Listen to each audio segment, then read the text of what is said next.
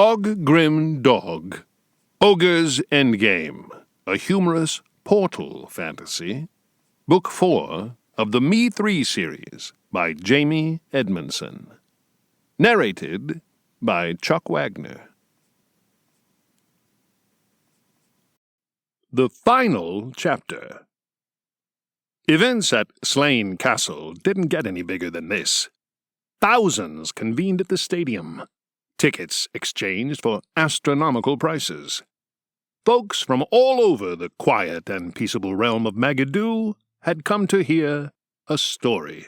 For tonight was the final performance by Ogre Dog, the infamous three-headed ogre. As the latecomers filtered in and were taken to their seats, they were able to enjoy the last moments of the first act. The bodies of the dance troupe Booty Quest writhed on the floor, displayed far too much flesh, and left to mild applause from the audience after what had been a wildly inappropriate choice of routine, act, and wardrobe. Second act, Fling the Merciless, displayed his skills as a knife thrower. He paraded around the stage, dressed all in black, a mask completely covering his features.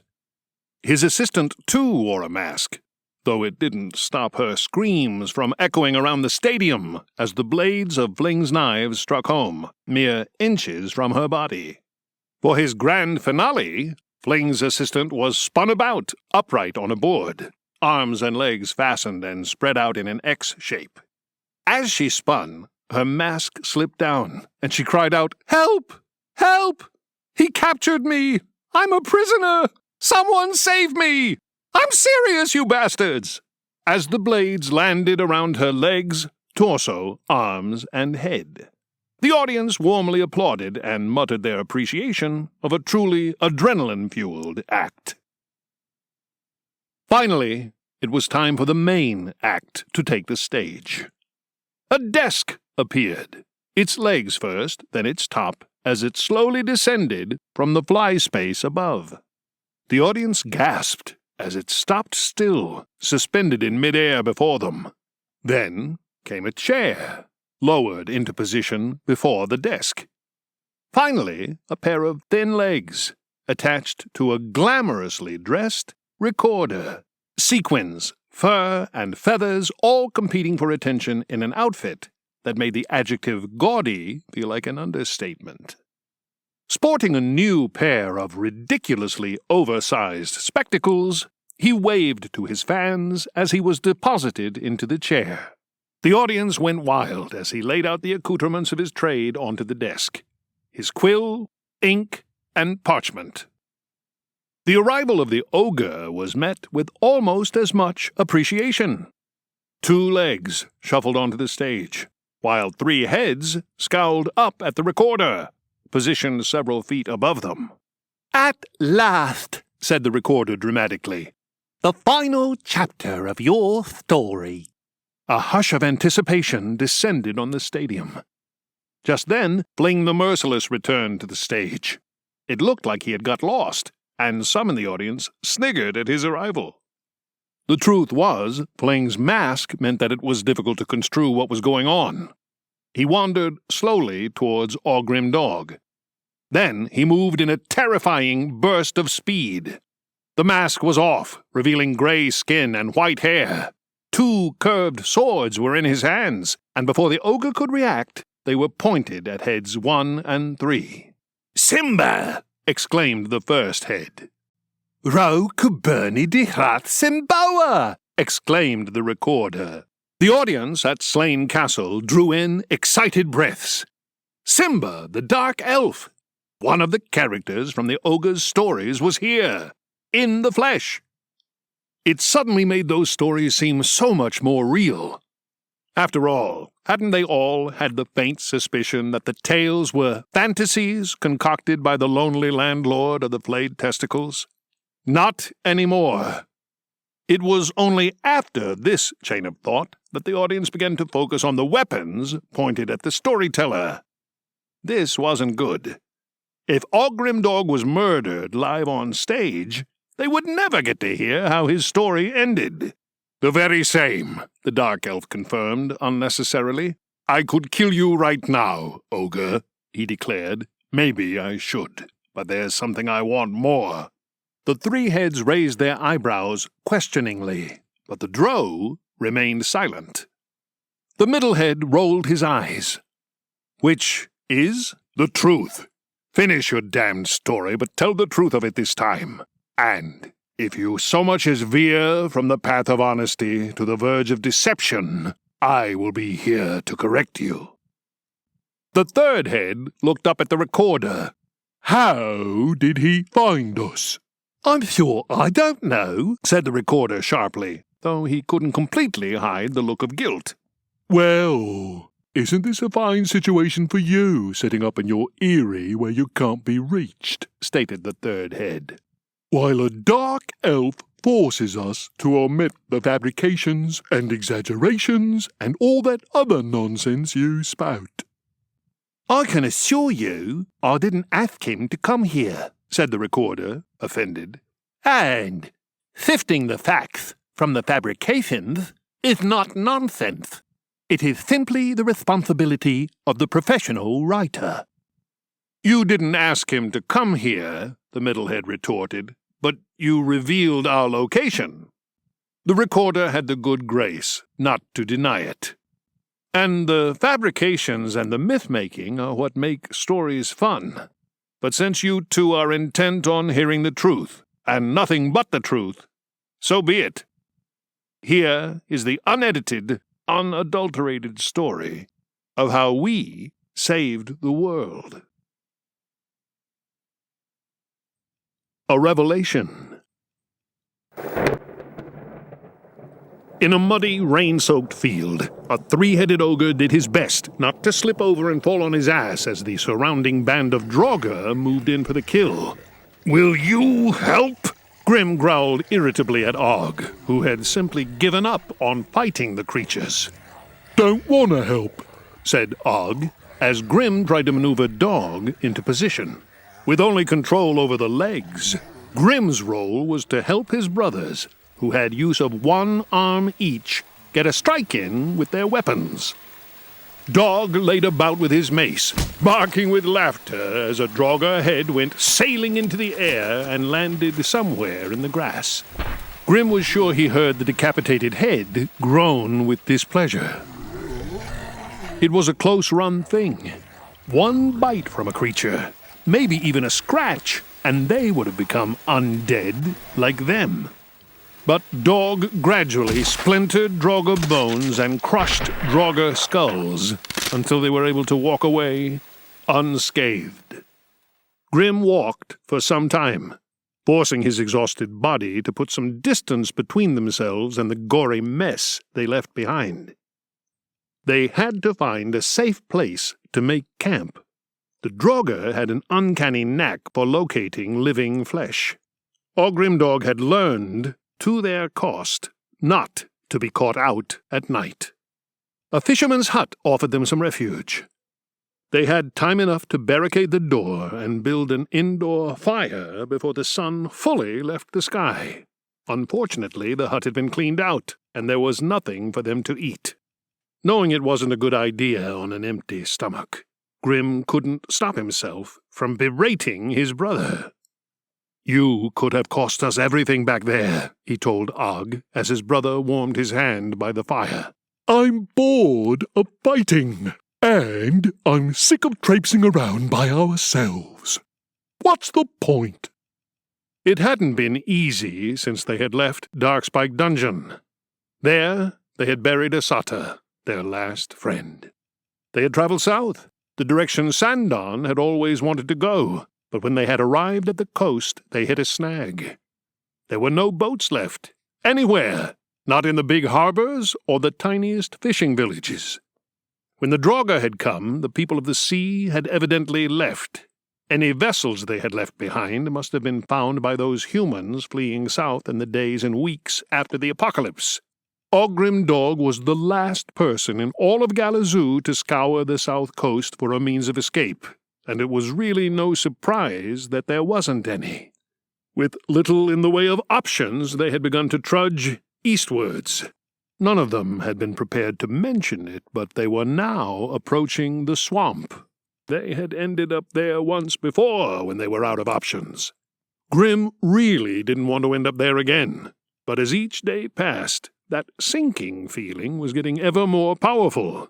"The point," said Grim, "is to find a way to the portals on Toyer Island. The point is to travel back in time, like we did before, and stop all this from happening. The point is to stop all our friends from dying." "Huh," said Og, unmoved. "All our friends are dead.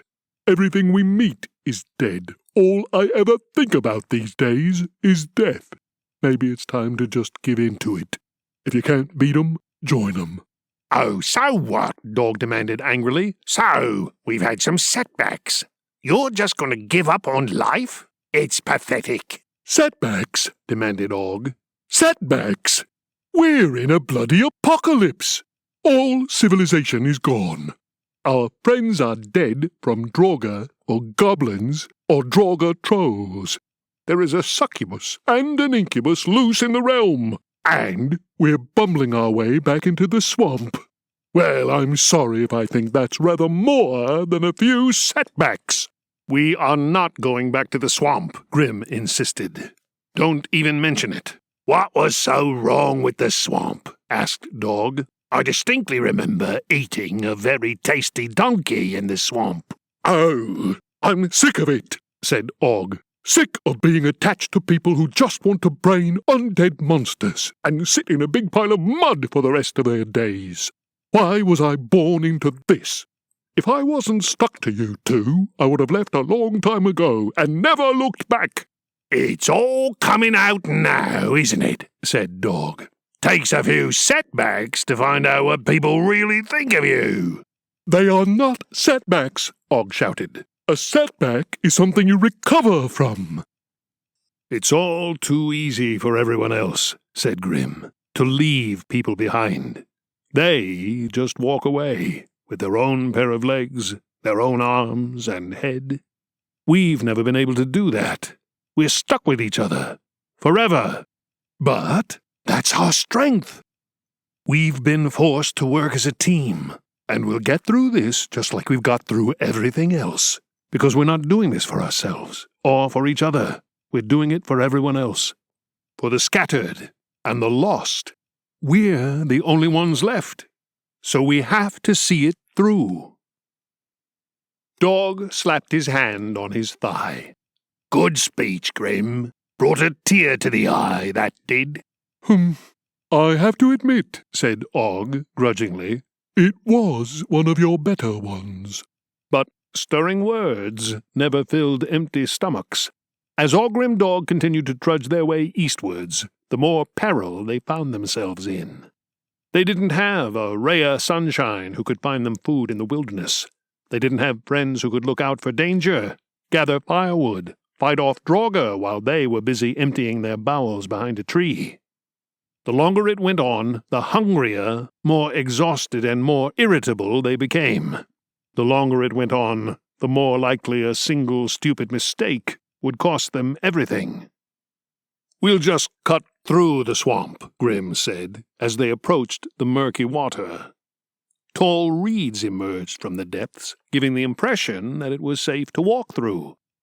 Ogrim Dog knew better. They had lived here and knew which paths were safe and which were treacherous. "Just cut through and continue on our way eastwards," he said, hating the way his words sounded, like he was trying to convince himself. "We are not going to end up back in the swamp," he told himself. His brothers said nothing as they took a path that led into the marshland. They weren't safe from the Draugr here, but they were safer. They passed one of the creatures, trapped in the glutinous muck up to its chest.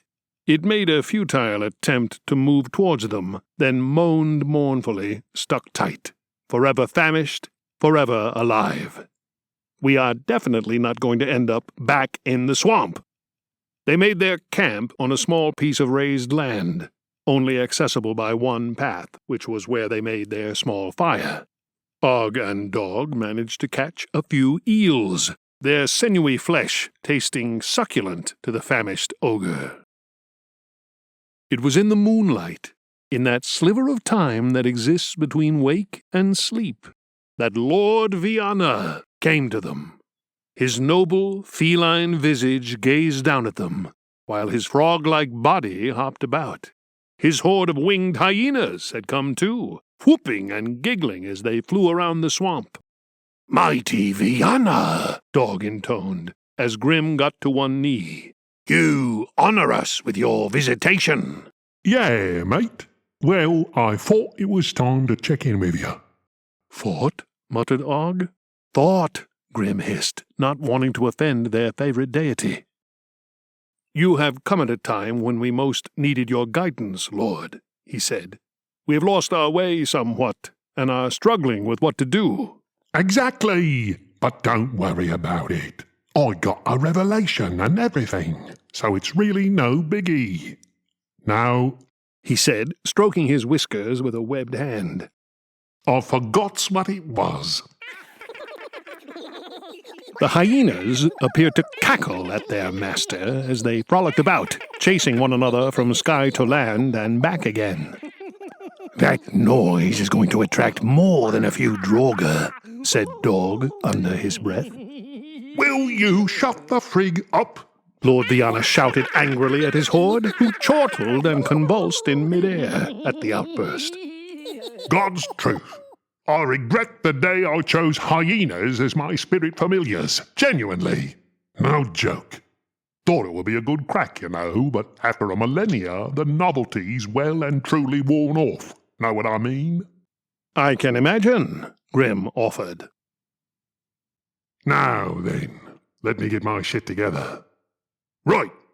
So, the situation is, you've got to save the world. Not an easy one, to be fair. You're going to need some help. No one's expecting you to do it alone. You're going to have to think outside the box. Get supernatural. There's an occult ritual. Very powerful stuff. It's called the Drawing of the Three. That's what you need to do. Get your sorry asses to the portals, where each of you must draw a companion to aid you in your quest. Only then can you save the world. Any questions? Cool. You got this. The souls of the dead are counting on you. But you already knew that. Anyway, hang tough." When Ogrimdog awoke the next morning, they felt refreshed. Most importantly, they were imbued with purpose. They would get to the portals. They would perform the ritual. They were going to save the world. The Saviour of Avolo. It was many days later when Ogrimdog finally saw the outline of the great city of Avolo. In that time they had somehow got accustomed to their new lifestyle. They were used to eating not very much, claiming whatever food they could from the beaches of Galazoo. They were leaner, which in turn helped Grim to walk all day. He felt an enormous sense of relief that they had reached their destination, but a fair amount of pride, too. "The city walls still stand," Og noted as they drew closer. Grim was as surprised about this as his brother. The walls of Avolo were taller and thicker than any other city in Galazoo. Still, he would have bet serious money that the Draugr would have got in by now. But no. There, below the walls, a crowd of Draugr clawed their bloody fingers at the defenses. Dog spied something that gave them a clue as to how this could have happened. "Are those menials up on the walls?" He was right. The menials were the worker bees of the Dark Lord. Foresters, builders, soldiers, who did whatever they were ordered. They were all dressed the same, helmeted with a black and silver uniform over metal armor. But Ogrimdog associated them with the Dark Lord's fortress of Fell Towers, far to the north. It was odd to see them manning the walls of Avolo. "Let's put on the amulet of hiding and creep a bit closer, Dog suggested. Going invisible isn't going to get us into the city or stop the Draugr from noticing us, Og cautioned. Let's try it for now, said Grim. They put on Rhea's amulet, and Grim made his way towards the city gate. He decided to stop before he got too close to the Draugr. That way, their attention would remain on the living they could detect inside the city. Once there, they witnessed one of the more bizarre episodes of their lives. A menial trying to have a conversation with a Draugr. I need a password, The menial shouted down to the Draugr beneath him. The undead responded to this with some angry groans of frustration. Sorry, I couldn't catch that. Do you mind repeating? More groaning. That really doesn't sound very much like the password. Tell you what, I'll go and ask my supervisor. They're still just as useless as before, then, Dog noted. All right, I can see our way in here, if we act quickly, said Grim. You can remove the amulet now. First, we need to clear away these Draugr. Without explaining further, Grim marched over to the Draugr, who began to turn in Grimdog's direction. With some reluctance, Og began to jab at the creatures with his pike, aiming the sharp spike at the end of his weapon at the Draugr skulls. Once within range, Dog began to swing his mace with a grin of pleasure. As they threatened to become overwhelmed, Grim began to back away. The Draugr mindlessly followed him, becoming a drawn-out line rather than a dangerous pack. It gave his brothers the time and space to complete their grisly work. They finished just as the menial was returning to his post. Grim headed over to the wall and called up. "We demand entry. Password despicable," he shouted, choosing a code from their time at Fell Towers. Despicable? That was the password a while back, said the menial uncertainly. "Yes, well, we've been away for a while on the Dark Lord's business. Surely you recognize us? Three-headed ogre?" Ah, yes, of course. Just wait a second while I get this gate opened. As soon as Grimdog was through the city gates, the amulet of hiding went straight back on. It was clear that the Dark Lord was now in charge of Avolo. Beyond that, they knew nothing, and it didn't pay to take any risks. They walked the city streets. In a city previously teeming with life, they now seemed empty. There were still some citizens out and about, and squads of menials marching from one task to the next. The worry for Grim when wearing the amulet wasn't being seen or heard, it was avoiding passers-by who didn't know a three-headed ogre was in their way. For that reason, quiet streets were a good thing. "Where to?" he asked his brothers. "The docks," said Og. "We need a boat, don't we?" The last time they had been at Avolo docks, General Caborna had commandeered all the vessels. A nervous citizenry had eyed their only means of escape from a city surrounded by undead. Now it wasn't Caborna's troops who controlled the area. It wasn't the menials either. It was dark elves. Their sleek, alien-looking ships filled the harbor. "This can't be good," said Dog. Grim had to agree. Asking their old war ally Caborna for transport would have been no problem. Getting past the menials would have been only slightly more difficult. But Drow warriors? If they were anything like the Dark Lord's henchman Simba, they represented a much more deadly kind of opponent. "I think we may need to think about this," said Og. "Come up with a plan." "The amulet? Maybe we could slip past them," Grim said. He really didn't want to tarry in Avolo. He wanted to be out of there. "For all we know, they have wizards amongst them," warned Og. With a sigh, Grim turned around and retreated. It looked like leaving Avolo was going to be more difficult than getting inside. As he traipsed back, rather aimlessly towards the city center, Grim tried to think. He was tired and hungry. Suddenly finding menials and dark elves in Avolo was rather a surprise, and his brain was taking its time to process the new situation. He was so engrossed in his thoughts that he walked straight past a familiar face, and nearly didn't notice them at all. "Wait," he said, stopping. "Isn't that Arendelle the adventurer?" he asked, turning around. The elf was walking towards an alley and would soon disappear. "I believe you're right," said Dog. "I don't recall an adventurer named Arendelle," Og offered. "Follow him, Grim," urged Dog. Grim followed Arendelle towards the alley, where he was struck by a most delicious smell. "Ah, sheaves," Dog enthused. "It's been too long." When Arendelle entered the eating establishment, Grim Dog threw caution to the wind.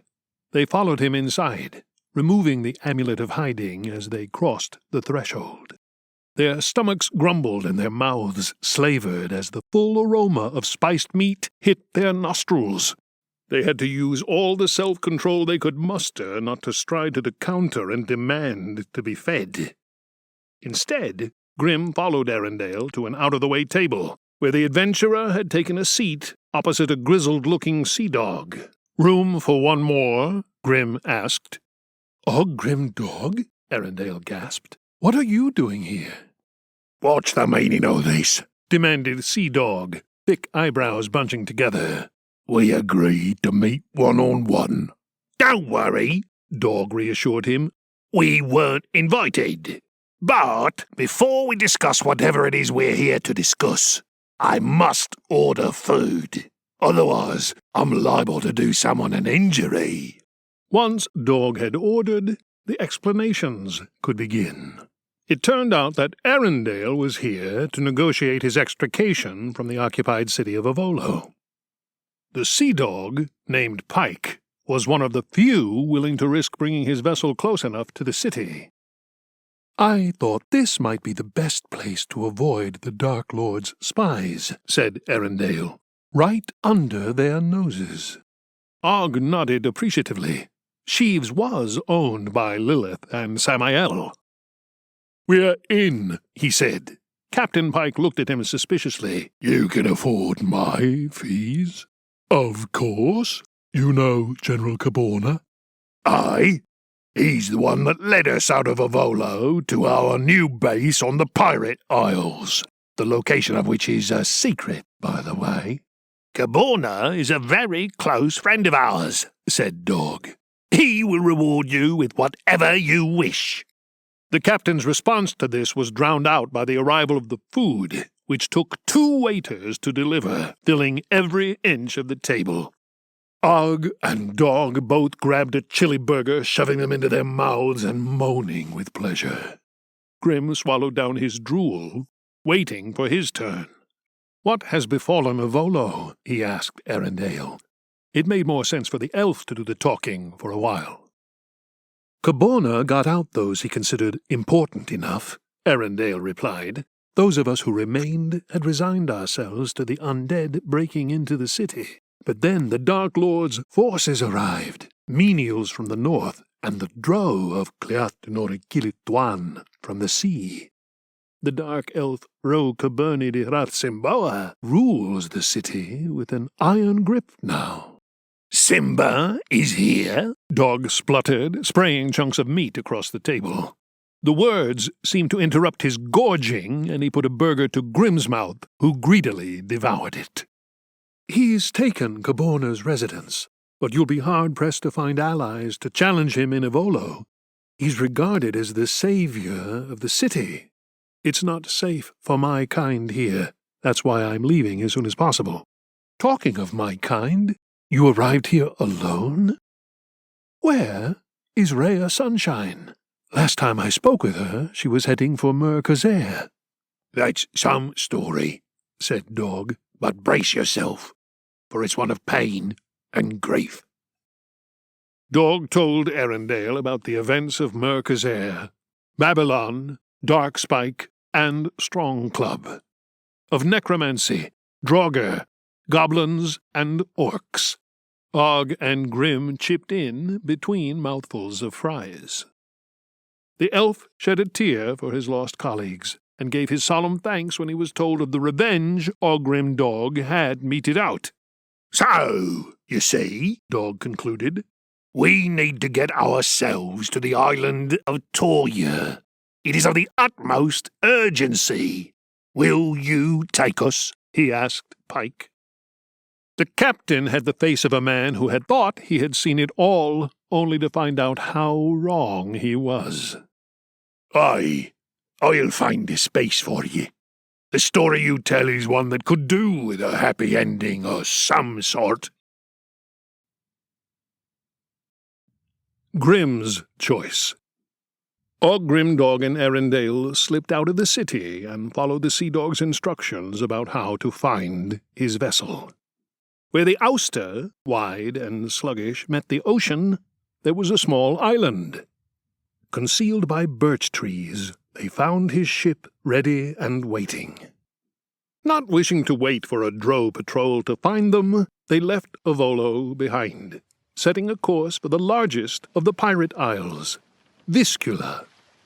The ocean waves provided Grimdog with a much-needed sense of calm.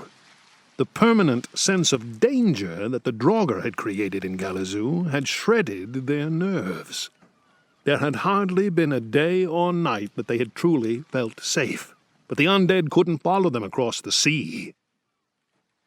As the coast of Galazoo gradually receded into the distance, and the salt air filled their lungs, and the waves gently rolled the boat back and forth, the ogre found that they could finally get some true, untroubled sleep. They drifted towards the Avoloese settlement on the north coast of Vizsla. It seemed sizable and ordered enough, considering it was only a few weeks old. The docks compared unfavorably to those of the mother city, however. Logs had been hastily buried into the sand to give the larger vessels somewhere to moor, while most smaller ones had simply been pulled up on the beach. Grimdog helped the crew drag the boat towards an empty spot, the seawater lapping around their ankles. "What now, Ogre?" Arendelle asked them. "See if Caborna is around," said Grim. The elf pulled a face at the mention of the man's name. No doubt his reaction had something to do with being left behind in Avolo. "I'm asking every captain I can find for transport far away from here, back to my homeland if possible. I wish you luck on your quests," he added, making it sound like they needed more than luck. Grimdog located Caborna in the main square of his new town, in conversation with a group of soldiers. When the general saw them, he excused himself and came over to talk. "Welcome to New Avolo. Wasn't expecting to ever see you again," Caborna admitted. Yes. Well," said Og, "we barely got out alive, and we're the only ones who did." "I see," said Caborna. "I'm sorry. Things aren't much better here," he said, looking strained. "Every second of the day is spent trying to keep these people fed. The pirates of these isles aren't exactly pleased to have new neighbors, and if the Dark Elves decide to pay us a visit, we've no chance of defending ourselves. So, if you thought you'd find safe refuge here, I'm sorry for disabusing you of that notion." "We want to get to Toya again," Grim said simply. Caborna raised an eyebrow. "You really like that place, don't you? Did whatever occurred there last time really go so well? It's more that we need to do more of what we did last time. If you want an explanation," Caborna waved a dismissive hand. "No point. I'll get someone to take you there. I just hope that whatever you do works out for the rest of us." "So do we." The next day, Grimdog was dropped off on the sands of Toya, with a vague agreement that a boat may come back for them at some point. It seemed to Grim that no one was sure what would happen tomorrow, and that promises extending beyond a day were now meaningless. He made his way into the interior of the apparently deserted island. The truth was, according to the guardian of the portals, that hundreds of portals lay disguised here. They could be a rock, a blade of grass, or even a grain of sand. Last time they were here, it was Rhea who had found the guardian. She had named herself Elsie and presented herself as a fairy. "I'm not sure where I'm supposed to look," said Grim. Take a seat, Og suggested. with any luck, she will come to us. Elsie did indeed come to them, though not as a fairy.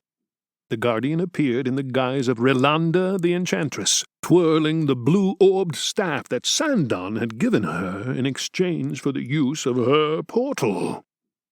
The mighty Lord Vianna himself came to us in a vision, Dog explained to Elsie. He told us we must each draw a companion from a portal to help us on our quest to save the world. "Very well," said the guardian. "Simply name your companion, and I will send you through the appropriate portal. The cost is one magic item, as usual." "You wouldn't consider letting us through for free?" Grim asked. "After all, we are saving the world. Wouldn't it be in your interests to help out?" Elsie shrugged. "I have tried to explain this to you before. Trying to change the world, or trying to keep it the same. It's two sides of the same coin. There will always be winners or losers. Yes, but the world may end this time. There will only be losers if that happens." Elsie remained unperturbed. "There are other worlds than this one." Very well, said Og. I presume we are paying with the ring of curse breaking? The only other option is the amulet of hiding, and that has been rather more useful for us. Grim and Dog agreed, and so Og handed over the ring. "So, who's going to choose first?" Dog asked. "I say we need a big warrior." "Not necessarily," said Og, sounding offended. "I'll go first," said Grim. It was partly because he wanted to avoid his brothers having an argument, but the truth was, he had already decided which companion he wanted. "I will draw Gurin Fuckaxe." "Very well," said Elsie. "This way." Still in the guise of Relanda, Elsie led them towards the center of her island. She stopped before a large rock covered in lichen. It looked like it had been there forever. Maybe it had. Elsie had been anything but clear about how all of this worked. But the rock now disappeared, and in its place stood a wooden door, smooth and slim, with a handle fashioned from metal. There are some things one can never get used to, and for Grim, this was one. He moved to look from the side, and just like before, once he walked far enough, the door vanished. A stride back the other way, and it reappeared. Og took the handle and pulled the door open. The scenery it revealed was a desert, almost gray. There was so little color. Just miles of sand and rock. Not a building or a cave or even a patch of greenery to be seen. "Not particularly inviting," Og observed. "Gurin is through there?" Grim asked Elsie, dubiously. "Yes, You've paid my asking price. I don't cheat people." "Where is it?" "Come on, Grim," Dog chided. "Let's go find him." All right, Grim said irritably. He walked through the door. Frozen.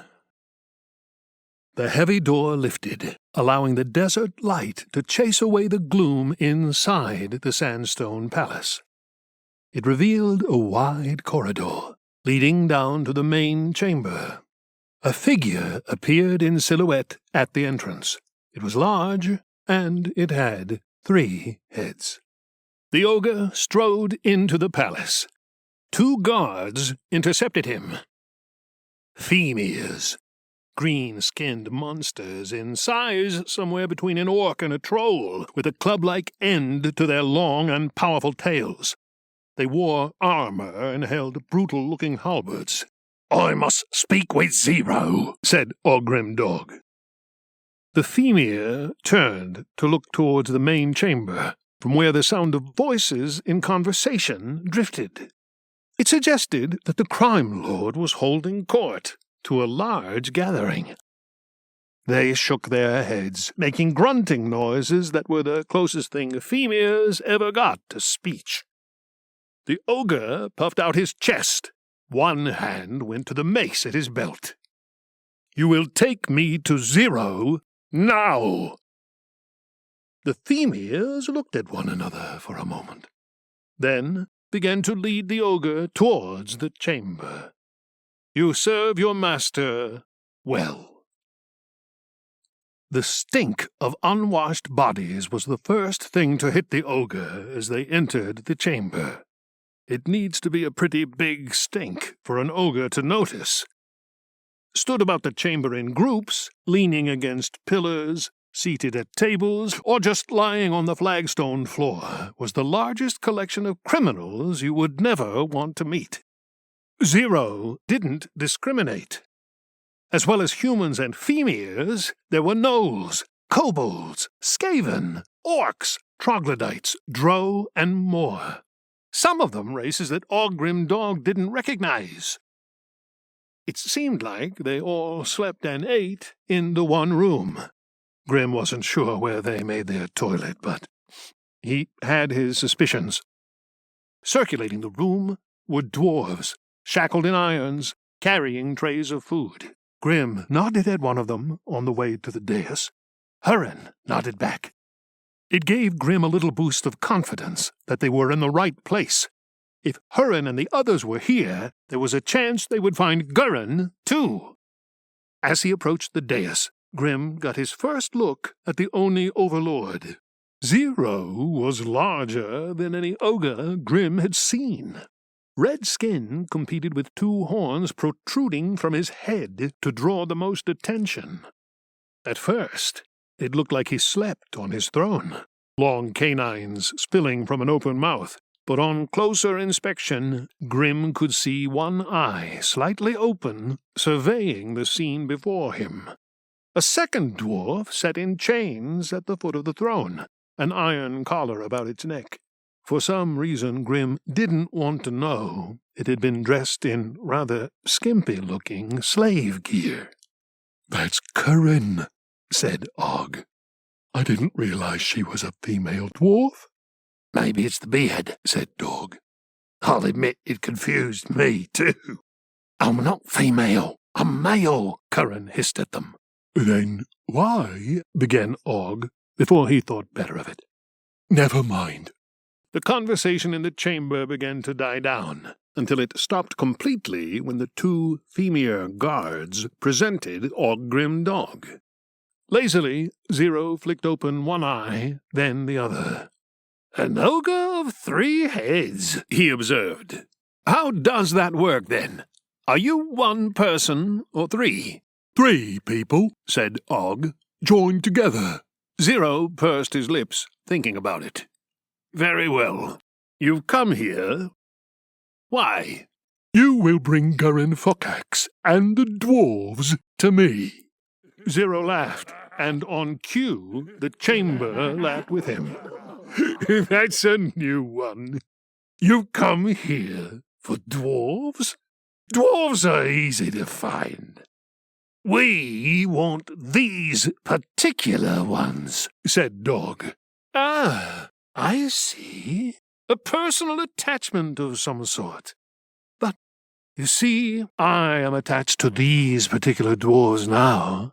I like them. They make good slaves. And dwarves, well, they just..." The Oni reached up to his head with both arms and placed his hands on his protuberances. He then proceeded to rub them up and down. "Make me horny." The Oni and his audience laughed hysterically at this, while Curran shuddered with horror. "Nevertheless," said Og, with an edge to his voice, "I am taking Gurin Fuckaxe and his friends." 0's good humor vanished. "Oh, you've rather ruined the atmosphere when I was enjoying myself." Zero doesn't take kindly to threats. With a quick movement, one of the Oni's hands went to the arm of his throne, and he yanked on a lever. Before Grim understood what was happening, the floor beneath him had disappeared, and he was falling.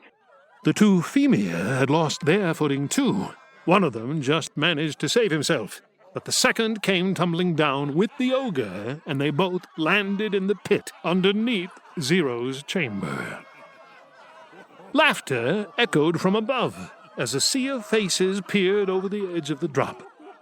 Criminals pointed at the Femia as much as our grim dog, clearly finding the spectacle thoroughly entertaining.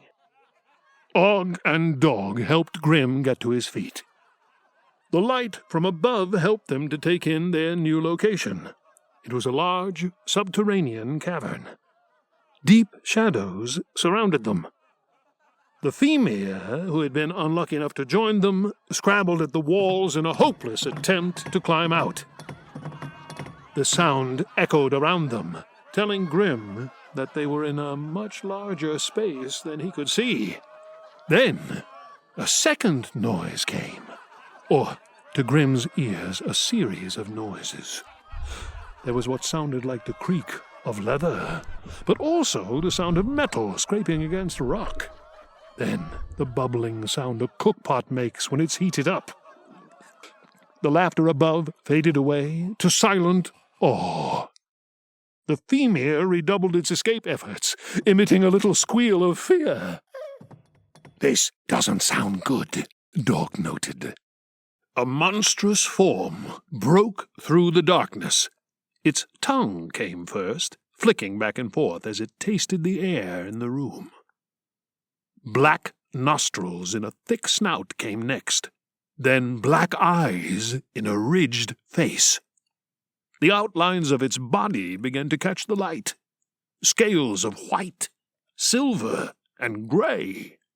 An ice dragon, Og let out, his voice a mix of wonder and terror. No, said Dog decisively. It is, said Og. Aren't you an ice dragon? He demanded. Grim thought it entirely fitting that the last thing his brothers would do in life was argue about the precise nature of the beast that killed them. I know it's an ice dragon, Dog said. I'm not blind. I just can't believe we've actually come across a dragon in a dungeon. He turned his attention to the dragon, who was now looking at them with a slightly puzzled expression. Look, you have wings, Dog said. You are built for flight, for mountain dwelling, for spying your prey from miles away. Why would you spend your days here? I hardly think that's any of your business, said the dragon, sounding a bit put out. I don't see why I have to justify myself to my dinner. I see what it is, said Dog, as if some great truth had been revealed to him. You're settling. What? I'm settling? Excuse me a moment. Suddenly the dragon moved into the light. A long, muscled neck rose and fell as the great lizard launched itself at the Femia. There was a silver blur in the crunch of bones, and the top half of the Femia was disappearing down that powerful neck. The criminals above applauded with delight, but the dragon ignored them. It also ignored the lower torso of the Femia, its blood pumping onto the floor. Instead, it turned its attention back to Ogrim Dog. What do you mean, settling? Settling means you can do better. You know you can do better, but you just settle for what you've got, Dog explained. Now you have a safe little cavern here, regular meals of unfortunates that get dropped down. Maybe Zero and his crew throw you their leftovers. But are you really living the best life a dragon can live? Hardly. Who are you to criticize my life? The dragon hissed angrily. If they weren't about to get eaten anyway, it was a noise that would have filled Grim with terror. I will still be alive hundreds of years from now, when your miserable life will be entirely forgotten. as if it had never happened. Whoa there, friend, said Dog. I'm not criticizing. I'm just giving you a piece of advice. We've spent a good share of our short lives in a cavern, in a dungeon, then in a swamp. Time we're not going to get back. Even for someone who stands to live such a long life as you, I think it's worth considering. The ice dragon appeared to study them with his black eyes. And how has your new approach to life brought you back to another cavern? You've not landed yourselves in the best predicament here, have you? We've come to find our friend, said Og, a dwarf by the name of Gurin Fuckaxe. A distinctive name. That rings a bell. Pretty sure I froze him. You froze him? Demanded Grim. His choice of companion to be drawn from the portals was turning out to be a rather large mistake. Yeah. Classic bad guy move from the Oni up there. Wanted him kept alive, to send a message out. You know how it goes. He's alive? Frozen alive? Yes. Can we see him? I suppose so. Complaints from above could now be heard from the criminals who wanted to see Ogrim Dog torn to pieces. What's the rush? The dragon hissed up at them, which was plenty enough warning to hush the grumblers. The ice dragon led Ogrim Dog into the recesses of his underground lair. Is that him? Before them, frozen in ice, was Gurin, eponymous axe in hand. Other figures stood in an irregular pattern behind him, the ice glinting off their rigid forms. I remember him arguing a lot before I froze him. Kept repeating his name, as if it mattered somehow. Can he be thawed? Grim asked. I don't see why not. A bit of desert sun up there ought to do the trick. This individual is really important to you, isn't he? Asked the dragon, finding it difficult to comprehend how or why. Well, said Grim, it's a bit of a long story, but the short version is, we need his help to save the world. Save the world? You? And him? Are you having me on? No, said Dog. We are deadly serious. There is an incubus and a succubus. They've already taken over most of Galazoo. The rest of the land is crawling with Draugr. Gurin was going to help us stop it all from happening. Dragons don't have the most expressive of faces, but this one was doing a pretty good job of looking bemused. Well, this has to go down as the oddest conversation I've ever had. Perhaps because it's so ridiculous, I almost believe you. "Now, come on," said Zero, rattled. "Let's discuss this." Any more prattle from you, said the dragon, and people start getting iced. The Oni held his hands up. Very well. No need for anyone to do anything hasty. The crime lord was learning the true worth of his followers, who were all hiding behind pillars or pressing themselves against the walls of his chamber as if they hoped to disappear inside them. I want all 6 dwarves, remember? The dragon hissed. What were their names again? He asked the ogre, who sat astride the beast, holding a frozen dwarf in his hands. One of the ogre's heads murmured in a voice that lacked confidence. Pretty sure there was a Hurin, and maybe a Durin. Then there was a Thurin, said the second head. Murren was the name of the one who rescued them all from Merkazir. Oh, and Tony. And don't forget Curran, said the third head, and pointed to the dwarf, still chained to the Oni's throne.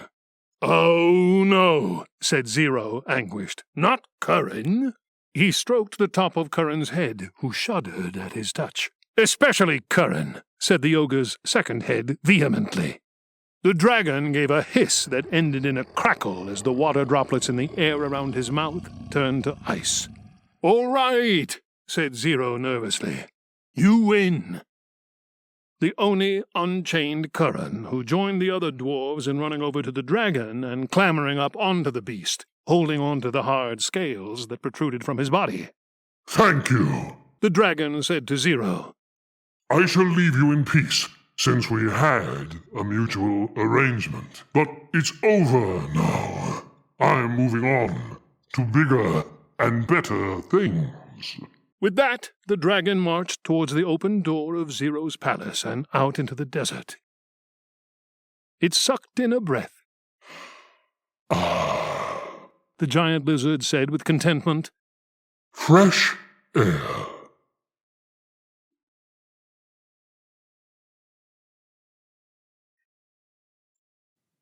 Dog's Choice. "What is your name, dragon?" Grim asked, the wind ruffling his hair as they flew across the desert. 6 dwarves held on for dear life, while a 7th, still frozen, was tucked tightly under Og's armpit. You may call me Mighty One. The dragon replied. "Thank you, Mighty One. The door may be hard to spot from up here." Ah, but as you said yourself, I was made for finding prey from up high. A door shouldn't be a problem. Sure enough, it wasn't long before Mighty One was sweeping down to the desert floor. Most peculiar, said the dragon as it peered through the portal at the island of Toyr. Ogrimdog and the 7 dwarves dismounted. Gurin was beginning to drip, but otherwise there seemed to be no change in his condition. "Thank you for rescuing us all," said Og. Thank you for your advice. I haven't felt so free in ages. "What will you do now?" Well, that's just it. I don't know. Nothing more liberating than that, is there?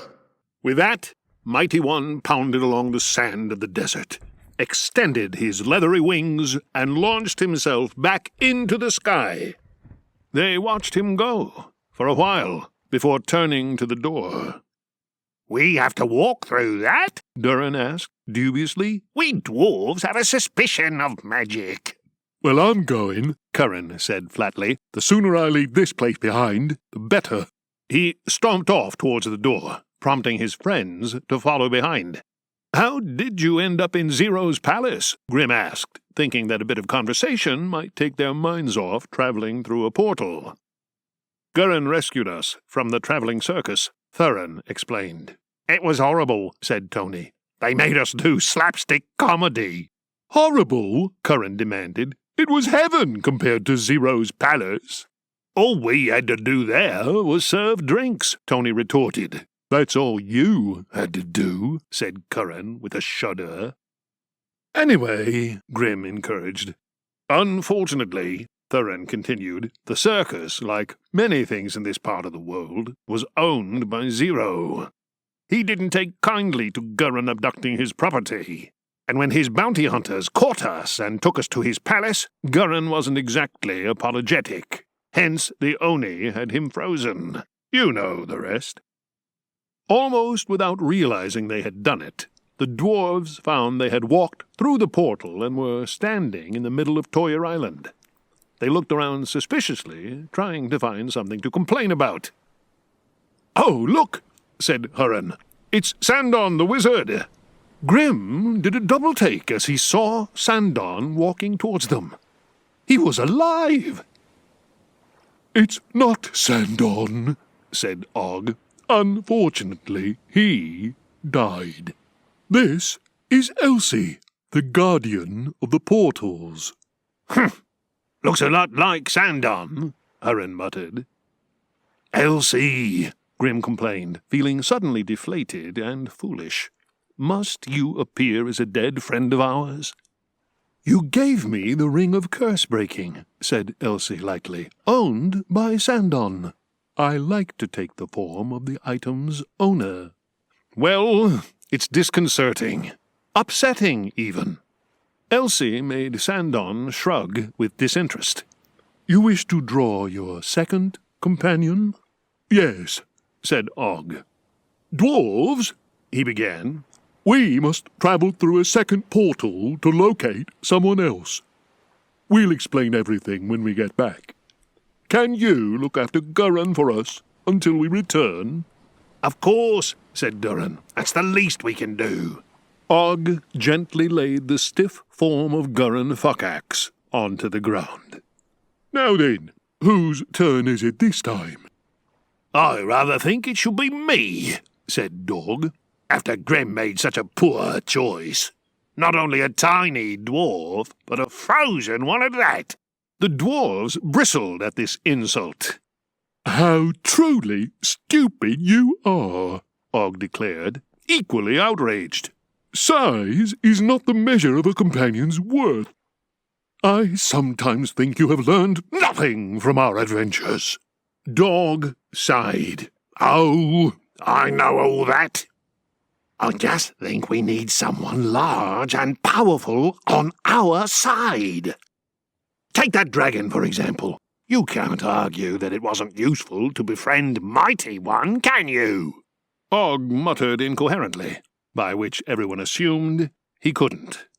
And it's my choice, after all, Dog continued. So I say my choice of companion is a giant. Murren shook his head. There ain't no such thing as giants. There's ogres and onis, but not giants. Actually, said Elsie, there are giants. Not in Galazoo, but in another world. I can send you there, if that is your wish. It is, said Dog triumphantly. What world is this? I can send you to Halvia, said the Guardian. But I will need payment. Grim sighed. All we have left is the amulet, and that has come in rather handy more than once. But Elsie demanded her fee, and the amulet was lost.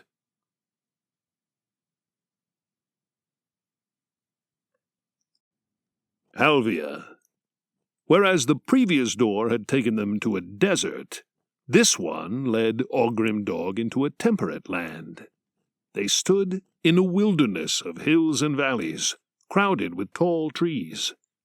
Rain-soaked slopes fed cold streams that flowed away from the snow-capped peaks to the north. We may have trouble finding anyone here, Og observed, even a giant. I'll just walk in the direction that the door opened into, Grim decided. It's worked out before. Ogrimdog walked through the land that Elsie had called Halvia. His feet got wet and cold as he trudged through grassland and woodland. While they passed through a realm rich in wildlife, they saw no signs of settlement by humanoid races.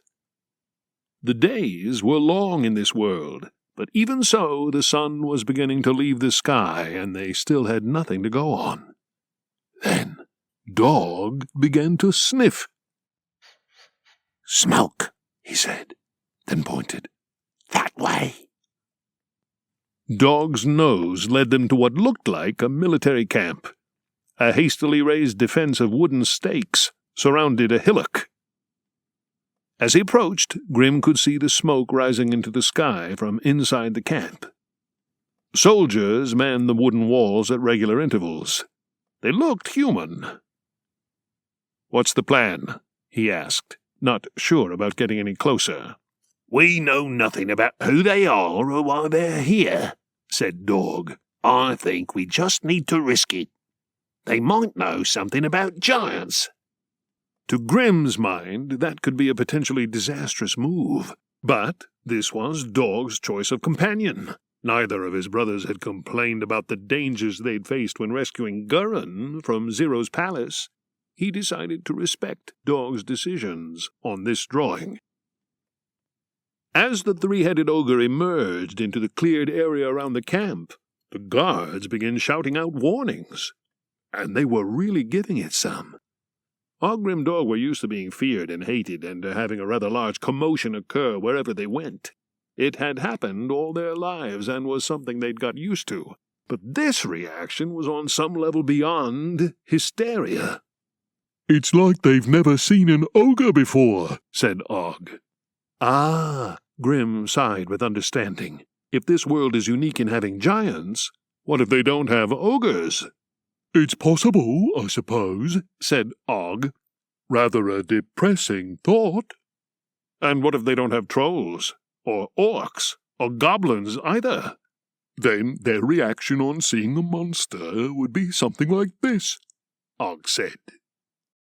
Grim, I think you may have hit the nail on the head. A troop of well-armed fighters now marched their way. They wore their hair long, defended themselves with hauberk and shield, carried spears and swords. The shields they interlocked, forming a wall. These were warriors who knew what they were about, and were treating Ogrim Dog like they were a very considerable threat. The option of running away passed through Grim's mind, followed very quickly by surrendering. Then, in the middle of their wall, warriors were stepping aside. Two figures emerged. One was a female warrior, but would have been the largest human Grim had ever seen, man or woman. She stood only a few inches smaller than Ogrim Dog themselves, and carried a war hammer. The second figure was taller than Ogrim Dog, by a good 3 feet. He had green skin, long hair, and a full beard. He held an impossibly long spear that dwarfed Og's pike. Yes, Dog exclaimed with glee. You got to be a giant, right? I am Oisin, king of the giants. The green figure boomed in a deep voice that rolled like thunder. King of the giants? Even better, said Dog. We've been looking for you. You've come to fight me, monster? You test your strength against mine. Well, said Dog, we didn't come here to fight you, though that would be fucking cool. We've come from another world to find you. We need your help. Ah, I see, said Oisin, his voice a mix of surprise, puzzlement, and amusement. Then you must come and tell us about this other world. This wasn't the response the human warriors seemed to have expected or wanted, but Grim got the impression that it was rare for anyone to publicly disagree with the king of the giants. Grim tentatively walked towards the bristling shield wall, careful not to do anything that seemed threatening. Your name? The woman by Oisin's side asked. Og. Grim. Dog. A name for each head, said Oisin with a smile. Come, dear Og. Grim. Dog. Let us find you a place by the fire, and a hot meal. The warriors, with some reluctance, began to scabbard swords and lower shields as they realized that this creature was indeed going to be allowed into their camp. Oh, food would be great, said Dog. He then suddenly looked worried. Wait! What do you eat in this world? We are on campaign, said the woman, resting her hammer on her shoulder. We have only the basics here. Hard bread, cheese, and dried meat. Dog grinned. Sounds wonderful. Over the meal of army rations, Ogrim Dog explained to King Oisin about the land of Galazoo, the threat posed by Lilith, Samael, and the Draugr, the portals that led to other places, times, and worlds, and how Lord Viana had instructed them about the drawing of the three. Grim had to admit that to someone from another world, parts of their story sounded a little far-fetched, but Oisin was a gracious host and listened to their tale politely. We know all about dire threats to a world, said Oisin solemnly when they had finished. His body was decorated with blue geometric designs that swirled in the firelight. He nodded towards his large human companion, who had named herself Gunhild. We have been engaged in such a terrible conflict ourselves. You have my sympathies, but you must understand you ask a lot of me. The repercussions of that great conflict continue. Our enemies in Halvia remain. You find us tracking down a Drobax war band. Drobax? Dog asked. This part of Halvia is the land of the Vismerians, Gunhild explained, thudding a fist into her chest and gesturing at the other soldiers in the camp. Our lands were taken from us by the Drobax. They are foul creatures, bred unnaturally by the Isherites. Completely driven from our homes, we lived as exiles in another land. But the Isherites are defeated. Now we retake our lands. We will not stop until the Drobax are driven into the sea. That was a lot of information to take in, but it sounded like an epic story. How about this, then? Dog said. We will help you to destroy this Drobax warband, then you will come with us to Galazoo. I promise you will return to Halvia safe and sound when it is all done. How Dog could promise such a thing, Grim didn't know. It was a little naughty of him, but Grim supposed that had to be weighed against saving the world. Deal, said Oyson, offering his hand. 3 ogre heads stared in fascination as Dog's hand disappeared inside Oyson's. The Drobax force they chased moved fast and were cunning. It was the kind of campaign that involved a lot of walking at speed through difficult terrain. Not the kind of thing all Grim Dog enjoyed or were suited to. But after days of this unpleasantness, the Vismerians reported that they had the Drobax trapped against the bank of a river too dangerous for the enemy to cross. Time to fight, Oyson intoned, hefting his huge spear. The giant and the ogre led the force at the Drobax, taking the center of the line. Grim got his first glimpse of the enemy. Smaller than he had imagined, they were gray-skinned, their features somewhere between those of a human and an orc. They were thin and not very well armed. It didn't seem like a very fair fight to Grim, but he could sense the hatred in the Vismerians, could feel their desire for vengeance for the wrongs done to their people. The two sides clashed. The Drobax fought like cornered animals, knowing they would receive no mercy. Dog barked with pleasure as his mace took its first victim. Oyson thrust methodically with his spear, sometimes spitting multiple Drobax before flicking the weapon and sending the bodies sailing into the air. Gunhild used her hammer to break through armor, cracking bones, driving her opponents to the ground. Og barely helped. Grim knew this was not his kind of fight, and said nothing of it. The Vismerians got the upper hand early on, and ruthlessly pressed home their advantage. The Drobax numbers opposing them shrank, until it became more of a slaughter than a fight. Some tried to escape into the river, hurling themselves down a sharp drop. Some landed with a splash into the icy water. As many hit the rocks instead. Grim doubted that more than a handful of lucky ones would escape with their lives. Hard faces looked about when they were done. Grim saw no pleasure there, perhaps some satisfaction at a necessary, if disagreeable, job done. He didn't know enough of this world to say if they were right or wrong. For their part, Ogrim Dog had killed creatures when it hadn't been their fight. But they might ask Oyson to do the same. He sighed. Saving the world wasn't simple or easy. Oyson turned in their direction, perhaps hearing Grim's sigh. "You stuck to your side of the bargain," he said. "Now I am in your debt. I will go with you to Galazoo." Og's choice. Ogrim Dog returned to the island of Toyar to find that the dwarves had been busy. A cottage now stood in a cleared space near the center of the island. Not large enough for an ogre, never mind a giant, Still, Grim had to admire their industry. 7 dwarves emerged to greet them. It was a relief to see Gurin Fuckaxe walking amongst his friends, looking none the worse for having been frozen solid for so long. He glared up at the giant suspiciously. Who the heck is this? He demanded.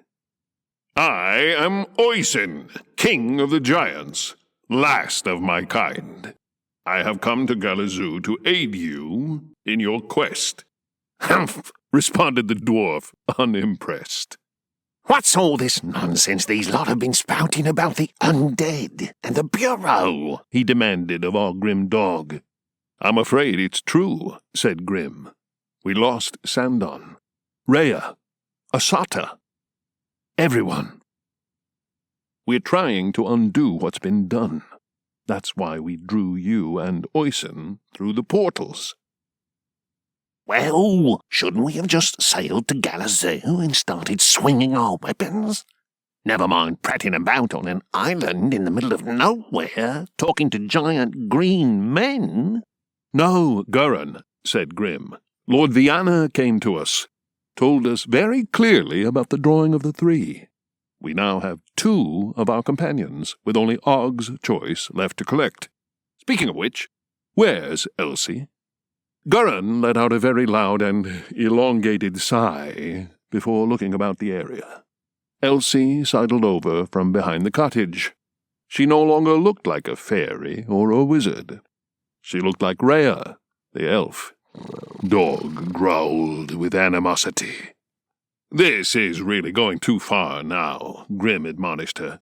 Rhea Sunshine was a very special friend of ours. And don't go on about how now you've got the amulet you want to look like her. That's no excuse. Elsie made a pouty face. It really was too much, since Grim had never seen the real Rhea pout. I suppose you want the next portal? She asked, reminding them that they needed her powers. Grim decided to let it lie. It's your choice, Og, he reminded his brother. I've been thinking, Og said. And this is no offense to you, Oisin. I feel like making a point that the biggest and strongest are not the only ones who are useful. I'm not offended by that idea in the slightest, dear Og, Oisin assured him. Good. I would like to choose, as my companion, a child, said Og. A child? Dog exploded. The future of the world is at stake, and you want to draw a child? Just to make some kind of silly point that we're all equal and all that nonsense? You've really gone and lost it this time. And what's so wrong with choosing a child? Og asked mildly. Grim got the distinct impression that he was enjoying Dog's reaction. We have Draugr to defeat, Dog replied. In what kind of screwed-up world would a child know anything about that? Actually, said Elsie, there is a world where children know all about the undead. I can send you there, if that is your wish. Well, said Grim, unsure about it. Og did let us pick who we wished, and didn't complain about it. Yes, said Dog. Yes, but... Oh. All right, then, he finished. I presume we are going too? Gurin asked, gesturing to himself and Oisin. You're not planning on leaving your chosen companions behind? Grim hadn't thought about it. He supposed it would be all right. Costs just the same, said Elsie, reminding them that there was a payment required. Oh, bother, said Grim. I forgot about that. We're all out of magic items. Oh, dear, said the Guardian. No payment, no portal. That's how it works. You can have my spear, said the giant. Is it magic? Elsie asked, studying it. Magic? Of course it is. One of the 7 weapons of Madria, smiter of dragons. All right, the Guardian said with greedy eyes. I will accept it as payment. Are you sure, Oyson? Grim asked him. It's a lot for you to give up. I am, the giant replied. The spear has served its purpose, and if the sacrifice will save so many innocent lives, it is worth it. He offered Elsie the weapon. It was far too large for her. Leave it on the ground for now, she told him. Now, where did I leave that portal? To Earth. Earth? Dog repeated. This realm is called Earth? Where children are experts on the undead. What kind of a ludicrous place is this? Come, said Elsie. She led Ogre Dog and his two companions towards the sandy beach of Toyah. Stay here and don't do anything foolish, Gurin called over to his friends, who waved goodbye. The Guardian looked across the sand until she saw the grain she was looking for. Before their eyes, the grain of sand became a doorway. By the Maker's mighty beard, said Gurin, walking around the doorway with a mixture of surprise and distaste. This is an unwholesome business we're involved in. Through the door, Grim could see a lake and a tree line. They looked normal enough. The grass by the lake, however, had been cut short, so that every single blade was the exact same length.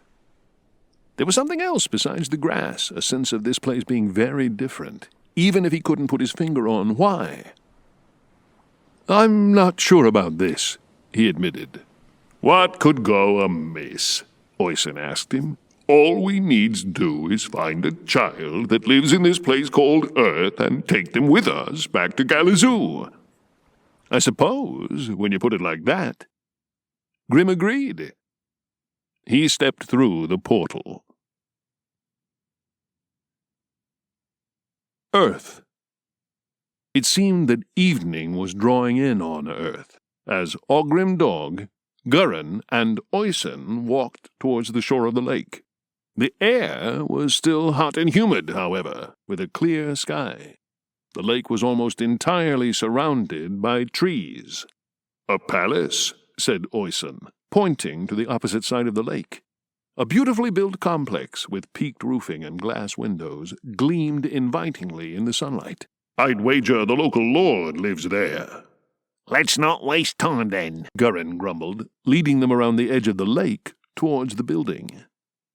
They began to pass through a stand of pine trees when Grim heard a disembodied voice. Well, butter my butt and call me a biscuit. What do we have here?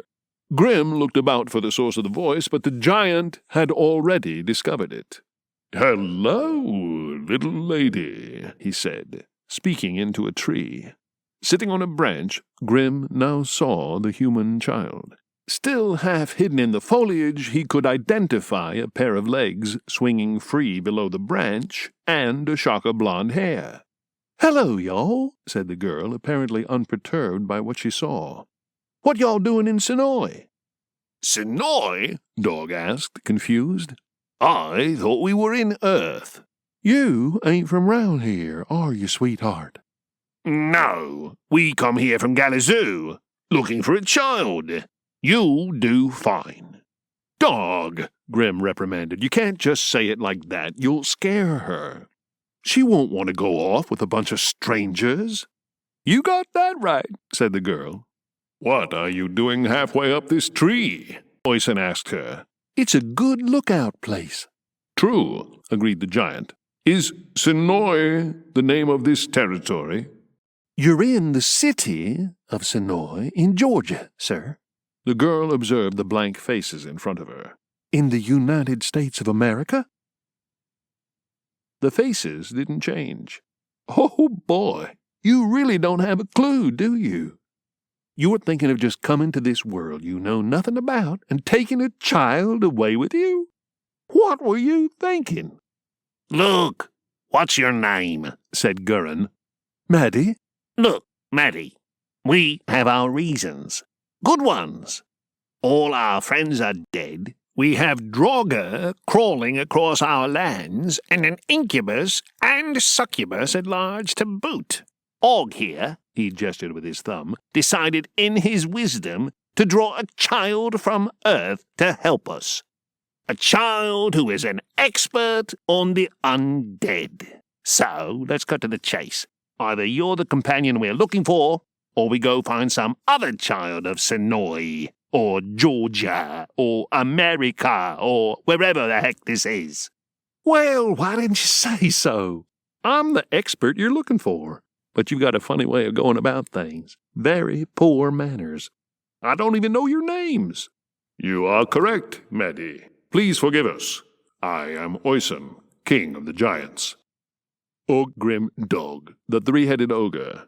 "You're not an ogre," Maddie declared. "What?" Grim demanded. "We are most certainly an ogre."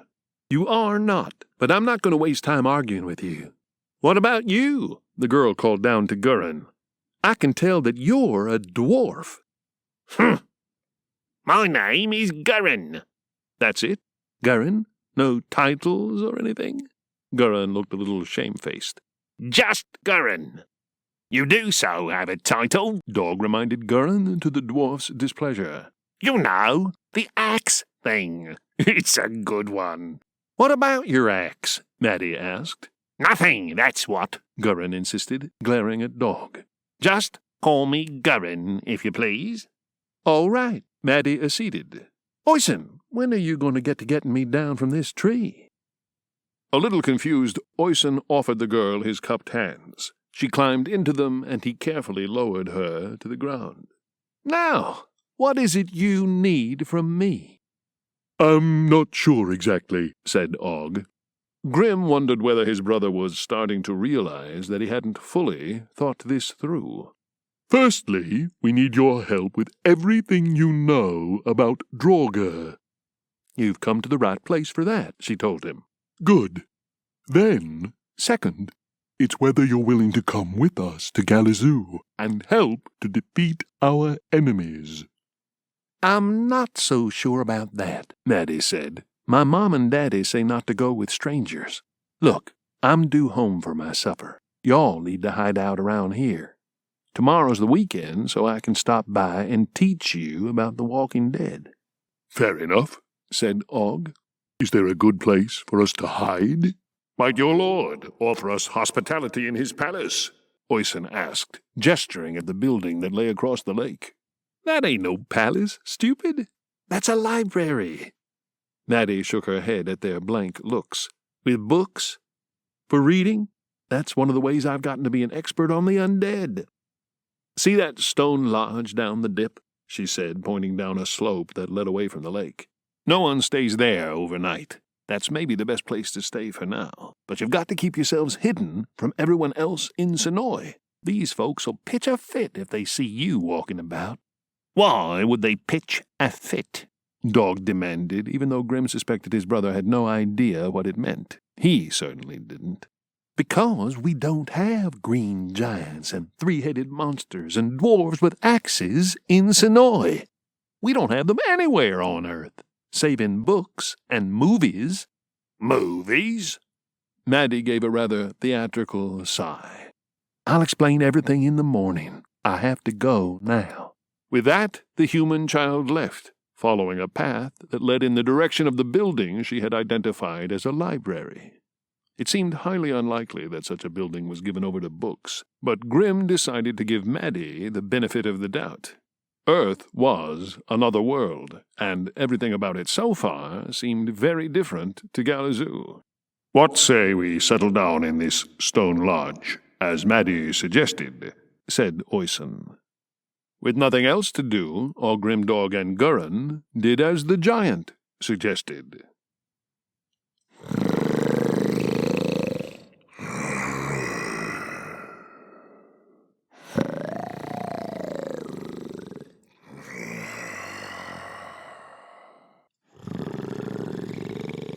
"I can't bear this any longer," said Gurin.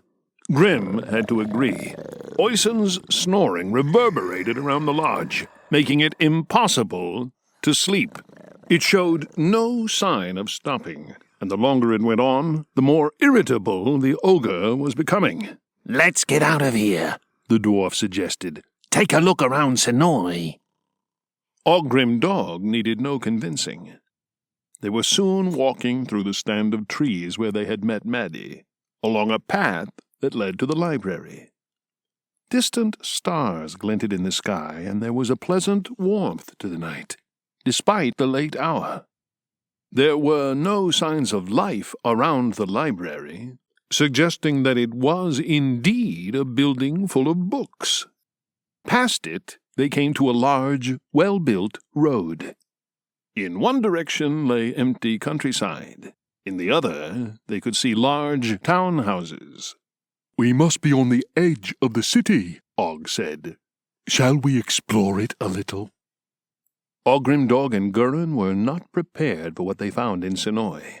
Impossibly straight, flat roads. Tall buildings with huge glass windows set in their own grounds. Grass verges had been cut so that every single blade was the exact same length. Grim became aware of a strange sound. It sounded like a beast was coming towards them, the noise getting louder. Get behind here, Gurin advised him, and they hid behind a tree. A metal wagon zoomed past them on the road, traveling fast enough to have caused an almighty crash if it had hit the ogre. 2 great beams of light shone out from the front of it, and red ones on the rear as it kept going down the road. "I think we may be a little out of our depth here," Grim muttered as he edged out from the cover of the tree. Agreed, Gurin said. Let's head back to that lodge. Oisin's snoring wasn't so bad. Tool up. Maddie reappeared early the next morning. Insisting that they shouldn't stay in the lodge a moment longer, she led them into the wood that surrounded the lake. Once they found a place to sit comfortably, she opened her backpack. Inside was a small breakfast of cakes and other sweet treats she had brought from home. And some books. "First, here," she said, putting the biggest into her lap.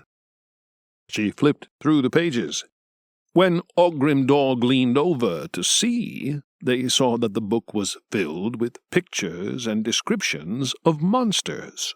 When she found the page she was after, she turned the book around for them to get a proper look. "See? You're not an ogre. You're an Etin." A picture of a 2-headed ogre, beautifully drawn and colored, stared at them from the book. Next to it was the title, Etin. "We're an Etin?" asked Og as he read the words that accompanied the picture. "Nonsense," said Dog dismissively. "That creature has 2 heads," Grim said, "not 3. "And ogres have 1 head," said Maddie, "so you're closer to an Etin than anything else." Grim turned to look at Gurin and Oisin, but they shrugged their ignorance. "We are not an Etin," Dog insisted. "Oh, well," said Grim, "it's just a name after all." "It's more than a name," Og said sharply. Grim didn't know what to think, but he knew he didn't want an argument about it. "What's in those other books?" "You said you wanted to know about the undead and such. Draugr, you called them. They're in here, too," Maddie added, patting her book of monsters. "What could a child possibly know of such things?" Gurin demanded. "Everyone around here knows about zombies." "Zombies?" Grim asked, never having heard the word before. "That's what we call Draugr in America. Why, the biggest TV show of them all is filmed right here in Sonoy. The Walking Dead." She held up one of her books. This one was a lot smaller than her monster guide. Dead-eyed Draugr stared at him from the red cover. Grim was struggling to follow what this Earth-child was saying. Neither his brothers nor the dwarf or giant seemed to understand either. "TV shows?" Og asked. Maddie looked at them, chewing her lips. She seemed to be thinking about the right words to use. "You get stories in books, right?" "Yes," said Og, sounding offended at the childish question. Well, on Earth, you also get stories you can see, where the characters move and you can hear them talk. They're called movies. Movies? Yes, and zombie movies are really popular. I've watched a whole load, so even if we don't actually have zombies on Earth, I know all about them. Do you have one of these movies in your bag? Gurin asked, pointing at the girl's backpack. No, you need a screen to watch a movie. Is there a screen in the palace? Oyson asked. I mean, library? Yeah, but they'll pitch a fit if they see you. Maybe we can get in after closing, the girl said, sounding very unsure. Getting in will be no problem, Oyson assured. I'm sure Ogrimdog and I will be able to break down any door that stands in our way. And mighty Gurin, of course, he added hastily. In the meantime, said the dwarf, maybe this girl can tell us how to defeat the undead of Galazoo. That is, after all, why we're here, is it not? Oh, you can have all sorts of ending, said Maddie. Often it can be where all the characters die, and the undead win. We've already done that, said Grim. Or it turns out the cure for the infection is never found. And that. Or, after much loss of life, the cure is found, and a few people survive. Though usually the story is not really about the zombies, it's about the characters. I like the one where the cure is found, said Gurin. How do we do that? It depends on how it started in the first place. That gives you all the clues you need to locate the cure. Well? Gurin looked at Ogrimdog. How did it start? Asata asked Necromancer to create the virus to use against the Kuthenians. She did what? Gurin demanded. In her defense, we were at war with Kuthenia, said Og, ever loyal to his friends. Gurin rolled his eyes. So, where is this necromancer now? He died, said Grim, from a Draugr bite. He turned to Maddie. Do zombie movies say anything about that? Maddie did not look full of confidence. If the scientists all die in the first part of the movie, there usually isn't a cure. Unless... Unless what, Maddie? Grim demanded. It might sound silly, but in Avengers Endgame, that's a superhero movie that just came out, not a zombie movie, they use time travel to stop the bad thing from happening. It might sound weird to you guys, but the heroes actually travel back in time. Of course, said Og with glee. But we've already traveled back in time once before, when we went to Verena and stopped ourselves from killing Carl and Stone and our other victims, remember? What if we can use a portal to visit Asata and Nick before they make the virus, and get them to stop? The Draugr might never appear. Grim's head was spinning now. Is that possible? Maddie shrugged. If you've done it before, it's worth a try. I think we need to watch this movie. Avengers Endgame, said Oyson. As soon as possible. And we need food. Proper food, said Dog. No offense, Maddie, but a few cakes ain't gonna cut it. The girl sighed. All right. I can use my pocket money to get a takeout from Nick and Norman's, I suppose. It's kinda appropriate. Use your pocket money, bag money, treasure chest money, whatever money you have, Dog urged. We'll find a way to pay you back. All right, but while I'm gone, you can't let anyone see you. The library closes at 2 p.m., so I'll be back shortly after then with the food. 2 p.m.? Dog asked. Mid-afternoon. Right. The day dragged on, until, half dead from hunger, or at least that's how Ogrimdog felt, Maddie arrived with their food. Dog sniffed with enthusiasm as she opened her bag and pulled out the food. "I just got burgers," she said. "I wasn't sure which, so I got every kind." "You did good," said Dog, grabbing the nearest one and hastily unwrapping it before shoving it into his mouth. After the munching and lip-smacking was over, they made their way to the library. Oysen was correct. It was very easy to break in through an outside door. For a building filled with such rare treasure, Grim was shocked that there were no defenses to speak of, at all. Maybe the people of Earth were less prone to burglary than in Galazoo. Maddie led them into what she called the AV room and pointed out the screen, which hung against one wall. She delved into her bag and retrieved yet another book.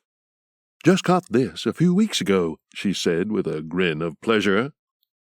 The cover depicted various warriors and wizards and, more surprisingly, a rodent of some kind.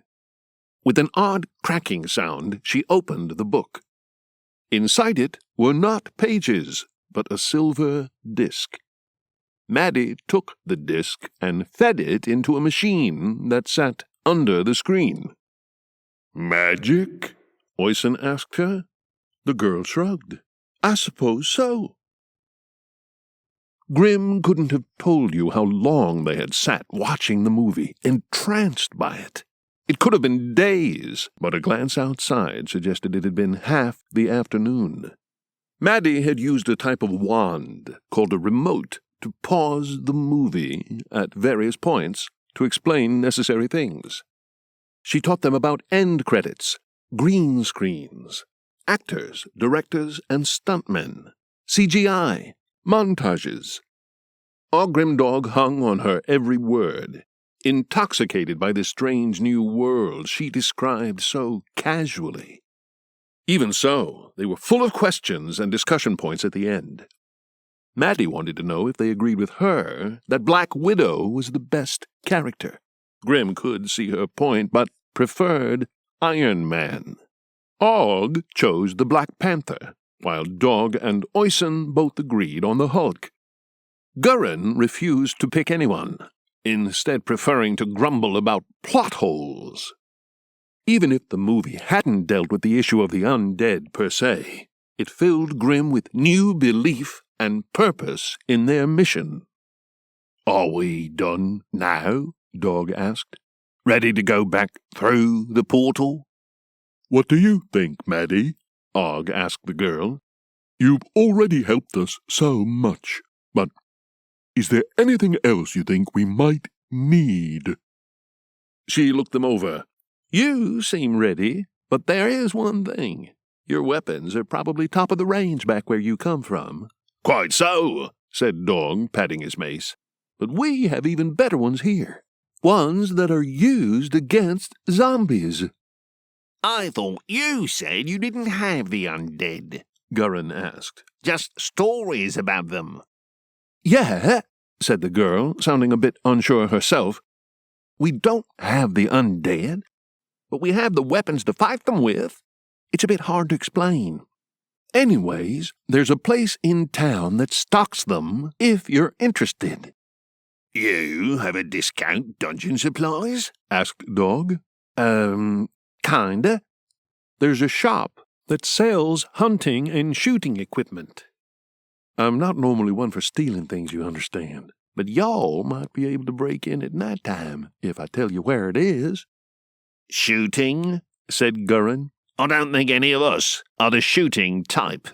"I'm not talking about bows and arrows, Gurin." "Magic?" Oysen asked. Maddie shrugged. "I suppose so." They spent a second evening in the stone lodge, but this time they stayed awake, waiting for the night to get its darkest. In the end, Maddie had drawn them a map of the route they should take. It was much easier that way, with Gurin leading the way towards their destination. The weapons shop was in the center of town, so they carefully made their way there, sticking to the shadows. Some of the metal wagons went back and forth, but Maddie had assured them that if they stayed back from the road, they were unlikely to be seen. Once they got a little way down the road, street lights added to the problem, but the houses they passed, the biggest and most beautiful Grim had ever seen, were set well back from the road, often screened by large trees, giving them opportunities to stay away from the light. The road took them almost all the way into town, with only one right-hand turn at the end of the journey. Here, the metal wagons lay unused on each side of the road. Ahead, 2 tall, parallel lines of brick-built buildings loomed in the darkness. "What's that?" Oyson asked, pointing up to a tall, white structure. Water tower, Gurin said, after consulting his map. whatever that means. We go this way, he added, indicating the opposite direction. Grim followed the dwarf to the right. Here they found themselves at the rear of the main street shops. "Look," Og whispered as Gurin searched for the right one. "That place is called Beyond the Door. Kind of appropriate." Grim had to agree. It made him wonder about the portals. How long had they been there? How often had they been used in the past? And was there a memory of them, however slight, preserved in the nearby communities? But he had no more time to think on it because Gurin had found the place. No signage or anything else suggested that weapons could be bought here, but Maddie had told them it was here, and they had learned to trust her. Oyson did the honors, removing the door with little fuss. Inside they found a small, dark space. But it was a treasure trove of earth weaponry. Swords and clubs competed with machinery of such advanced technology that they didn't know how to operate them. Grim couldn't help feeling a little jealous of the others, picking up one item, then the next, gasping with delight, making that difficult choice between the sensible option and the object you've just fallen in love with. He wouldn't get to swing or shoot anything. Still, with an effort, he was able to share in the pleasure of his brothers and friends. "Come on," said Gurin after a while. "We don't want to stay here longer than necessary." Armed up, they left Sonoy town and retreated to the stone lodge. The next morning, Maddie came to see them one last time. She said they needed a training session with their weapons before they left Earth. Her main focus was teaching Og and Dog how to use Og's double-barreled shotgun. Og did the shooting, but he needed Dog to load the ammo. Whenever they lost their temper with each other, Maddie told them to quit being ugly, and while Dog complained that was easier said than done, both brothers did as they were told. Dog's choice of weapon was not nearly so complicated. He now wielded a club, which Maddie had named a Louisville Slugger. "I'm just not sure it's an improvement on my mace," he admitted. The girl, however, had no doubts. "It's an iconic weapon of a zombie apocalypse." "Oh, I see." Grim knew Dog had no idea what that meant, but it seemed to settle his mind. Maddie spent some time with Gurin, who, like Dog, wasn't convinced that his new weapon was a trade up, but when he got his chainsaw going, a vicious smile crept over his face. "Its main disadvantage is it's rather loud," Maddie shouted over the machine. "That doesn't matter," said Grim. "The Draugr can sense the living, no matter how noisy they are." "Really?" asked the girl, and a look of fear passed over her face at the idea. Oyson needed no help with his weapons, for he had chosen a low-tech option. Having given away his spear to Elsie, the portal guardian, he needed an adequate replacement. He had settled on dual-wielding a weapon that Maddie referred to as a sledgehammer. Whereas humans were meant to use them two-handed, the giant was comfortable with one in each hand. As he watched him practice, Grim was quite sure they would be sufficient to stop a Draugr. "They remind me of Gunhild," Oyson said when he noticed Grim watching him. "She knows how to wield a hammer." Grim could tell the giant king missed his friend. No doubt missed his homeland, too. He admired Oyson, who was always cheerful and rarely uttered a word of complaint. "I think you're ready," said Maddie at last. "If they were going to make a film of this quest," said Dog. They would have used a montage for that bit, wouldn't they, Maddie? That's right, Dog, Maddie praised him. Well done. Dog beamed with pride. We should go now, said Og. I will come with you, Maddie said. Grim thought she was a very brave girl, knowing what she now knew about where they were going. No, I couldn't let you come, Og replied. It was a bit silly of me asking to draw a child into an apocalypse. We were very lucky that we ended up finding you, Maddie. You've helped us a lot, but it wouldn't be right to take you back with us. You need to stay here with your family and grow up to be a woman. Then you can go portal hopping. But you might need my help, Maddie cried, unwilling to accept the decision, even if she knew it was right. We'll be fine, Oysen reassured her. Remember us, though, won't you? I will, said Maddie, starting to look emotional. To Grim's surprise, Gurin opened his arms and Maddie gave the dwarf a hug. Oysen gave her a gentle pat on the head. Then she came over to see Ogrim Dog, who also gave the girl a goodbye embrace. Here, said the girl. She gave Og her backpack. You might need the books. Thank you, Maddie, said Og. With that, the three-headed ogre, or Etin, the dwarf, and the giant turned and left the girl behind.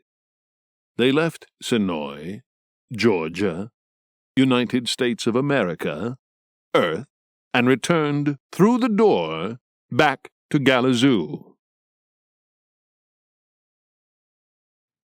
Portals. Once more, Ogrim Dog was back on the island of Toyr. They had drawn 3 companions as Lord Viana had instructed them. 2 of these companions, Gurin and Oysen, were with them on Toyr. The third, Maddie, had equipped them with a plan and weapons. All that remained, as far as Grim could see, was to implement this plan. But first, Gurin was keen to show off his new weapon, the chainsaw, to his dwarven friends. They headed over to the cottage that the dwarves had built, safe in the knowledge that they were alone on the island. Until, that is, they saw who was guarding the cottage. "Menials," Gurin said with shock, coming to a halt. "What by the Maker's mighty beard are they doing here?" Menials, wearing their black and silver uniforms, had been placed around the site of the cottage and had been posted at the front door. Perhaps a dozen of them altogether. "What, dear friends, are menials?" Oysen asked. "Servants of the Dark Lord," said Grim. "Not the most fearsome opponents, to be sure, but their presence here does not bode well." "I need to find out what happened to my friends," Gurin decided, and recommenced his march towards the cottage. With some reluctance, Grim followed him. "Halt," said the menial as they approached. "Do you have the password?" "Malicious," said Dog. That's an old—" "Never mind all that," Gurin interrupted impatiently. "Where are the dwarves who lived here?" The menial gave them a confused look. "The cottage was found empty. If there were dwarves here, I should add it to my report." "Never mind," said Gurin. "That was just a test. Well done. You passed." "Oh, I see. Well, that's wonderful. I think that's the first test I've passed." "Next test," continued the dwarf. "Who's in charge here?" "That dark elf. Simba." Gurin exchanged a knowing look with Ogrim Dog. "Where is he?" The menial pointed towards the center of the island. "The dark elves are over there." "Good. That is all." "Did I pass that test?" "No. Never reveal the location of your commander to someone who doesn't have the correct password." The menial clicked his fingers. "Damn it, I knew that one as well." Gurin and Ogrim Dog retreated from the cottage. "Well?" Oysen asked. "It's even worse," Gurin said. "Simba, the Dark Lord's henchman, is on the island, with more drow. My friends appear to be missing. Something parlous is going on here. We need to investigate." They headed for the center of the island, though the noise would have drawn them there anyway. Usually Toya was silent, but now raised voices and the sound of construction broke the peace. "Careful," Oyson whispered. "I can go no farther." The giant's height precluded him from moving around unseen. Grim felt confident enough to get a bit closer. As he neared the construction site, he could see many dark elves in attendance. Some directed menials in their labor, while others merely stood guard. "What is it?"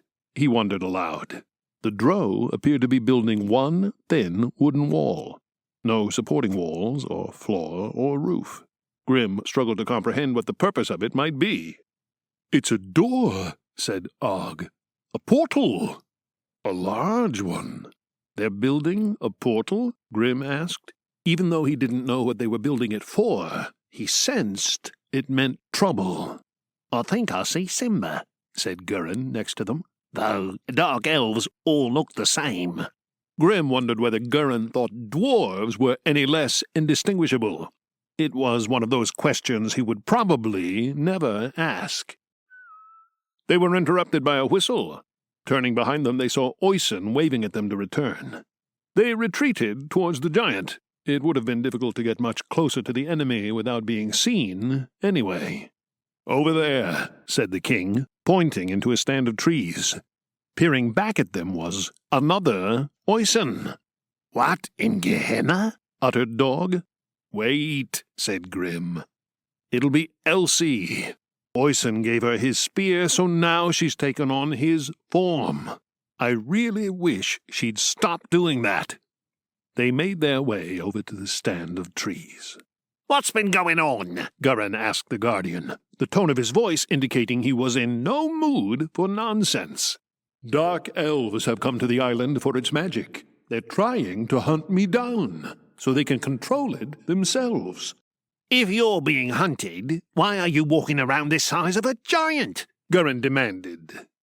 Elsie pulled a face at the dwarf, but then, to Grim's surprise, she changed her appearance. The Guardian shrank, turning into the form of the fairy she had used when they had first met her. She landed on Gurin's shoulder as the giant's spear dropped to the ground. "I suppose this makes more sense," she admitted. "I'm pleased you're listening to reason," said Grim. "It looks like the Dark Elves are building a new portal." "Yes, large enough to transport many people at once," said the Guardian. "Large enough to transport armies." Now Grim was beginning to understand why this huge portal was such a threat. Whole armies could be sent back and forth, from one realm to another. "Perhaps," he said, "Lilith and Samael have plans to conquer more than just Galazoo." "Of course they do," said Gurin. "But what about my friends? What happened to them?" "Not sure," Elsie admitted. "In the confusion, it's possible that they went through an open portal." "Went through an open portal?" Gurin repeated. "How? To where?" "I was escaping the Dark Elves," the Guardian reminded him. "I had to open the odd portal to evade them. If those dwarves wandered into one, it's hardly my fault." "Hardly your fault? Well, where did the portals go?" "I didn't have time to track all of that. Probably nowhere too perilous." "Probably." "Oh, that's great, isn't it? Lost who knows where, probably alive. What am I supposed to do with that?" "I'm sure they'll turn up," said Dog breezily. "Elsie," said Grim, trying to steer the conversation towards elements they could control, "we need to stop all this. You need to send us to Merkazair, back in time to before the Draugr were created." The Guardian scrunched up her tiny fairy face as she considered this. "Very well. I will need payment, however." Before Gurin's growl of frustration grew any louder, Og reached into the backpack Maddie had given them. "Here," he said, retrieving the movie they had watched in Sonoy, Avengers Endgame. Dog helped him to open it, revealing the circular disc inside. Elsie peered at it. "It's magical?" she asked. "Oh, definitely. "It is shiny," the Guardian admitted. "All right, it's a deal."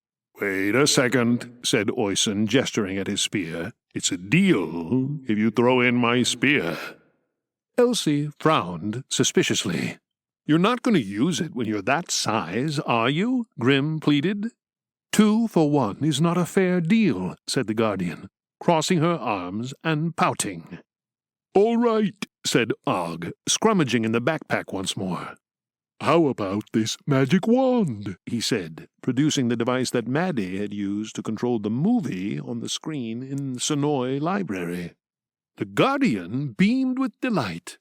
"I'll take you there right now." She launched herself off Gurin's shoulder and began to flit her way towards the island shore.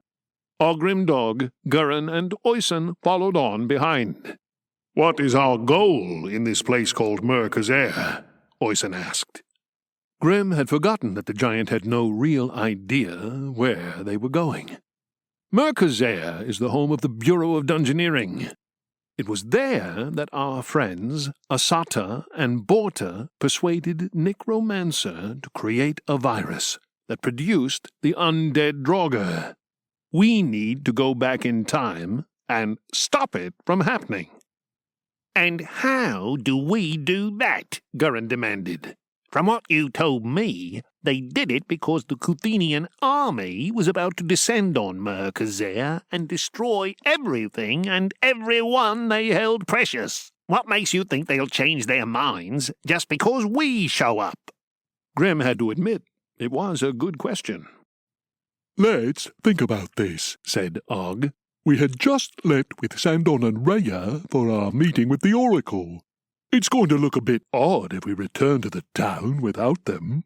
"And the Green Giant's going to be a bit hard to explain too," Dog added. "No offense, Oyson." Oyson chuckled good-naturedly. "Looks like you're the best tool for this job, Gurin," Grim suggested. The dwarf let out a weary sigh. Grim had to wonder, though, was there a tiny part of Gurin that liked the idea of having to save the day, all on his own? Gurin Fuckaxe. Gurin Fuckaxe returned to the town of Merkazair after a long absence. He was surprised how his emotions assailed him as he passed through its gate and walked its streets. This was the place where all his dungeon adventures had started, where his heroes had plied their trade, and where he had come to follow in their footsteps. If he had done anything worth remembering in his life, it had begun and ended here. If he had made any true friends, he had made them in the town's inns, discussing the state of dwarven adventuring in the squished plums, planning campaigns with the likes of Sandon Branderson and Rhea Sunshine and the Bruised Bullocks. But a brief investigation revealed that none of those people were here. His dwarven friends were gone, sold to a circus by Gurin Fuckaxe himself to prove his loyalty to the Dark Lord.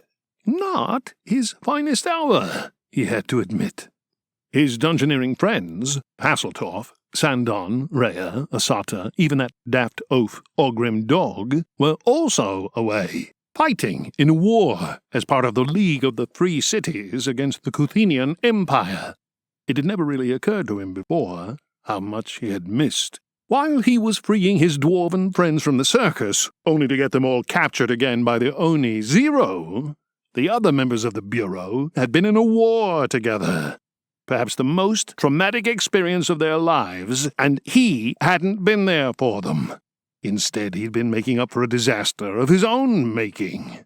Gurin waited in Merkazair for the army of the League to return, as Ogrimdog said it would. And the ogre should know, since he was part of that army. Gurin decided that the best way to deal with the concept of time travel was to ignore it as much as possible. When the line of soldiers began to pass into the town, he spotted the ogre first, towering above everyone else. Nearby were the others.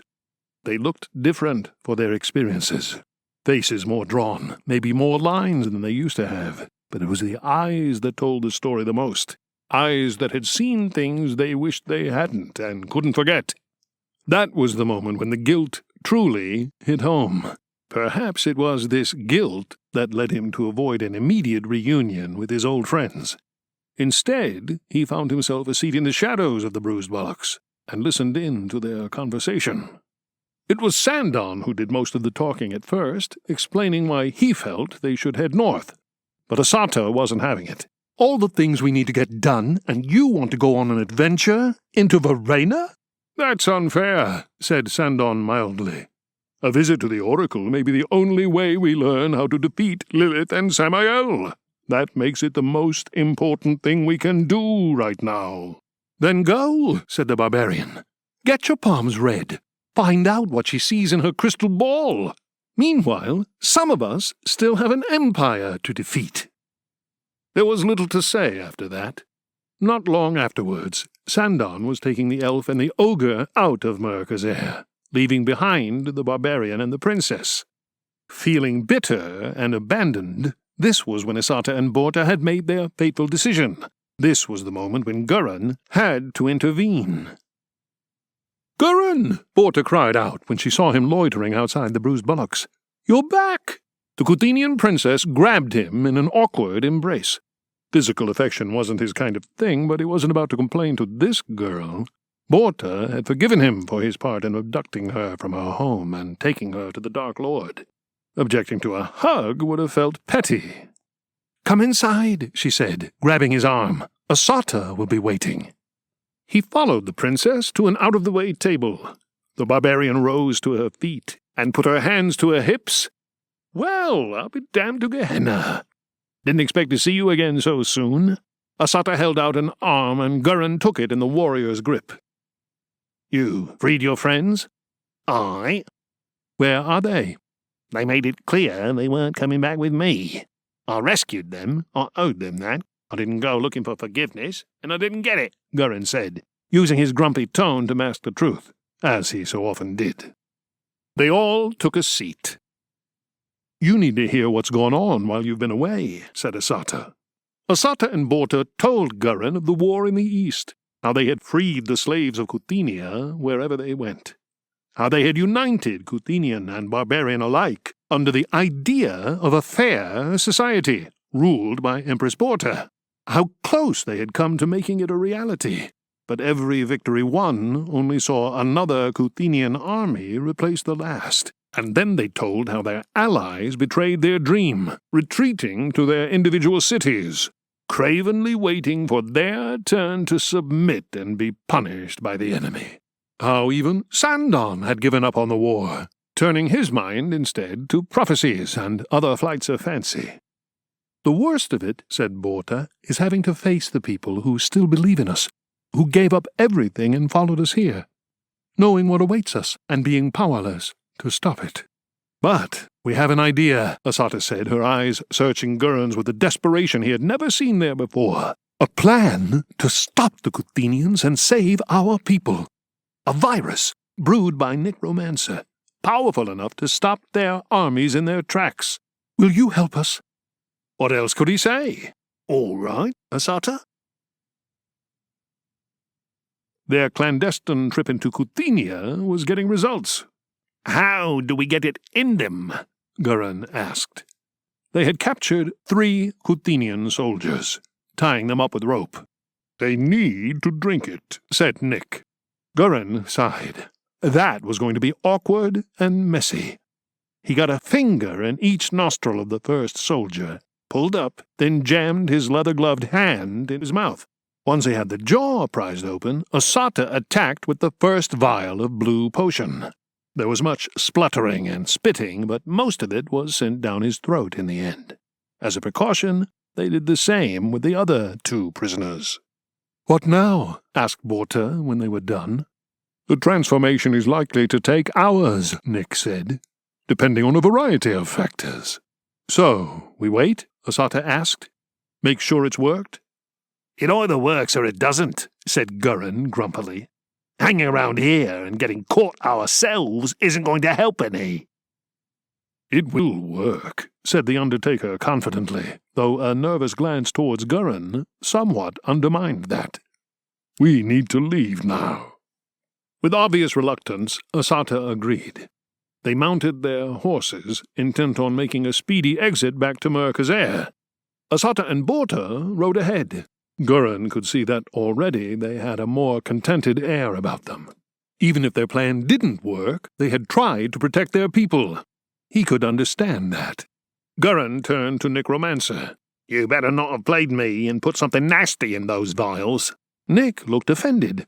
Completely harmless. Don't worry, you made it very clear what would happen if I went ahead with the real virus. Yes, thousands dead all over Galazoo. Mercazair lost to the Draugr. And I die. That's what you said. Ah, that was the part that persuaded him, Gurin realized. According to the Ogre, you turn and she, he said, indicating Asata ahead of them, sticks you with her sword, so you don't live out the rest of your days as a flesh-craving monster. The Undertaker shuddered at the thought. Then we've done the right thing. I would say so. Altering the future seems to me a rather risky thing to get involved in, but on this occasion I'd have to agree. We've done the right thing. The Unkilled. As agreed, Gurin found them on the old hill fort. Well met, dearest Gurin, Oyson bellowed. The dwarf looked about suspiciously. Why here? We had an idea it would be deserted, Grim told him. You took a long time. Do you think you persuaded Asata and Borta not to spread the virus? Sort of. I've persuaded them that they have spread the virus, which I judge to be the best outcome available. What do we do now? To Verena, said Og. The first time we used a portal, it was with Sandon and Rhea. We travelled to our past in Verena. We prevented ourselves from killing the victims on a list we extracted from the Oracle. These were people the Dark Lord wanted dead, threats to his power. If they are now alive, they could be important allies. We talked to Sandon about them on this very spot. He believed that they had the potential to overthrow the Dark Lord, but that they needed our guidance. It's about time we found them and gave them our support. Gurin was looking at Og, trying to digest this new information. So, a bunch of people you killed, then unkilled, are hanging out in Verena and might need our help? Yes. The dwarf gave a long-suffering sigh. You might get to use your chainsaw, Dog said encouragingly. Well, come on then, said Gurin, suddenly interested. Let's not waste any more time. With no elf to guide them through the deep wood, Gurin recommended they take the eastern route into Verena. They crossed the Auster at Erle, stopping for a drink and a meal at the Crushed Grapes. From Erle they passed through the Moors of Misery until the land began to rise, and they found themselves traversing the hills and valleys of Verena. Oyson paused regularly to make a show of breathing in loudly through his nose, which Grim supposed was his way of showing an appreciation for the landscape of Verena. Grim thought he might like it less if he had to walk with 2 extra heads all the time. Grim suggested they head for Britrona. After all, the Oracle had told them the locations of the individuals they were after once before. He doubted very much that she would be pleased to see them a 3rd time, but they had little else to go on. It came as something of a relief, therefore, when instead their quarry found them. They were walking along a dirt track in a remote, heavily wooded part of the region when they found themselves surrounded. From all directions, hidden behind rocks and up trees, men, women, and children of all ages revealed themselves, brandishing weapons of varying sophistication. Some were little more than sharpened sticks, but a few had longbows trained on them, and these looked like they were capable of doing serious damage. Oyson slapped his thigh in appreciation. "You've cornered us fair and square, and not even a young'un gave you away. Excellent job." We ain't got nothing worth stealing, Gurin added. A man made his way towards them. He had the air of a leader, of a man who'd seen hard times and come out the other end. He also had several distinctive tattoos. Carlin Stone, said Dog enthusiastically, as if he was greeting an old friend. Not you again, said Stone with considerably less enthusiasm. That's not very polite. What do you expect? You did kill me, after all. Dog held up a finger. Not strictly true. We saved you from being killed. Saved me from being killed by you? Exactly. The original killing never actually happened. We stopped it. You know, some people would show a little gratitude. Oh, really? Well, here's a bunch of other people, Carlins said, gesturing at his band of outlaws, who you also saved from being murdered by yourself. Let's see how grateful they are. Grim studied the faces staring at them. They weren't very grateful. Not at all.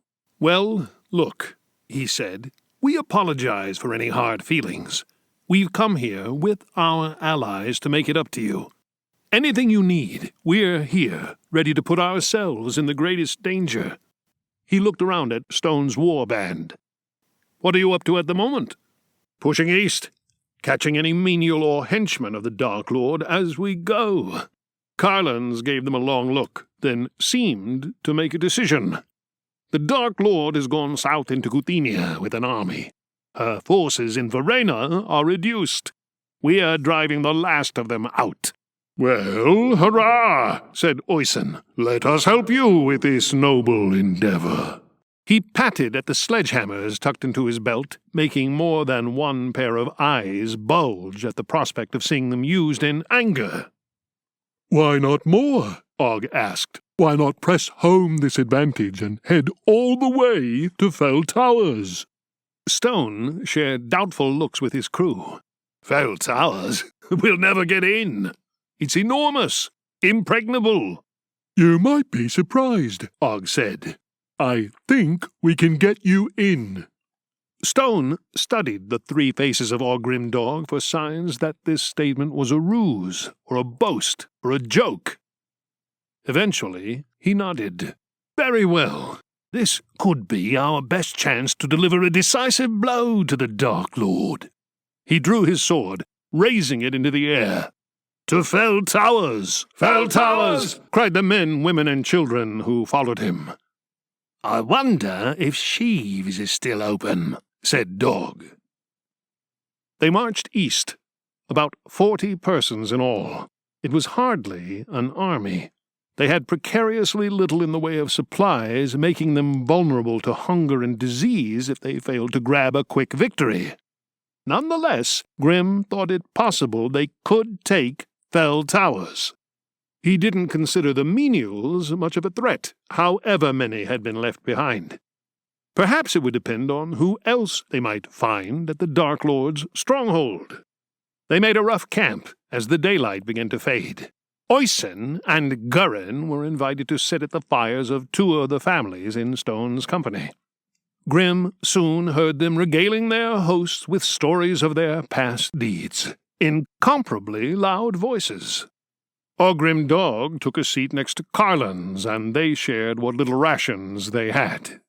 How does leadership suit you? Og asked the human. Not sure. I was no good at looking after myself for a long time. Maybe I'm a little better at looking after other people. You turned to drink? I lost everything I had that was important to me. Well, that's not exactly true. They were taken from me. Your family? Aye, said Stone. My wife and 2 babes.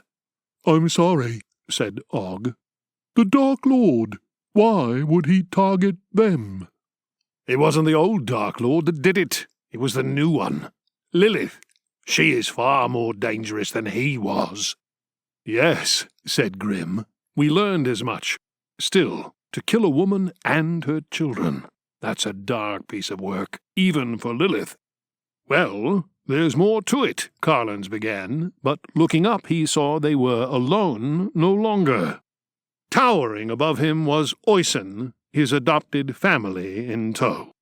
"Sorry to interrupt," boomed the giant. "I said I would introduce Ogrim Dog to these fine folks. Put their minds at rest. Kids are a bit scared of ogres." Grim found mother, father, son, and daughter all staring. It was the son who drew one's attention. Something intense, otherworldly, one might say, about his eyes. It was as if they simultaneously revealed his power and obscured it. "Ah, Daniel," Carlin said. "A very special member of our group. Great potential." This sounded like code for something or other. The young lad was a wizard of some sort, more than likely. "You killed our pigs," declared the sister, in a rather accusatory manner. Then Grim remembered. A hamlet carved from the forest that surrounded it. A family known to move from place to place, because their boy had been born with magical powers. Dog's mace, swinging up and down. "If in doubt, wipe them out." That bloody episode had been a challenge to undo when they had returned to Verena through the portal. Sandon had to create an elaborate illusion to convince Ogrim Dog, the original Ogrim Dog as it were, that they were killing this family when in fact Dog was butchering the denizens of a pig pen. Grim looked at this family and recalled the words he had just spoken to Carlins. Still, to kill a woman and her children? That's a dark piece of work, even for Lilith. Grim looked at this family and could think of nothing to say. Assault. It didn't take them long to find the road that the Dark Lord had built, linking Fell Towers to Verena. It made their progress that much faster. When the children got tired, Oysen would carry them for a while. The braver ones went on his shoulders, gasping at the view it afforded them. A couple of times they encountered parties of menials marching along the road towards them. It was unclear whether these groups were scouts or reinforcements for the forces in Verena. Either way, when Stone's band readied their bows and Oysen grasped a sledgehammer in each hand, they quickly retreated the way they had come. Whether this meant that Fell Towers now knew of their approach, it was hard for Ogrim Dog to say. One just never knew when it came to menials.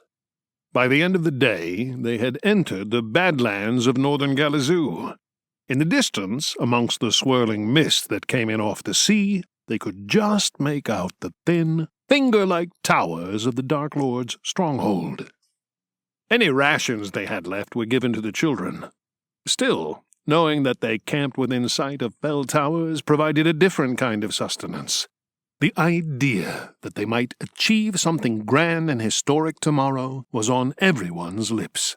Well, not quite everyone. Once he had Ogrim Dog alone again, Carlin's Stone was keen to resume their conversation. "It's not easy to tell my story," he began. "Well, don't feel you have to on our account," Dog muttered under his breath. "Dog," Grim hissed, "don't be rude just because you have an empty stomach. Lilith did something unforgivable to me. Why, she came to me of all people, just an ordinary guy with a square jaw, who likes to take care of his appearance, with an inner confidence and a sensitive side. I'll never know. She came in the night, while I slept. She mounted me. Before I could—" "Wait! Is this a dirty story?" Dog demanded. "Well, I suppose so. I'm trying to tell you, because I really don't want to hear about you and Lilith banging. You can keep that to yourself." "But I'm trying to explain." "No!" Dog made a poor attempt to cover his ears. To be fair, it's not easy with only one hand. But Carlins had got the message, and he kept his story to himself. They broke camp early the next morning. The tall gates of Fell Towers soon came into view. They were the main entrance into the fortress, though Ogrim Dog knew of other ways to get in if necessary. There were advantages to having lived in a fortress you were trying to take. "We'll never get in there," one of Stone's followers complained, and Grim supposed the height of the fortress did look impressive at first glance. Others mumbled their agreement. They stopped, unwilling to get closer. It was as if the sight of the walls and the gates had already defeated them. Grim realized that the illusion of power could be just as effective as power itself. "Anyone can get through those gates," Dog told them confidently. Reluctantly, Stone's company followed Ogrimdog and Gurin as they approached the great doors. Dog sniffed the air. "Sheaves is still operating," he said, with a mixture of satisfaction and relief. Grim glanced over to the buildings that had been constructed outside Fell Towers. Discount dungeon supplies, a front for Lilith and Samael's expansion across Galazoo, supplied the Dark Lord's armies. Sheaves fed them. "Something else in the air, too," Dog added, sniffing with a bit more violence. Grim's glance turned into a stare. Something was poking out from behind Sheaves. A foot and a leg, the end of a bow stave, and there, behind the weapons depot, was that the corner of a catapult? "Enemy!" he shouted, nodding over towards the buildings. It was times like this Grim really wished he had an arm. "Form up!" Form up was a rather optimistic command, since Stone's company were a long way from an army unit like those who fought in the war in Kuthenia. But they readied their weapons. Meanwhile, realizing that their cover was blown, the enemy emerged from behind DDS and Sheaves.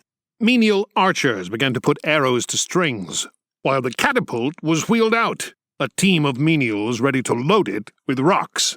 It was clear to Grim that waiting for the menials to target them would be a mistake. Better to rush them, see how they would react under pressure. He charged forwards. Others joined him.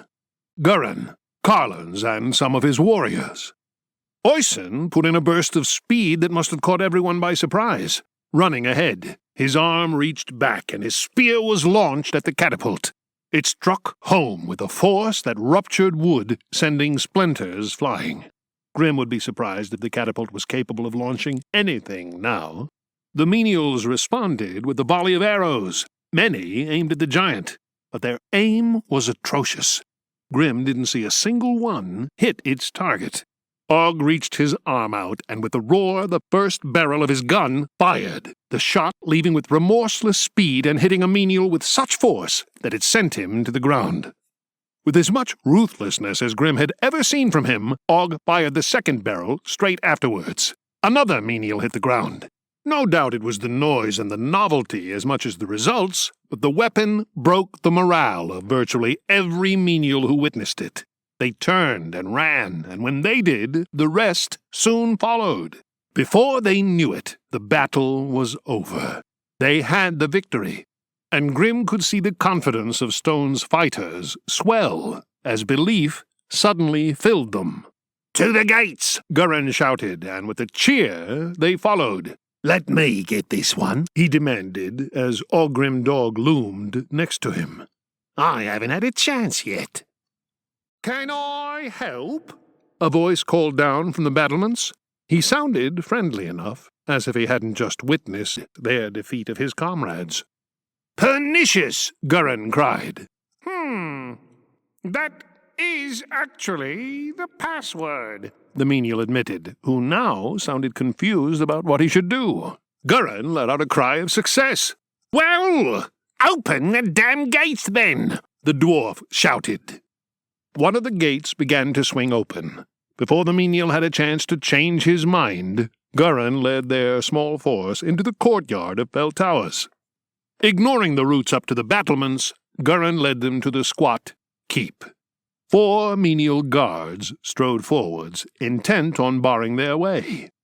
Their jaws dropped at a large revving noise. Gurin's chainsaw whizzed towards them. To give them some credit, they stuck out their spears to counter the threat, but when the dwarf cut through the nearest spear, they appeared to be out of options. Carlins entered the fray, his attack drawing the defenders his way. This allowed Grim to get in close. It was Dog's turn now, his slugger driving the menials backwards. Separated and isolated, the menials fell to the assault.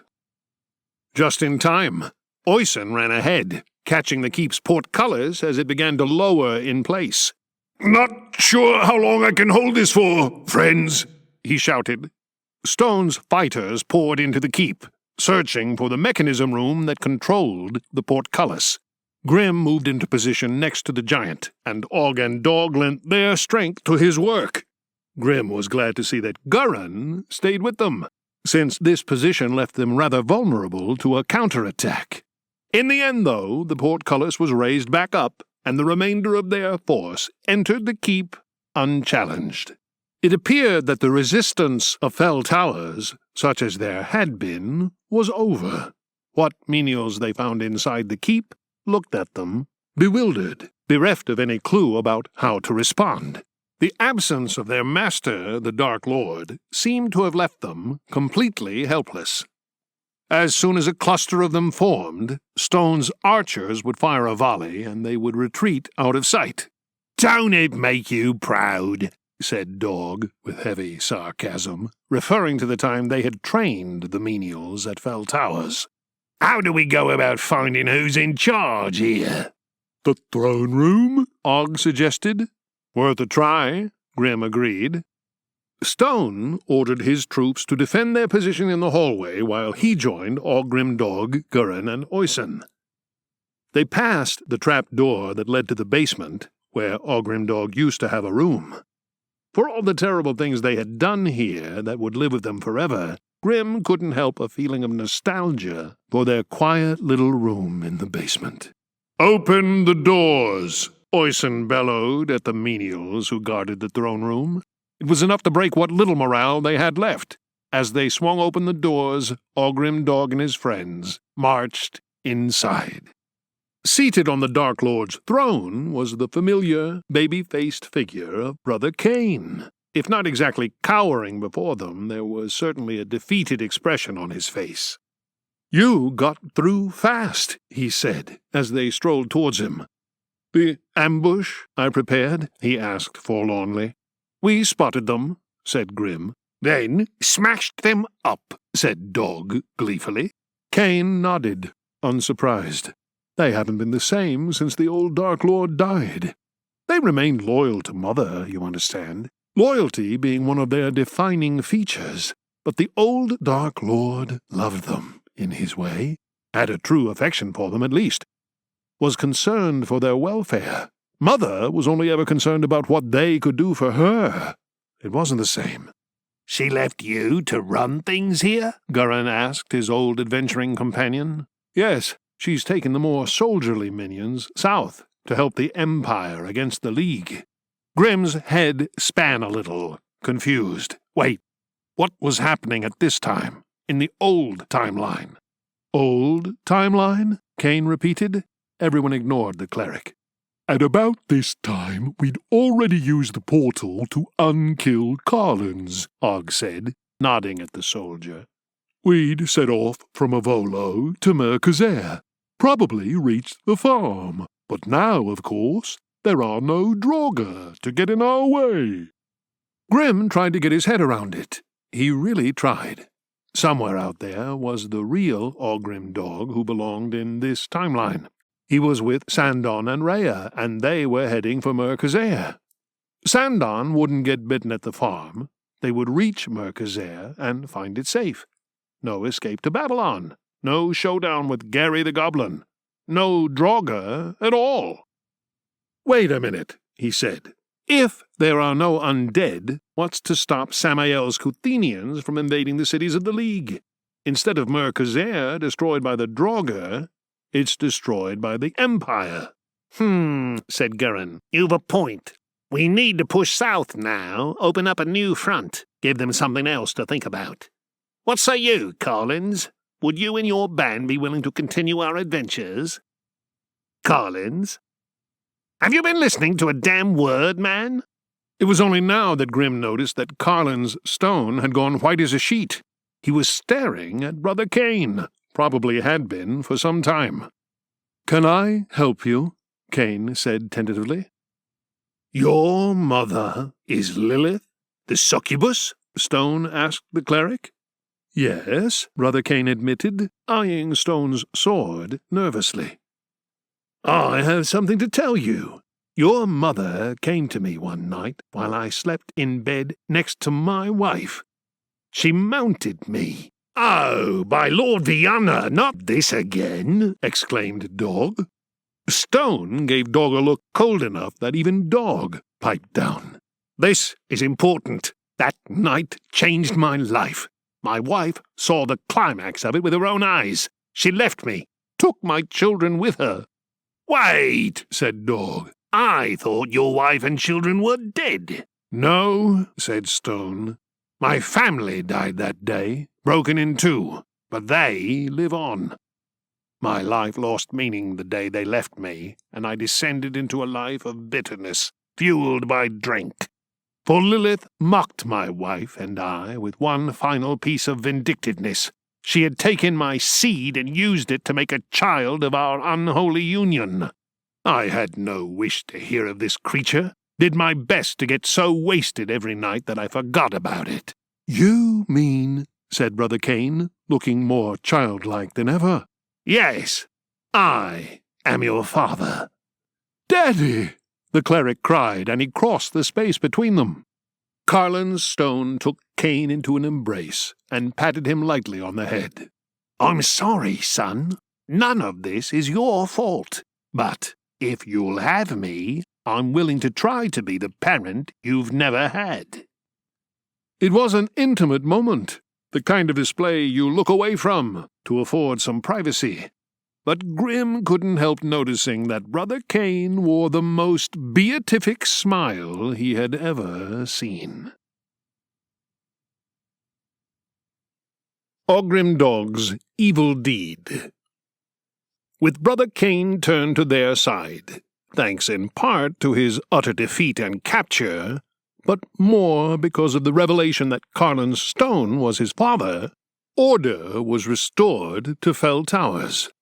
The menials, quick to serve whomever seemed to be in authority, adapted to the new situation without question. Later that day, therefore, Ogrimdog found themselves with the freedom to revisit their old haunts at Fell Towers. First, they gave Oyson a guided tour, the most interesting part of which was when the giant recognized the crystal sword on display in its own room on the top floor of the keep. The Dark Lord had described it as his bane, though that had turned out to be a rather sneaky bluff on his part. "This is a sword of the Ishari," Oyson said as he handled it. "It is from my world." "Then we weren't the first to visit your world?" said Og. "No," the giant agreed, "unless someone from my world came here. I wonder how it came to be in the possession of the Dark Lord." But such a question was difficult, even to guess at. They ended the tour at Sheaves, where Oyson seemed content to work his way through the menu. Alone, Ogrimdog found themselves drawn to the basement of the fortress.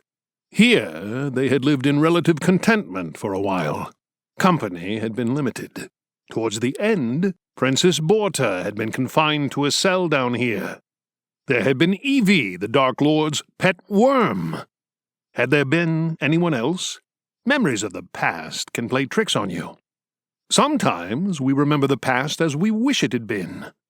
Sometimes we must confront it. "We did some bad things at Fell Towers," Og said. "It was my fault," said Dog. "I was desperate for somewhere to belong." "You can't whitewash the responsibility of Og and I. We all have equal responsibility," Grim said. Together, Ogrimdog remembered. The Dark Lord had asked them to commit an evil deed. In their naivety, they had killed a menial and taken its body to show him, as if that would be enough. Fell Towers, 1 year earlier. "Now he's dead," said Dog, gesturing at the menial, "and I'm sorry and all that. Are you all right with me just chucking him in the sea? I'd rather you didn't. I think he deserves a funeral of some kind. And I'm sure we can recycle his clothes. Not sure about the helmet. That's pretty banged up. Well, said Grim, we'll mention it needs doing to a menial. Meanwhile, we'd better get off and do our deed properly. Deed? Singular? Asked the Dark Lord. You have proven yourselves to be most ill-suited to the role of henchman. It will require many evil deeds of exquisite cruelty and harm to change my opinion of your worthiness. First impressions matter, you know. Don't worry about us, Dog said, a hint of desperation in his voice. We'll prove ourselves worthy. You'll see. So it was that Ogre Dog embarked on their true campaign of evil. They began small, bullying, stealing from those who worked hard for a living, gossiping and shaming, murdering innocents and burying bodies where they would never be found. Nothing original, for an ogre at least. But it was on such a small scale that it wasn't likely to impress the Dark Lord. No, what they needed to do was spread hatred, fear, and hopelessness on an industrial scale. They experimented with ideas and institutions and inventions that might, if they took off, do the work for them. Sin and organized religion, plastic bags, materialism and greed, cigarettes, corporations and profit-chasing, fizzy drinks, inequality, equality, division, Scotch eggs, sexism, racism, and homophobia, the printing press, gambling, pornography, gunpowder, cynicism, the nation-state, the nanny-state, refined sugar, jealousy, child abuse, chewing gum, nostalgia, globalism, self-righteousness and self-importance, slavery, Monday mornings and Sunday evenings, prayer, the mirror, work, sloth, wasps, alcohol, running out of alcohol, hypocrisy, divine right, ignorance and intolerance, telephones, reactionaries, criminality, punishment, liberalism, underpants, localism, boy bands, girl bands, totalitarianism, celebrity, management consultants, fashion, torture, nationalism, socialism, National Socialism, the Cotton Gin, Luddites, boys' clubs, glass ceilings, eating with your mouth full, tax avoidance schemes, sitting on the fence, pointless lists. When they took their work to the Dark Lord, he was impressed, but he had his issues. You know, a lot of these things are contradictory. That's part of their strength, Og explained. It's impossible to eliminate all of them. Some of them, in some form or other, are now here to stay, simply by being brought into existence. The Dark Lord seemed to think about this answer. All right, he acknowledged, but not all these things are even evil, are they? They're all evil to someone. Then evil is just someone's personal taste. I've explained this to you before. You called it megalomania. I want to take over the world in an evil fashion. A judicious use of even half of these things should help you to conquer the world, Grim argued, a little disappointed that the Dark Lord didn't see it. I suppose so. I just still feel something's missing. I think I understand, said Dog. We've missed the personal touch. Maybe, said the Dark Lord. Yes, I think that could be it. "Wait there," Dog said. "We'll be right back." As good as their word, Ogrimdog returned forthwith. With them was the Dark Lord's older brother, Fraser. He stood there, thin and pale, one hand shielding his eyes from the light. "What are you doing?" asked the Dark Lord, alarmed. "Put my brother back in his cell." "You don't like your brother?" Dog asked. "No, I don't. He always got more attention than me, the kind of person who could never do wrong. You know the type." Dog's mace came down on the Dark Lord's prisoner. Once more, just to make sure. Grim stared at the body on the floor. Dog was right. For whatever reason, this motiveless killing of a defenseless prisoner felt more raw, more evil in a primal way than the other things they had done. The Dark Lord also stared at the body, his expression hidden inside his helmet. Finally, he looked up at the ogre. "Yeah, that'll do it. Congratulations, henchman." Interruption. The audience at Slain Castle gave a collective gasp at the ogre's revelation. On the stage, the recorder and the dark elf wore similar-looking, self-satisfied smirks. "At last," said the recorder, "I have peeled back the final layers of myth-making. I always suspected that your account of your recruitment by the Dark Lord was inaccurate." "Inaccurate?" Simba the Dark Elf repeated. "How about a ridiculous, unbelievable, bare-faced lie?" Ogrimdog stood impassively, stoically accepting the criticisms. There were, after all, two curved blades still at their necks. "But this only leads to more questions," the recorder said with a frown. He began flicking through the pages of his manuscripts with feverish intensity while the audience looked on. "How much have they paid to watch this?" muttered the first head. "If it was me, I'd be asking for a refund." Finally, the recorder found the passage he'd been searching for. "Here, a crucial part of your story, the climax of Book 2. Fraser appears from out of the basement, riding the great worm Evie. Evie swallows his brother, the Dark Lord, and Fraser escapes." The recorder looked from the ogre to the dark elf. "But it can't have happened like that, because Fraser was already dead."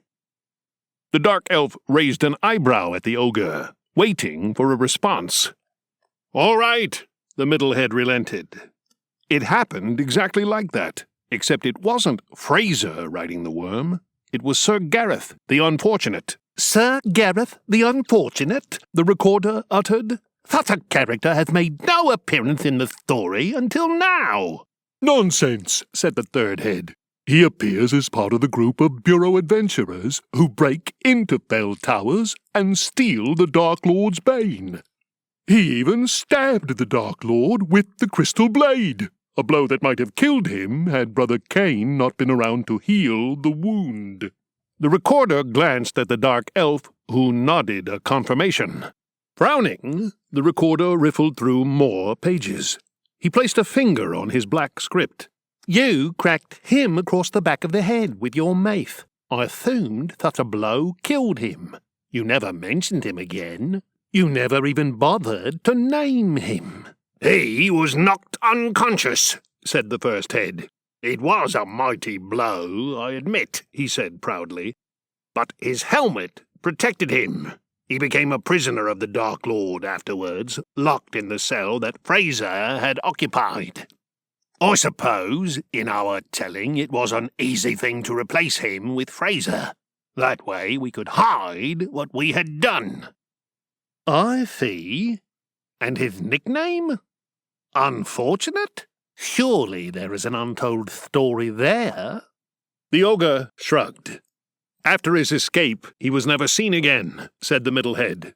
"People assumed that the worm grew hungry and ate him. Who knows?" he added, as if it was of little import in the big scheme of things.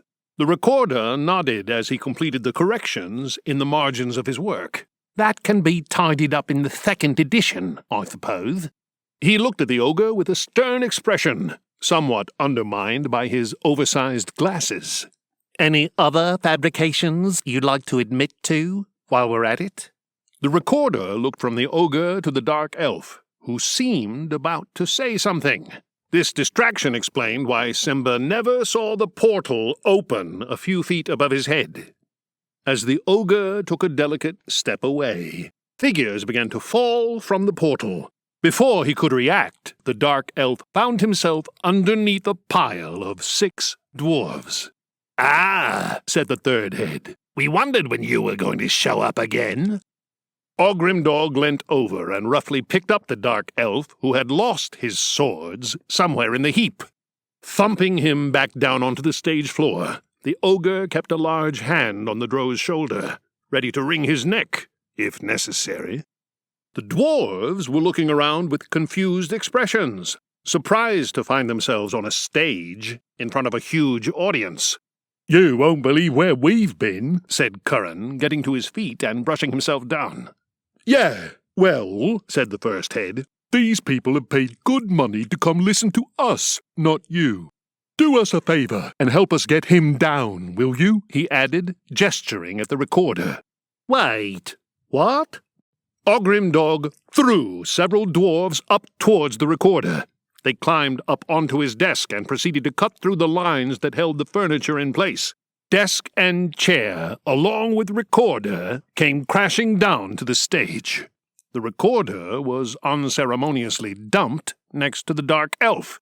"Now," said the ogre, looming over the pair, "maybe we can get on with telling our story in the way we want to.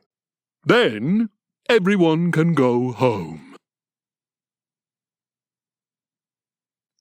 Kuthenia.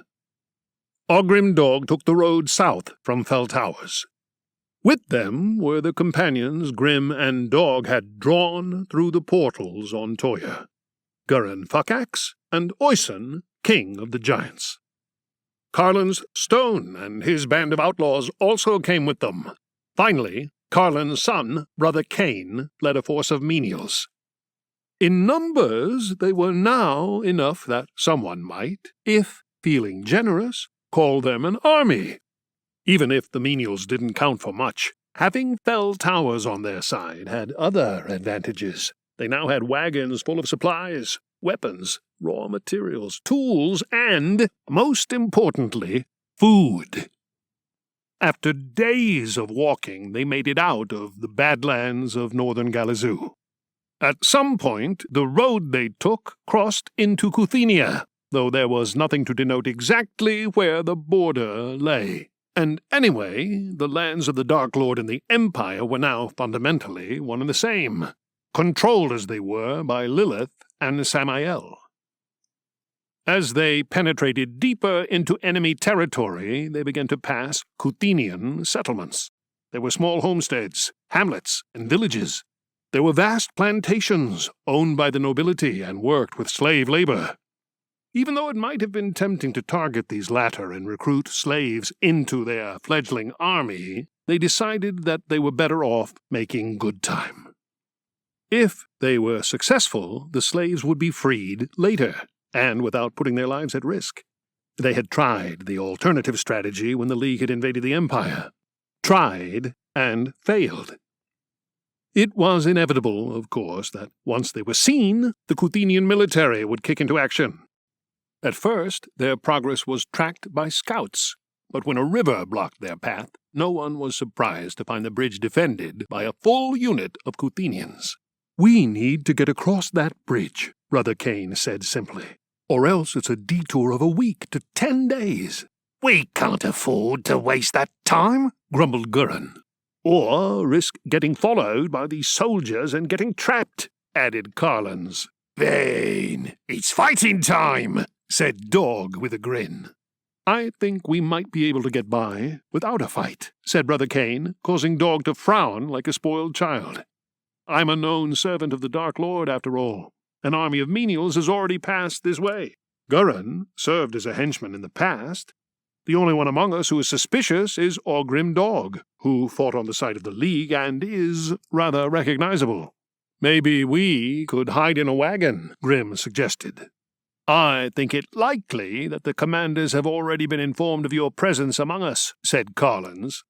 That was true enough. What then? Could we say the ogre is a prisoner we are transporting to Peng Shui? Gurin asked. I imagine he's pretty high on their wanted list. It may work, said Kane. As for Oyson, we simply say he is a new henchman. I think we're about to find out, said Og. Looks like they want to talk. A small group had detached itself from the rest of the Kuthenian force. There's nothing to lose, he argued, attempting to head off any opposition, but no one objected to a meeting. Ogre Dog, Gurin, Carlins, and Brother Kane strode forwards to meet the group. 2 men introduced themselves as the individuals in charge. Viscount Delger was the lord of these parts. Chulun was the captain of the soldiers. This is an interesting group to find traveling across my lands, said Delger. He glanced nervously at Ogre Dog, while Chulun's eyes seemed to be drawn to the hulking green menace of Oyson, who had remained with the rest of the troops. Grim thought Oyson was more intimidating at a distance, while he and his brothers seemed to upset people more the closer they got. More reinforcements from the Dark Lord, said Brother Kane, waving a hand behind him. And a prisoner for Emperor Tu, he added. The infamous ogre, Ogre Dog, Delger acknowledged. A fine prize for the Emperor, if, that is, he is indeed your prisoner, he added with a glance at the weapons at their belt, making his doubt pretty plain. Grim grunted. Let's just say we've seen the errors of our ways. I'm confident the Dark Lord will take us back. We're more use alive than dead. All of which is very convincing, said Chulun, except that neither of us was given notice of an army passing through these lands, and it's our job to stop unauthorized war bands coming and going. Gurin sighed loudly. Why waste everyone's time with this boring conversation, then? Know your enemy, said the captain with a hint of a smile. Fine. You're going to get to know us really fucking well in a minute. The dwarf turned his back and began stomping off back to their troops. After those words there seemed little else to say, and both sides returned to their positions. Given that the Kuthenians had set up in a defensive position, it was up to their own force to make the move. They marched towards the bridge. Once they were in range, their archers began to fire on the Kuthenians. But the enemy returned fire. They had as many archers, and the Kuthenians weren't routinely missing their target like the menials. This isn't going to work, said Gurin. Agreed, said Dog. Come on, Grim, let's get to it. Ogre Dog led the charge. A volley of arrows came at them. The ogre was too big a target for them all to miss or deflect off armor. More than one pierced flesh and rocked them back on their feet. But Grim pressed on. They were now in range. Og gave the enemy both barrels, the noise reverberating around the battlefield. Grim could see the fear on the enemy. A 3-headed ogre coming at you was bad enough. A 3-headed ogre firing a machine of death was too much to take. Oyson threw his spear, throwing his victim backwards, the sharp tip penetrating armor and coming out the other side. The giant bounded ahead, overtaking Ogre Dog. Grim could see several arrows protruding from his friend, but they weren't slowing him down yet. He grabbed his sledgehammers and waded into the Kuthenian archers. His weapons landed with a sick-sounding crunch, and bodies went flying. By the time Ogre Dog, Gurin, and the others who had charged forwards reached his position, there were already cries of retreat coming from the Kuthenians. Not from their officers, but from the soldiers who saw the green giant heading inexorably their way. Grim got Dog into position, who began to use his slugger to good effect, beating back any opponent who dared to try their luck. It was all too much for the enemy. Defending a bridge was not a matter of life and death. They broke as a unit, crossing the river to the other side. Ogrimdog and their allies didn't give chase as the Kuthenians continued their retreat south, but they did lead their troops across the bridge, securing it from any potential counterattack. By now, Grim was exhausted. He half sat, half collapsed to the ground. The arrows were sapping his energy, if not worse. He was feeling lightheaded, and as the battle mist cleared, he began to notice the pain and the labored breathing. Oyson took a seat next to him. He was in an equally bad state. It was just as well they had Brother Cain with them. The cleric found them and began to work his cures on Ogrimdog as he withdrew the missiles one by one. The serious expression on his face told the ogre how dangerous the injuries were. Mighty Baal, Lord of the earth and heavens, giver of life and death, this humble servant calls on you with urgent need. Grim felt the healing energy course through his body, repairing tissue. The damage seemed to have gone, though the exhaustion hadn't. "We could have done with your help in the war in Kuthenia," he said drowsily. "You have it now," said Cain, before turning his attentions to the giant. Ogrimdog lay back on the ground, closed their eyes, and went to sleep. Convergence. They had got away with only 3 fatalities from the assault on the bridge the day before, all 3 menials struck by the enemy's missiles. There would have been more dead without Brother Cain, but no one felt any complacency in victory. Indeed, it would only serve to bring a larger Kuthenian army down on them, and Ogrimdog knew from experience that the Kuthenians had an almost endless supply of soldiers. They took the opportunity to head south unopposed. Getting across the river had opened up a flat plain with few obstacles to hinder their passage. They avoided the towns that crossed their path, perhaps garrisoned by the soldiers of Viscount Delger. But, with their supplies intact, they had no need to find out. In return, no one bothered them. And when they made camp that evening, it was with the satisfaction of having got a full day's march in. Ogrimdog took a rest by the campfire, joined by the other leaders of their little force, Gurin, Cain, Oyson, and Carlin's Stone. The menials brought them food and stood guard about the camp. It was no surprise, therefore, to find an outsider had slipped into their camp unannounced. "By the 23 circles of fiery Gehenna," Dog exclaimed, looking up. "By the Maker's mighty beard," Gurin echoed, getting to his feet. Sandon Branderson bumbled over to their fire, as casual as if he had found their table at the Bruised Bollocks in Mercazair. "Ah, there you are," he said, taking a seat and a sniff. "That smells good." "Menial," Brother Cain commanded, "a bowl for our guest." "How did you get here?" Gurin demanded, still standing up and looking rather awkward. Grim wondered whether the dwarf wanted a hug from the wizard, but was too shy to say so. "I flew," Sandon explained.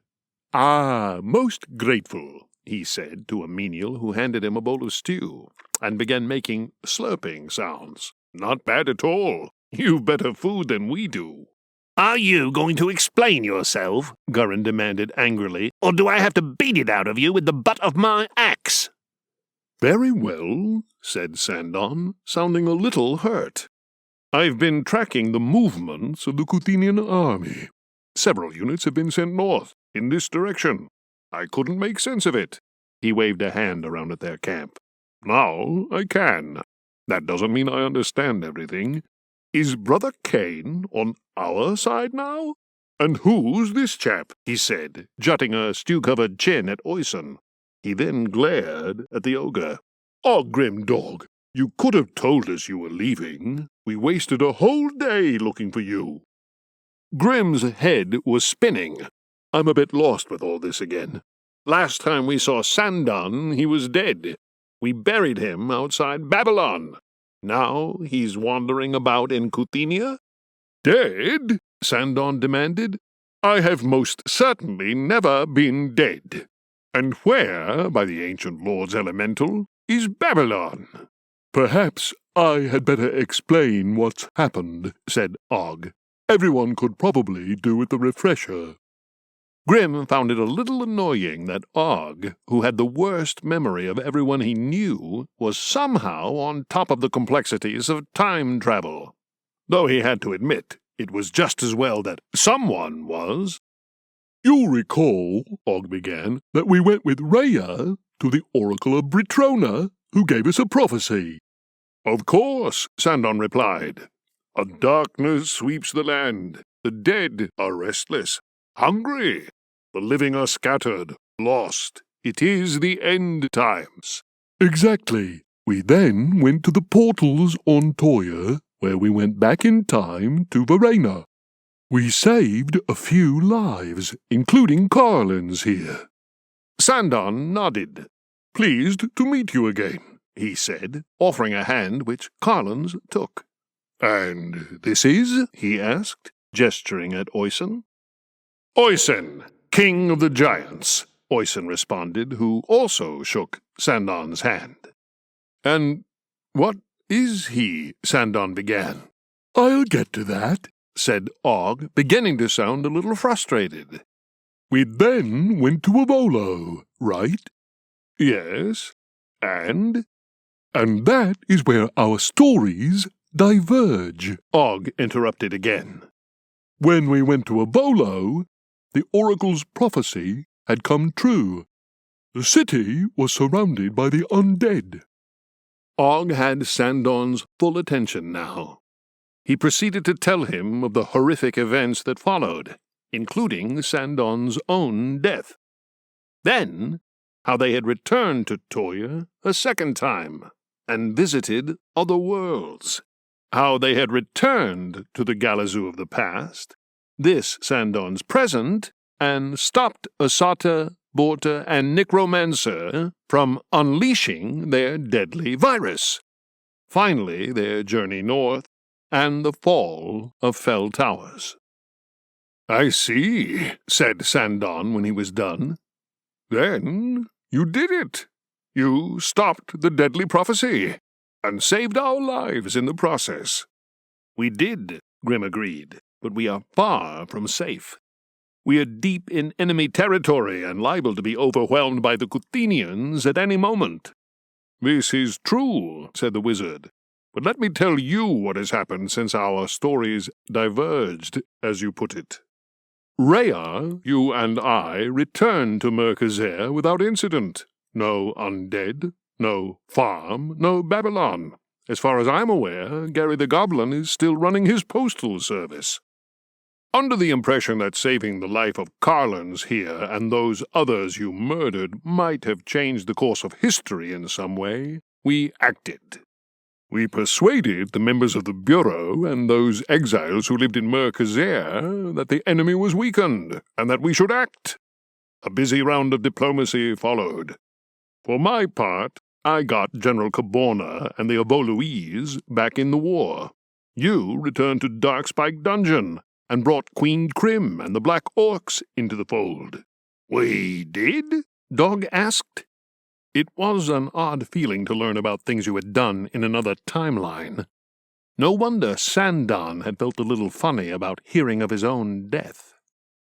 "Asata and the others somehow persuaded Destin and the soldiers of Dorwich City to return to the war, too," Sandon continued.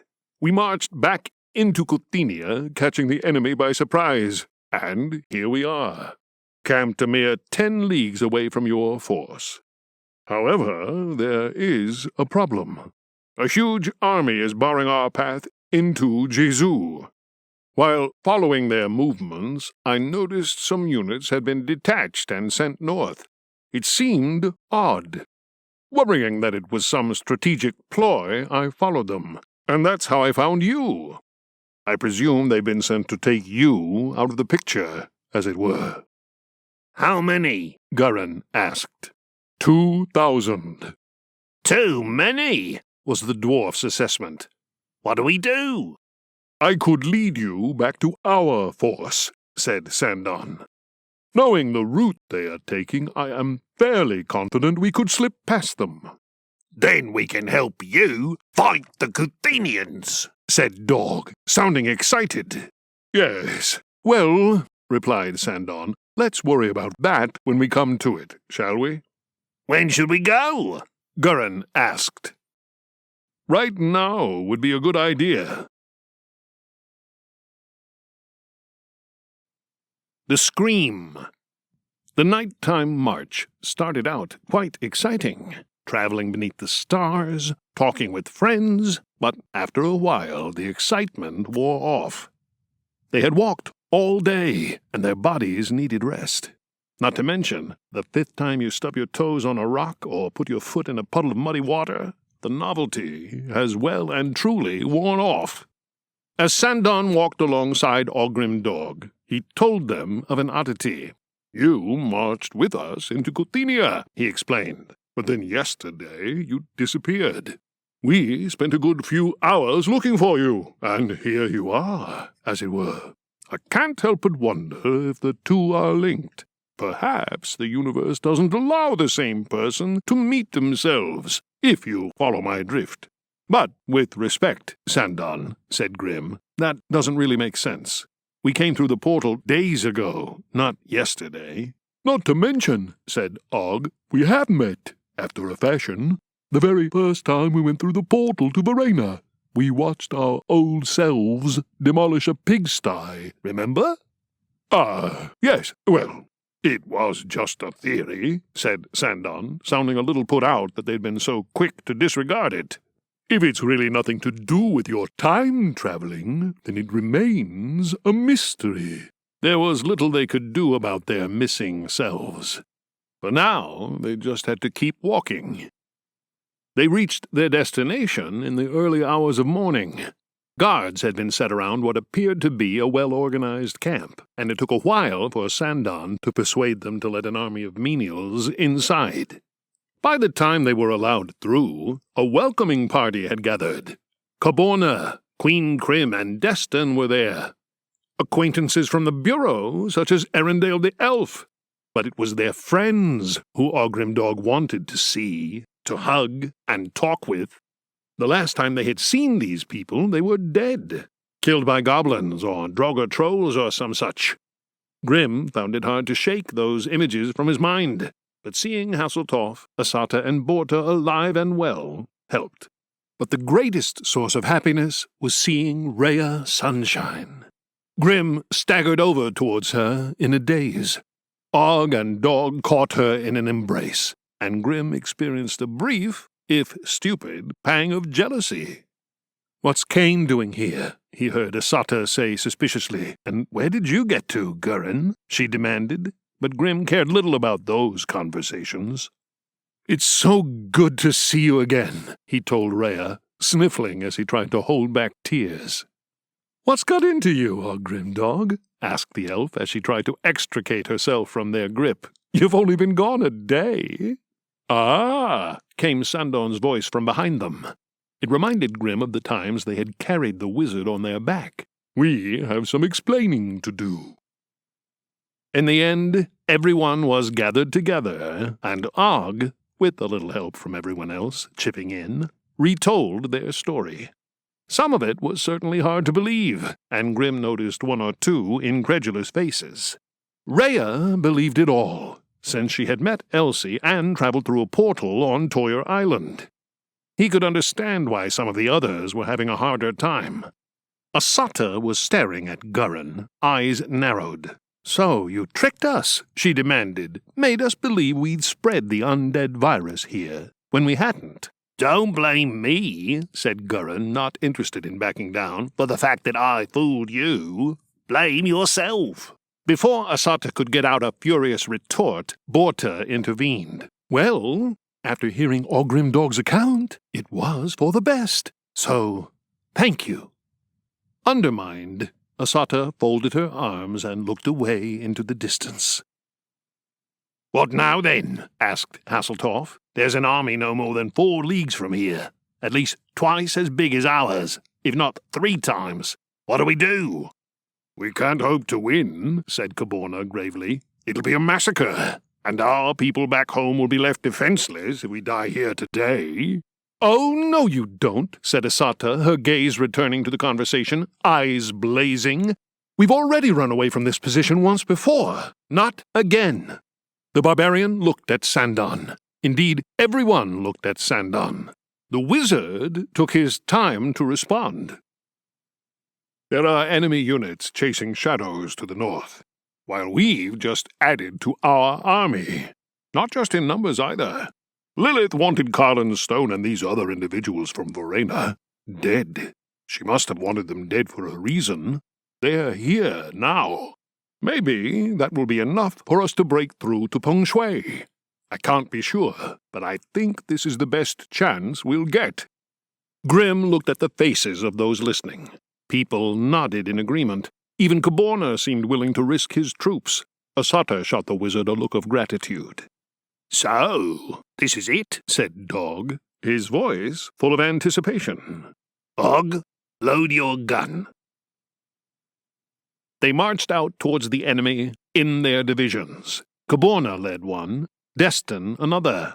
Borta and Asata led theirs, Kuthenians and freed barbarians fighting together. Brother Cain led the menials.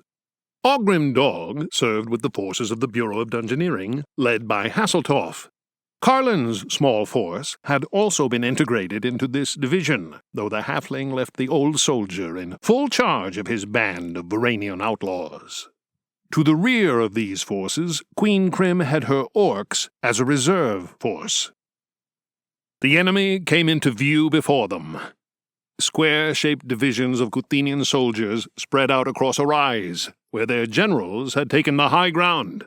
There were too many soldiers for Grim to count, but Hasseltoff's estimate of 3-1 seemed correct. "Not going to be easy," Og admitted, brandishing his gun. "even with this." That was an understatement. The members of the Bureau gave their army an edge, true enough, but the Kuthenian soldiers were a match for the regulars in their army, braver than the orcs since they fought to defend their homeland, and a good deal more useful than the menials. It seemed clear to Grim that the weight of numbers would tell in the end. Hasseltoff pulled at his mustache. "Not sure how to play this," he murmured at last. The adventurers from the Bureau tended to be deployed where and when they were most needed, but on this occasion they would be needed everywhere at once. Carlins approached. With him was the young boy, Daniel, whose family they had tracked down to an isolated hamlet in Verena. They had killed him once, then saved him. Daniel would like permission to approach the enemy, Carlins said. Grim looked at the human boy. He was pale and thin and looked terrified, but they had saved his life for a reason, hadn't they? Hasseltoff looked at Carlins and Daniel with a dubious expression, but the director of the Bureau had admitted he was at a loss about what to do. "Have his parents agreed?" asked the halfling. "Yes," Carlins replied. Daniel would like Oysen and Ogrim Dog to come too, he added. Hasseltoff raised one eyebrow and looked questioningly at his colleagues. Oysen nodded his acceptance while the ogre shrugged their shoulders. "Very well," said Hasseltoff. Carlins began to lead them towards the enemy. The boy stuck close to the old soldier, while the giant and the ogre took up positions on either side. Carlins turned around and shouted back, "Oh, by the way, Daniel says to cover your ears." Grim was intrigued now. "Is this some kind of magic you can do, Daniel?" he asked as they crossed the empty space between the two armies. "Not magic," said the boy. "It's a power I have." "Movement ahead," Oysen warned. He pointed. "Cavalry." Ahead of them, a division of Kuthenian infantry was parting, and a thin line of mounted soldiers began to stream through the gap towards them.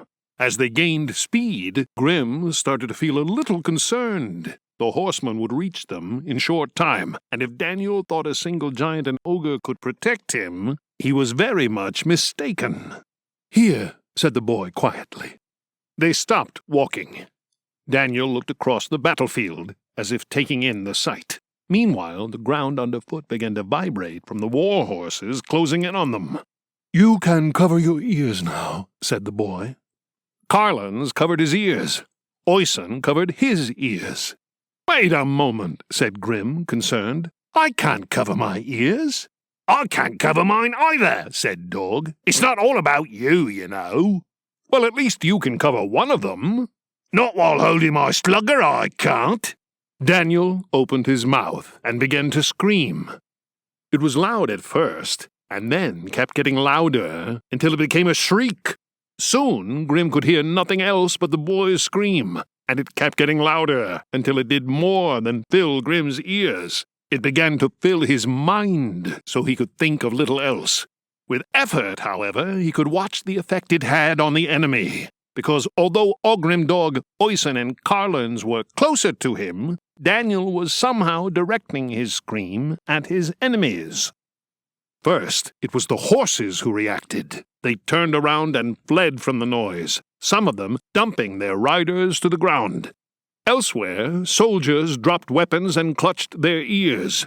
Grim began to see grown men and women screaming, faces contorted in pain. Then the Kuthenian soldiers began dropping to the ground, and they didn't get up. Grim turned to look behind them. There was Hasseltorf and the adventurers of the Bureau, and the other divisions of their army. Most hands were clutched to ears, though Rhea seemed unaffected. But Daniel's power wasn't having the same effect on his own army as on the enemy. Grim felt a blow to the head. He turned to see Og shouting at him. "What?" he demanded. He couldn't really hear his brother, but he was just about able to read his lips. "Let's go!" Og gestured at the Kuthenian army, laid low by Daniel's screams. He raised his shotgun in the air, then pointed it at the enemy. Oyson copied the movement with his spear. They began to march. Behind them, the army of the League followed. The screaming stopped. Grim turned quickly enough to see Daniel stagger and fall, caught by Carlin's stone before he hit the ground. Blood leaked from one nostril onto his upper lip. The old soldier put a hand to the boy's neck. "He lives," he shouted over, his voice muffled sounding in the sudden absence of the scream. Grim returned his attention to the battlefield. He hoped Daniel would recover, but right now they had to take advantage of what he had done.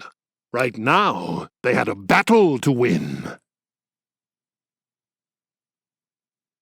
A time to die. The army of the League swept through the army of the Empire with barely any resistance. Most of the Kuthenians were too stunned from Daniel's attack to move. Many lay unconscious on the ground where they had fallen. As they examined the bodies, however, they found no dead. This presented something of a problem. They weren't about to kill them, but they weren't able to imprison them either. In the end, Hasseltorf argued that they should just be left there, sprawled on the ground. They had to hope that when they awoke, few would want to return to the war. The conflict was now all about speed. Their surprise victory would have the Empire on the back foot. Borta and her advisors warned that Tew could always raise more troops if needed, but a window of opportunity had opened. They had to take this chance. They raced for Jizu, setting a relentless pace. The lack of casualties on their side was crucial. The only person Grim knew of who was incapacitated was Daniel himself, who fell in and out of consciousness. But Brother Cain tended to him and sounded confident that the boy would recover. The city of Jizu was one of the largest in Galazoo, but when Sandon returned with his spy report, he confirmed what they had all hoped. It barely had any defenders. A direct assault would probably work, Carlins mused after the wizard had described the city's defenses, but it would slow us down. Too much, I fear. "We could try to sneak a small group in," Sandon suggested, "using magic. Then they could open a gate for us." "I think subterfuge might work best," said Borta, "and save you from having to expend more mana, Sandon. The garrison will be expecting an Imperial force to return from the battle. I will take my Kuthenians there. We can pretend that some of us are injured and need to be treated." Hasseltorf shrugged. "If you think it will work, Borta." It worked. As soon as Jizu opened the gate for Borta and her followers, Sandon gave the signal for them to march. Jizu came into view before them. its walls as tall and impressive as any other city Grim had seen. Once its citizens saw what was coming their way, they tried to close the gate, but it was too late now. Borta's followers held it open, fighting off attempts to dislodge their position. As the very first League troops crossed into the city, its mayor surrendered Jizu to them. "Please," the mayor cried, panic-stricken, "spare us from the destroyer." The destroyer? Og murmured. Have they heard about what Daniel did? "You and your people are safe," Borta called out in a loud, clear voice for all to hear. "Our war is not with you. It is with the usurper who sits on my father's throne." Of course, Princess Borta, said the woman, getting to her knees as if she was praying before Borta. I do not dispute your cause. She raised a shaking arm and pointed at Og. Just spare us from the destroyer and his weapon of death. "Oh," said Dog, a wicked smile coming to his face. "They mean us. Pretty amazing, right?" Og sighed with displeasure, while Grim maintained a straight face, as he always did when his brothers disagreed about something. It was pretty amazing, though. If the citizens feared a massacre or humiliating occupation, they were soon left relieved, for the army of the League had little interest in the place. They took whatever supplies they needed, then they left. The road east led directly to Peng Shui, to Emperor Tu, and to Lilith and Samael. Og Grimdog would always remember the feeling over the next 2 days as their army marched along the straight Kuthenian road to the capital of the Empire. It was like playing a match of headball back at school. You were playing that team that always beat you, but this time you were winning. Soon the final whistle would blow. It was exhilarating. You were so close to a famous victory. But then the fear came. They were better than you. They were going to snatch victory in the final moments of the match, and you would feel even worse for having hoped in the first place. On the road to Peng Shui, it was the fear of armies appearing on the road before and behind them. At school, it was the fear of a decapitated head whistling past your keeper and hitting the back of the net. In either situation, it would really suck ass. That strange mix of euphoria and anxiety traveled with them all the way to Peng Shui. In the end, no one tried to prevent them from reaching the capital, but as the mighty walls of Peng Shui came into view, it was hardly a surprise to find there was a reception party waiting for them. Of course, Lilith and Samael had known they were coming. The last Kuthenian army, Asata said quietly, almost to herself, as they saw the ranks of soldiers waiting for them outside the city. She looked at Og Grimdog with a half-smile. "It feels like I've been waiting my whole life for this day." "Let's finish this," said Og, "once and for all." As their own army began to organize itself into its familiar formations, Sandon left to get a closer look at the enemy. How exactly he did his spying, Grim didn't know, but he was sure magic was involved. He hoped the wizard was taking precautions, since there were more powerful magicians than Sandon in Peng Shui. Hasseltorf gathered the leaders of the army together for a final conference. Og Grimdog only half listened to these conversations. Humans had a tendency to talk rather a lot before a battle, as if the more they talked, the more likely they were to win. Grim was of the opinion that once it got down to killing time, words made very little difference. The sound of very large feet pounding the earth could be heard before a green giant came towards them at an alarming pace. "Some people come this way, on horses," Oysen warned, his height making him an ideal lookout. "How many?" Rhea asked, her bow appearing in her hands as if by magic. "What do they look like?" "About a half-dozen, on horseback. I think they must be very old." Rhea frowned. "Why?" "Well, they all have white hair." "Drow," said Rhea darkly. "And they are dragging someone behind them. Someone quite large." Og Grimdog and his friends went to investigate. The dark elves pulled up as they approached, then bolted from their horses. Some poor creature had been tied to their saddles with thick ropes. They lifted it up to a sitting position. Ogrim Dog gasped. The creature was them. 3 of the dark elves each put a curved blade to a throat. Another of their number strode forward. Simba, Dog said angrily. what are you doing? Simba smiled. We caught you, this version of you, I should say, outside your camp a few days ago. So, we didn't disappear after all. Simba frowned at their stupidity. Of course not. We brought you to our masters, who had plenty of questions for you, and you revealed plenty of interest, too. They were most interested to learn that there were so many portals on the island of Toya.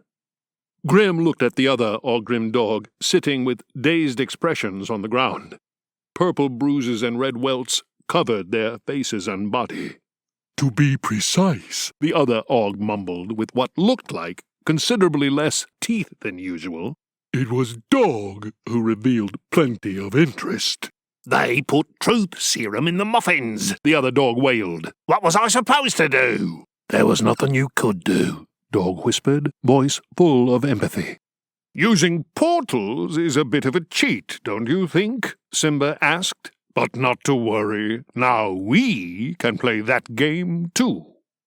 Grim was reminded of the last time they were on Toya. Simba and his dark elves were there, building a giant portal. His head began to swim again, unable to remember which timeline that had been in. But whenever it had been, the thought of it made him feel uneasy. Now, resumed Simba. Grim was tired of hearing his voice. You've all had your fun and games, changing the course of history and all, but it stops here. He gestured at his 3 colleagues and their curved blades.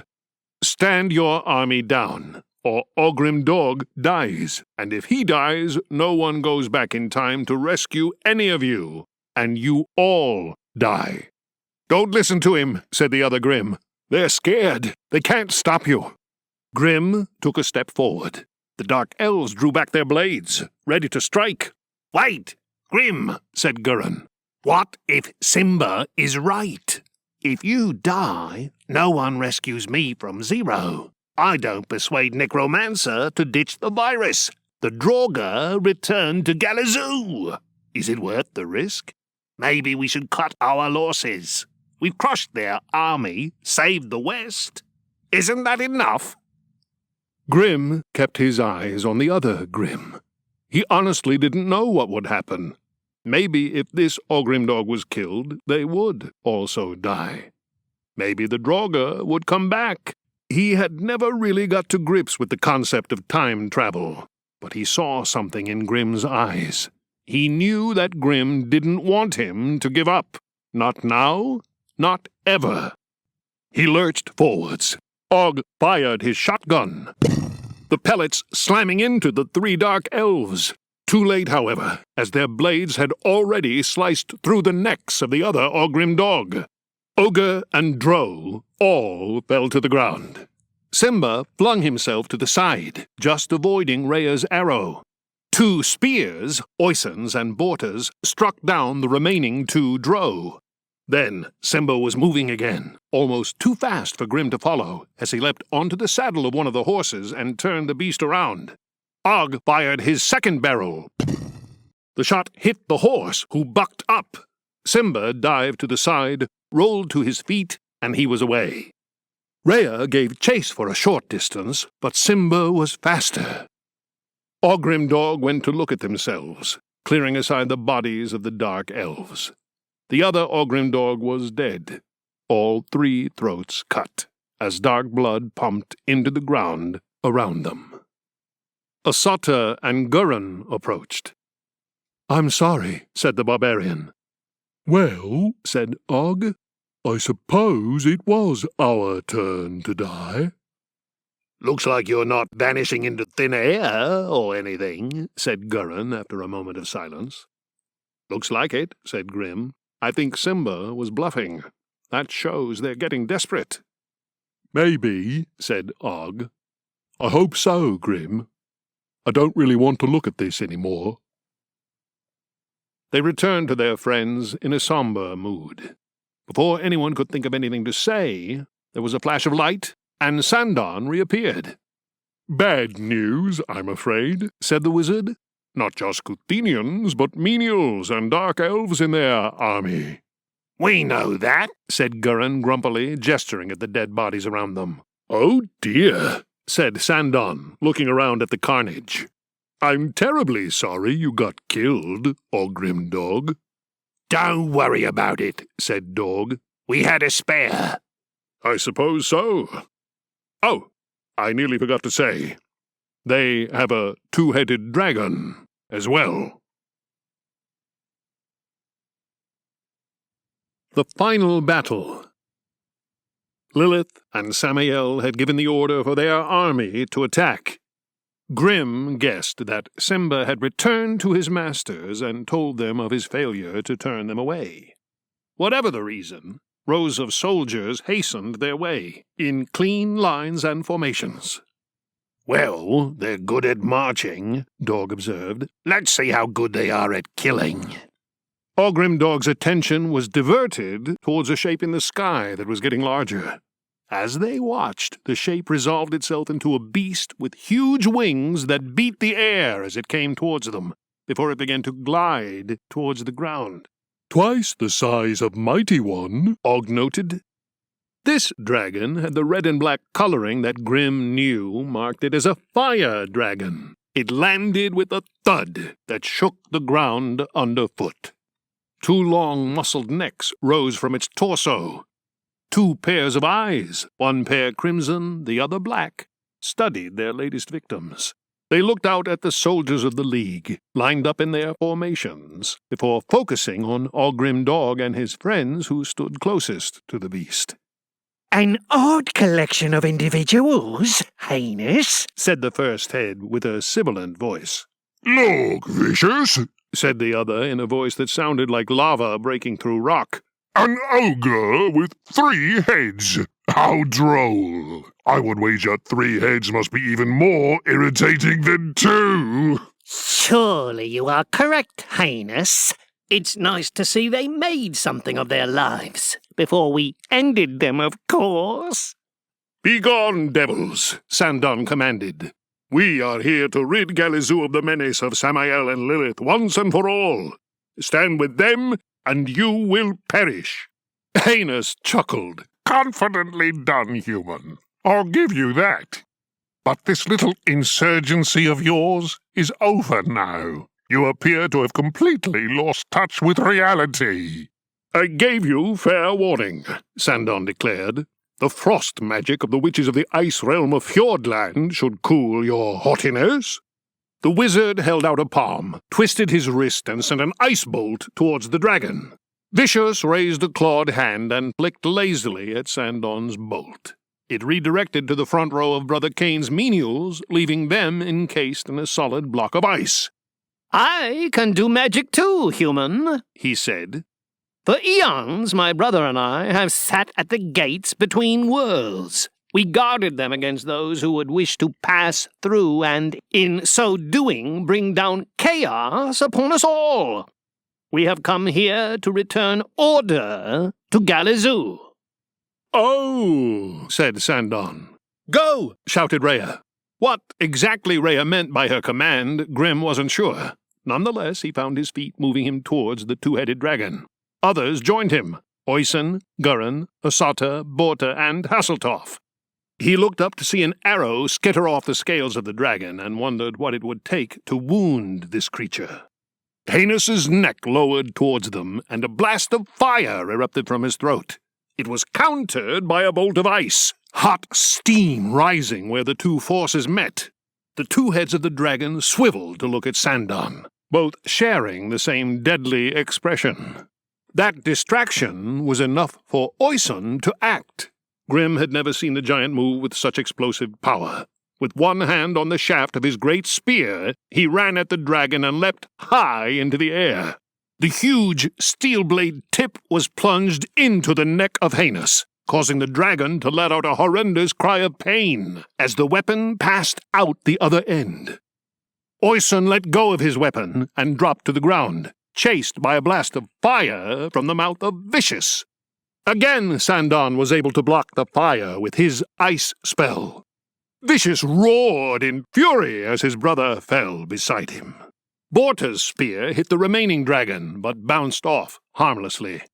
Vicious darted towards the princess, sharp teeth gleaming, but Asata rammed her shield at his face, and her sword slashed in. As he pulled back his neck, the dragon hit out with his clawed hand, sending the barbarian flying backwards. Again that neck darted forwards, this time to finish Asata. But Ogrimdorg and Hasseltorf put themselves in harm's way, the halfling striking out with his sword, while Dog smacked the dragon with his slugger. Vicious opened his throat, and Grim couldn't help but stare at the fire that grew inside, ready to burn them to a crisp. But now Og fired his gun into the dragon's mouth. Vicious gave a cry of pain and withdrew his neck, staggering backwards. From the corner of his eye, Grim saw Oyson bending over Gurin. Suddenly, the dwarf was hurtling towards the dragon. Grim heard the brattle of the chainsaw as it vibrated in the dwarf's hands. Somehow, Gurin controlled the weapon as he sailed past Vicious, and as he came tumbling down to earth, so too did the decapitated head of the dragon. While the head crashed to the ground, Gurin landed on a newly appeared slope of ice that cushioned his fall. For a few moments, the headless neck of the dragon stood erect before the entire corpse crashed to the ground. Everyone got to their feet. Miraculously, no one seemed to have taken a serious injury. They gazed at the body of the great worm, amazed at what they had done. "Form up!" came Rhea's cry. Grim shook his head to wake himself up. The Kuthenian infantry were close now. Grim put himself in the front line of the Bureau troops, along with his friends. The commanders of the other divisions, Caborna, Destin, and Brother Kane, readied their own soldiers. Missiles were fired back and forth, the sky soon thick with arrows. The final battle had begun. In the heat of battle, your attention narrows to the enemy immediately in front of you. Ogrimdorg hit out at the Kuthenians and did their best to avoid being hit in turn. That was Grim's job, and it wasn't an easy one. There was a lot of Ogre to hit. Dog used his slugger to batter at the enemy. Og, unable to reload his gun, used it as a club. In the heat of battle, you barely notice anything else. The exhaustion and the wounds are pushed to the edges of your mind. The smell and the gore are somehow dimmed. Ogrimdorg was aware of the friends who fought next to them, for they were the ones who turned aside enemy spears, just as the Ogre defended them. But as for what transpired on the rest of the battlefield, they had no idea. Nor did Grim really have any handle on how long they had been fighting. He just knew that it had gone on longer than he could take. Much longer. And yet more Kuthenians came to kill him and his brothers and his friends. So he had to take it. He had no choice. Then, at last, something began to change. Looking above the heads of those around him, Grim saw the division to their left. The soldiers of Dulwich City began to rout. The enemy were pressing forwards. If they weren't stopped, the fighters of the Bureau might find themselves surrounded. He began to shout a warning. His brothers joined him. Oyson, also able to get a good view, bellowed along with them. Gradually, they were able to direct the Bureau's division towards the danger. It was just in time, for the warriors of Dulwich were now in full flight. As they came into contact with the enemy, the problem became apparent. Here, an elite force of Drow had carved their way into the Dulwich division. Grim saw Simba leading his warriors in the attack. But there was more. 2 figures stalked among them, barely recognizable, though he knew who they were. Lilith and Samael, now standing as tall as Ogrimdorg, arresting in their nakedness, long legs ending in cloven hooves, the wings that sprouted from their shoulders ending in claws, they had at last revealed their true selves. Both wielded huge longswords that flickered with strange colors. Lilith was the first to look their way, the same dark, sultry eyes as ever, a smile that in other circumstances would have seemed warm and welcoming as she recognized her old henchman coming for her. Samael's smile was as chilling as Lilith's was warm. He hefted his weapon in the air, the corpse of some victim impaled on his blade, his long nails clasped about the grip. He lowered the blade and let the body slide onto the ground. Destin, Reeve of Dulwich City. Little wonder that his division had broken. Rhea fired one arrow, then a second, into Lilith's body. Not for the first time. Her efforts were ineffectual, for the succubus simply plucked them from her body, not even letting her smile slip, and tossed them to the ground. "You know we cannot be killed, little one," Lilith said, her voice easily heard above the cacophony of the battle, sounding like a mother lovingly correcting her child. "I'll accept that challenge," Oyson cried. He hurled his spear at Samael. The weapon flew true, penetrating the ribcage of the incubus and tearing through to the other side, making him totter backwards with the force of the impact. But where the giant's spear had done for the dragon, the incubus returned a repulsive smile.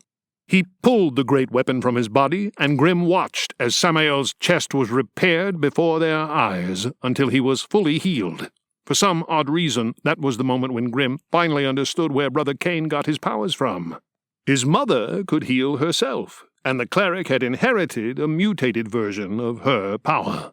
Lilith and Samael, moving unhurriedly, began to make their way towards the fighters of the Bureau of Dungeoneering. Simba and his dark elves came with them. Gurin started up his chainsaw. Sandon muttered something about the ancient lord's elemental, but it was clear that none of them could do a single thing to stop Lilith and Samael. Sandon had told Ogrimdog as much, ever since he had first identified Lilith as a succubus at Fell Towers. The arrogance of Lilith and Samael was in assuming they had done nothing about it in all this time, when, of course, they had. The adventurers of the Bureau parted as Carlin Stone led Daniel towards the two creatures. Lilith didn't know the boy, but she had been wary of his kind. That was why she had sent Ogrimdog into Verena. "Seek and destroy," she had told him. "Find any threats to the Dark Lord and kill them. Any children with a prophecy attached to them must be removed." Now, as Lilith stared at Daniel, it wasn't recognition of the boy that replaced the smile on her face. It was realization of what he was. "He needs to be killed," she said, pointing a long-nailed finger at the boy. But it was too late. Daniel opened his mouth and directed his scream at the two monsters. Even if the drow around them seemed impervious to the noise, the demons both reacted in the same way. They dropped their swords and covered their ears. Behind Carlins and the boy came the next surprise. Sir Gareth, the unfortunate, riding Evie the worm. Evie shot past the old soldier and the boy, heading for Lilith and Samael. Grim saw Simba pull up, brow creased in a knot, assailed by sights and sounds that he had not been expecting. Then realization began to dawn. "Stop that worm!" he ordered his followers. There were few things in Galazoo capable of destroying demons faster than they could heal, but one of them was the digestive system of a giant worm. Ogrimdog and his friends put in the earplugs that went some way towards reducing the effects of Daniel's scream. They charged at Simba's warriors in a desperate effort to support Sir Gareth's attack. Rhea took down one drow archer after the next. Sandon threw his ice bolts at them, forcing the drow sorcerers to counter his magic rather than target Evie. Oyson ran the fastest, a sledgehammer in each hand, the ground shaking underfoot as he neared the enemy. The dark elves focused their fire on the worm and its rider. Missiles careened off the burnished steel armor of the knight. Evie bared her teeth and let out an angry whistle as arrow after arrow embedded in her plump flesh. But she continued to plow her way towards Samael. The incubus was now kneeling on the floor, immobilized, hands still over his ears, a look of rising terror on his face. Oyson engaged with the drow infantry, who were protecting their archers. Grim watched as he ran to join his friend.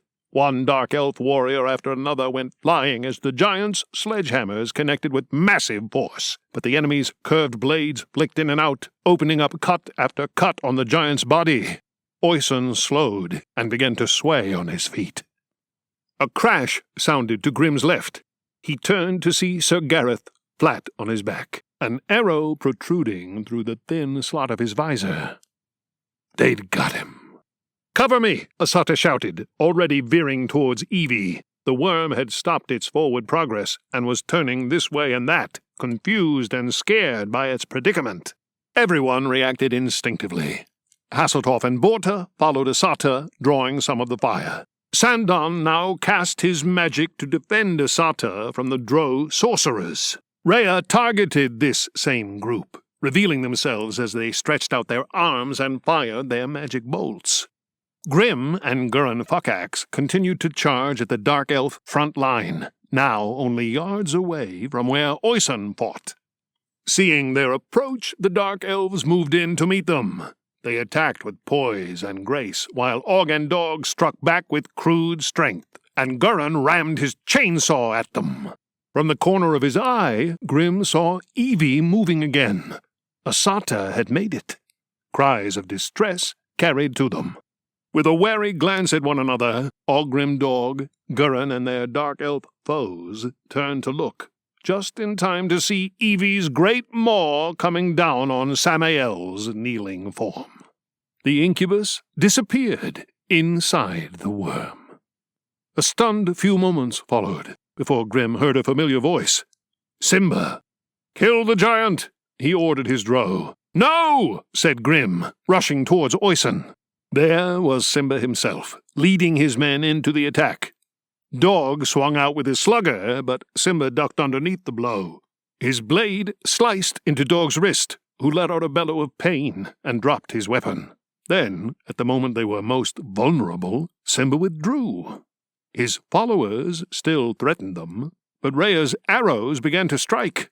Then Hasselhoff and Borta were there, fighting alongside the ogre and dwarf, and the dark elves shuffled backwards. Reprieved, Oisin sat down, his legs unable to hold his weight any longer. He was bleeding from many injuries. Dog called for Brother Cain to be fetched. As he looked about, Grim caught sight of Simba again, and he realized why the henchman had withdrawn. He and his followers were carrying Lilith back across the battlefield towards Peng Shui. "She's getting away!" he bellowed, his warning shouts contending with Dog's call for aid, so that it took a while for the others to realize what was happening. Then the screaming stopped. Carlins caught Daniel as he collapsed from his exertions. Brother Cain was on the scene, tending to the boy. He would get to Oisin next. In the distance, Grim saw Lilith helped to her feet. But the succubus didn't turn around to get her revenge. With her partner dead and suddenly vulnerable, she kept going, making for the sanctuary of Peng Shui. A revolution. Wearily, Ogrim Dog began to rally the adventurers of the Bureau for a final push. They couldn't allow Lilith to escape. The battered remnants of the other divisions didn't look like they'd be much help. The soldiers of Dorwich were gone. Destin dead. General Caborna still lived, but his Avoloese soldiers had seen fierce fighting with the Kuthenians. The menials of Fell Towers were there, but with Brother Cain occupied giving medical aid, the ogre ignored them. Of his friends, Oisin was heavily injured. Sandon was spent, stretched out on the ground, unable to use more magic until tomorrow. A series of brutish grunts from the rear of their forces caused Ogrim Dog to pause. They looked at one another, and a slow smile spread across 3 ogre faces. "Make way!" came a harsh voice as a standard was held aloft. "For her exalted royal majesty, sovereign and despot of the Black Orcs of Dark Spike Dungeon, overlord of the Orc Nation." Queen Krim and her orcs, held in reserve all this time, strode past the other divisions. Fresh and eager, they eyed the battlefield. A 2-headed dragon lay dead. The Dark Elves were retreating back to the capital with one demon, the second one eaten by a giant worm. That left the bruised Kuthenians and the Dark Lord's menials. This was the kind of fight the orcs relished. Krim raised her sword. "Attack!" she cried. "We'll see you soon," Dog promised Oyson and Sandon as Grim began to march alongside the orcs. With the ogre came Rhea, Gurin, Borta, and Hasseltoff. Asata soon joined them after persuading Carlins to look after the injured Evie. The worm seemed more content than earlier, curling up to rest and digest its meal. The orcs were soon sweeping the Kuthenians before them. Morale dented, this new enemy proved too much. Most of them escaped the battlefield. For once, Krim's orcs let them go. They had a war to win, and that meant breaking into Peng Shui. The orcs threw themselves at the city gates, but they held firm.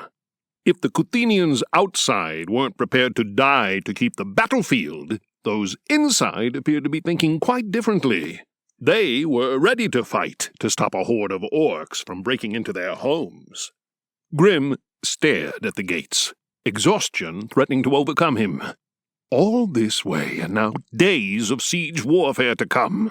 By the 23 circles of fiery Gehenna, I just want this to be over. "Ogrim dog!" Asata called, waving them over.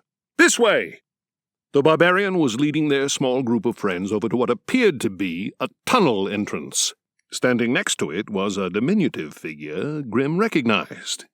"Little L," he asked the broad-shouldered barbarian, "is this the same tunnel we used to get in the city last time?" "Aye, easier to excavate this one than start a new one. Are you all up for getting inside the city?" "Not sure," Dog admitted. "We barely squeezed through last time." "It'll be fine," Grim reassured him. "We'd put on rather a lot of weight at the Dark Lord's refectory back then, if you recall." Og peered at the tunnel. "I don't recall climbing through a tunnel before." "Well, it happened," said Grim, cheerily enough. "We had better go last, just in case." "What about them?" Gurin asked, gesturing at the orcs, still throwing themselves at the city gates. "I'd rather they didn't get into Peng Shui," Borta admitted, "if at all possible." "Fair enough." Little L led them through his tunnel, into his warehouse and out into the industrial sector of Peng Shui. The workshops of the great city lay empty. When they reached the residential part of the city, it too lay quiet, many homes barricaded up. Little L took them over the canals that crisscrossed the city, leading them towards the Imperial Palace. "There are few troops left," he explained as they went. "Those that remain are either on the city walls or defending the palace." The barbarian stopped opposite the palace wall. "This is as far as I go. Not sure how you can get in," he admitted. "It's time," said Asata, "for the true ruler of the Empire to return home." Princess Borta led them across the bridge and up to the gate. There was no attempt to get in by stealth or threaten violence. When a palace guard peered over the wall, Asata called up to him. "Empress Borta demands entry to her palace." The guard made a face. He studied Borta for a moment. Grim was confident that the man recognized her. "You know me," said Borta simply. The guard gave a reluctant nod. "I know you. I also know that Tew will have my head on a pole if I let you in," he said, glancing nervously at Borta's companions. "No," Borta replied. "If you let me in, you will be rewarded, and it will be Tew's head on the pole." "The demons are defeated," Asata added, as the guard visibly wavered. "Tew is finished." The guard disappeared. Shortly after, the gate was opened. As Borta walked through, the guard got down on one knee. "Your Majesty," he said. "Your name?" Borta demanded. "Gan, Your Majesty." "Come with us, Gan." Grim could hardly believe they were inside the palace and without a fight. It felt at last like the end of their long road. Last time they were here, they had been sneaking about under cover of darkness. Now their group walked past the brightly colored buildings of the palace complex, unchallenged, in broad daylight. It wasn't until they reached the stairs that led to the inner court that they came across more guards. 12 altogether, lined up to prevent their passage. "Captain Zorig," said Gan, following Borta's instructions, "Empress Borta has come to claim her throne." The captain of the guard managed to maintain a neutral expression as he considered his options. The wrong decision now might cost him his life, and cause hardship to his family. His soldiers looked nervously at Borta and her friends. Neither Og nor Dog nor any of their friends held their weapons in hand, but they hung at belts and over shoulders, and everyone knew that they were moments from a bloody melee. "May I escort you to the Hall of Supremacy, Your Majesty?" asked Captain Zorig into the tense silence. Borta smiled. "Thank you, Captain. There is an enemy of the crown there who I plan to arrest." Ogrimdog had never been to the Hall of Supremacy before. They had been tasked with causing a distraction while Asata, Gurin, and Simba infiltrated the Emperor's residence and abducted his daughter. That had started a chain of events that had seen Galazoo slide into war. Grim was pleased to be back to help put some of that right. The outside of the hall was colored red. Golden statues looked down on them from the roof. 2 guards were posted at the entrance. After a brief conversation with Captain Zorig, they joined Borta's growing collection of adherents and allowed her entry into her home. "Why is this Zorig in charge now?" Dog muttered, disgruntled, as the captain led the way to the Imperial chamber, while the Ogre and his friends found themselves relegated to the back. "Where was he when the blood needed to be spilt?" "It's as it should be," said Og. "It should be Kuthenians who replaced Tew with Borta, not a bunch of foreigners." Dog scowled at this assessment, but didn't argue. Raised voices ahead drew Ogrimdog's attention back to the here and now. Borta's Kuthenians barged into the Imperial chamber, ignoring the demands from Tew's supporters to leave. So far, the resistance was verbal rather than physical.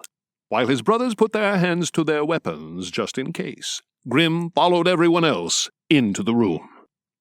Expensively furnished, the chamber seemed to serve as both private space and public reception room. Tew's officials were staring at Borta, wild-eyed and afraid. Beside the Emperor, at the far end of the room, stood 6 bodyguards. They had drawn swords, but looked for all the world like they hoped they wouldn't be asked to fight the 20-strong force that had invaded the chamber. Then there was Tew himself.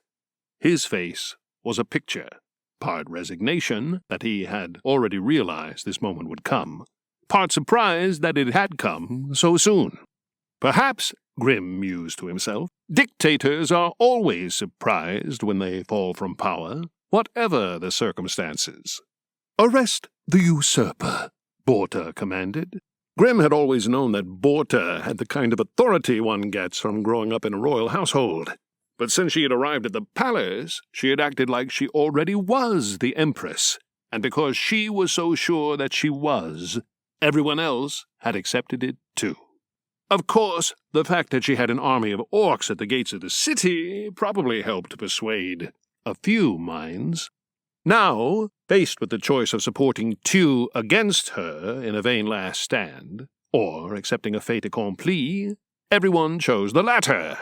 Tew's bodyguards laid their weapons on the floor, ignoring the disgusted look he gave them. Captain Zorig put a hand on the person of the Emperor, something he surely could not have imagined himself doing when he woke this morning. "The next few hours could go badly for you," Borta told her uncle, not a shred of compassion on her face, "or extremely badly.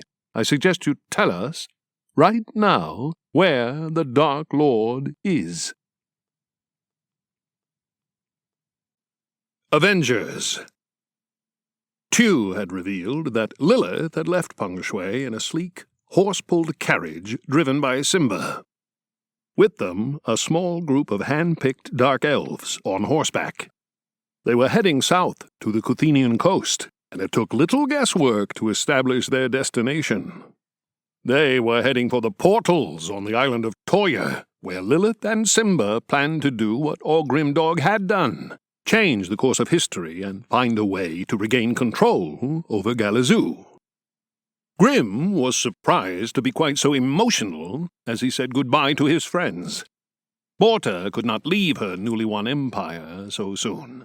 She had much to do to consolidate her position there. Asata, her chief advisor, would stay with her. Brother Cain, too, excused himself. He had many wounded to treat. Now that the war was over, the fighters on both sides would receive his blessings. Carlin Stone decided to stay and help his son. He wanted to keep an eye on Daniel. Just like the last time he had used his power, the boy flitted in and out of consciousness and was in no fit state to accompany them on their journey. The old soldier in Carlin's also wanted to ensure that those who had fallen in battle would be treated with respect. Among the many fallen were Destin, Reeve of Dorwich City, and Sir Gareth the Unfortunate, who had, at last, lived up to his nickname. That left 6 who would follow the succubus and her drow protectors. Sandon, Rhea, Gurin, and Hasseltorf were all capable of giving chase on the best horses Borta's stablemaster could provide. As for Ogrimdog and Oyson, well, no horse had the strength for that task. So, the ogre and the giant climbed upon Evie the worm, and, after a bit of coaxing, she joined the hunt. The next few days passed by in an exhausted blur. Evie soon understood that she had to follow the horses and needed little guidance after that. With no seat on which to rest, Og and Dog had to hold the worm tight, while Grim had to grip with his inner thighs and knees. When it was time to stop, the ogre was stiff and sore, barely able to move. Oyson wasn't much better. Their friends, showing understanding, made camp and prepared the evening supper while they kneaded out their aches and pains. The road from Peng Shui to Fuyang, Kuthenia's largest port, was straight and true. Probably, Grim decided, the best-maintained road on which he had ever traveled, pointing to its importance as an artery of the empire. On the downside, it was monotonous. Even the settlements they passed or rode through, townsfolk scarpering aside with alarm as the huge worm, bearing its strange riders, squirmed past at speed, all began to look the same to Grim. His mind began to wander. They were so close to ending the threat from Lilith, so close to returning Galazoo to peace. He began to think of all the people who now depended on him. His friends back in Peng Shui, the Kuthenians and barbarians, the people of Verena who had suffered from the depredations of the Dark Lord, the citizens, townsfolk, villagers, and farmers of the League, Avolo, Dorwich City, Linby, Erlay, the adventurers of Mercazair, their lawyer, Mr. Agassi, the dungeon dwellers of Darkspike Dungeon, Deepwood Dungeon, White's Hollow, and the rest. Somewhere out there, between portals, were the dwarves, Hurren, Durin, Thurin, Curran, Tony, and Murren. In Halvia, the warrior Gunhild waited for Oyson to return safe and sound. On Earth, Maddie surely still thought of them from time to time and wished them well. In heaven, Lord Viana looked down on them expectantly, while his horde of winged hyenas flew about in the sky. It was a weight and a responsibility to carry the futures of so many, but an honor, too. They entered the great city of Fuyang through its northern gate and continued south to the harbor side which had made it so rich. Fuyang wasn't as big as Avolo, nor did it have as many ships in harbor, but Grim could tell that was where the ambitions of its merchants lay. A gang of ruffians tried to interfere with their progress at first, no doubt encouraged to do so by Lilith when she had passed through before them.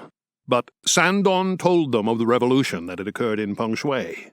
Even if there were those among them who either doubted the story or didn't care, Oisun's twin sledgehammers and Og's shotgun were enough to dissuade them from making any real trouble. Grim heard some of the citizens warily talk of the Destroyer as they pointed at his brother's weapon, and it seemed that this nickname had followed Ogrimdog all the way to this region of Kuthenia. Gurin and Hasseltorf commandeered a craft that suited the size of their party and their need for speed. Before long, the city of Puyang and the coast of Kuthenia were receding behind them. They sailed west, across Galazoo's wide bay. On the opposite side of the bay was Avolo, where they could see boats of all sizes coming and going with regularity.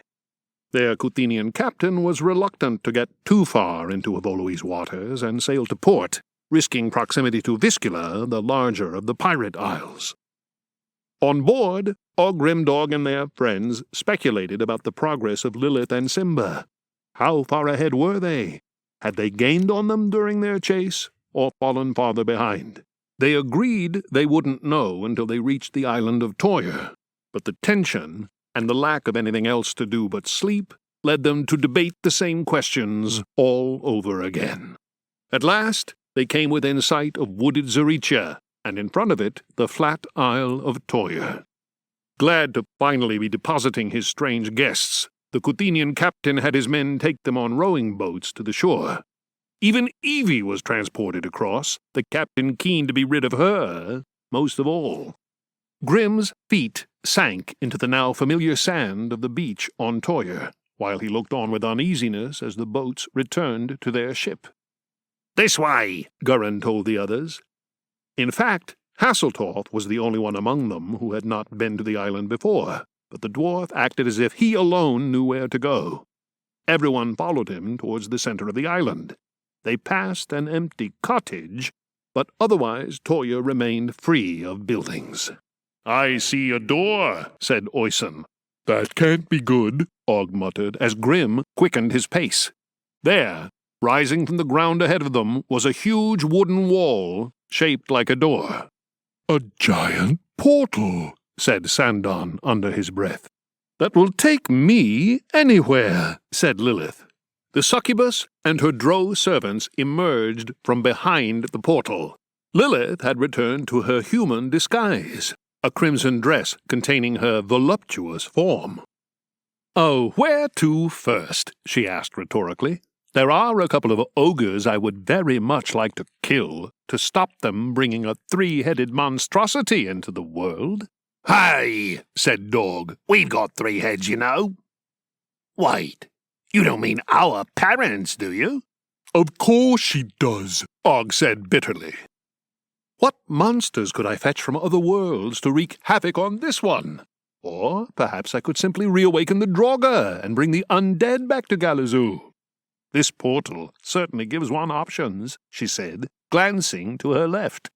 Following her look, Grim saw an iron cage, inside of which was a large creature. At first glance it looked like Oisun. On second, he knew who it was. "Hulk!" Dog shouted over the cage. "What are you doing here? You're my favorite Avenger, by the way." "It's not the Hulk, P-Brain," Og said. "It's Elsie." Of course, thought Grim. They'd left the Guardian of the Portals with the disc of Avengers Endgame and the magic wand that played it. It should have been no surprise that she had taken the form of one of the characters from the movie, and that must have made her all too easy to find and capture. "Hulk smash!" Elsie shouted and banged at the bars of her cage. A pulse of magic ran along the bars that she had struck, shooting out to punish the Guardian. "Ouch!" she cried, in a rather un-Hulk-like way. "You're not getting through that door, Lilith," Gurin informed her. The dwarf strode forwards, chainsaw at the ready. Grim went with him, and their friends did the same. Lilith shook her head. "Where is your boy? The only reason you killed my Samael was because you had him." Sandon put out a palm, and the beginnings of a bolt of ice began to form. "Not entirely true. We killed your Samael by feeding him to this worm here, and we can do the same to you." Lilith sighed. "Go on, then." Sandorn threw his bolt, but Lilith sent a ball of flame his way. The wizard would have been incinerated on the spot if Hasseltorf hadn't thrown himself at him, pushing him out of the way at the last moment. Og fired both barrels of his shotgun, turning Lilith's body into a bloody mess. Lilith shuddered, and the shot began to leave her body through the holes in her flesh, which began to heal itself.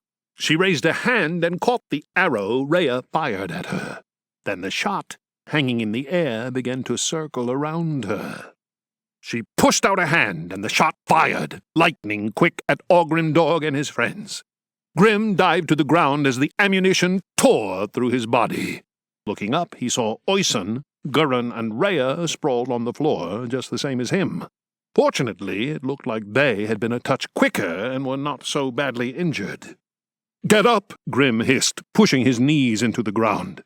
"I'm trying," Dog groaned. Og? Grim asked. He turned to look at his brother. A piece of shot had lodged in Og's forehead. "He's out cold." "What do you mean? Is he dead?" "I don't know." "Your victory at Peng Shui made you arrogant." Lilith's voice. Grim struggled to his knees, Dog resting a hand on the floor while Og's lifeless head and arm threatened to drag them back down to the dirt. "You defeated us because of the freakish powers of one boy. That is all. And now you've made my life very easy. I feared you might chase me through the portals, attempt to undo my work, but I can remove that possibility now." Lilith strode forwards. "Help me finish them," she ordered her drow followers. Rhea leapt to her feet, but a twist of Lilith's wrist saw her pinned back to the ground. Another one, and Oyson was slammed back down too. Grim caught sight of Simba, opening the door of the portal. Lilith turned to look. "What are you doing?" she demanded. The succubus peered through the door. "That's not the destination I asked for. What is that place?" "A world called Earth," Simba replied. He pointed towards Elsie, still locked in her cage. "She told me to find it." Lilith turned her attention to the guardian of the portals, teeth bared. "I warned you to do as you were told, creature, or I would destroy you.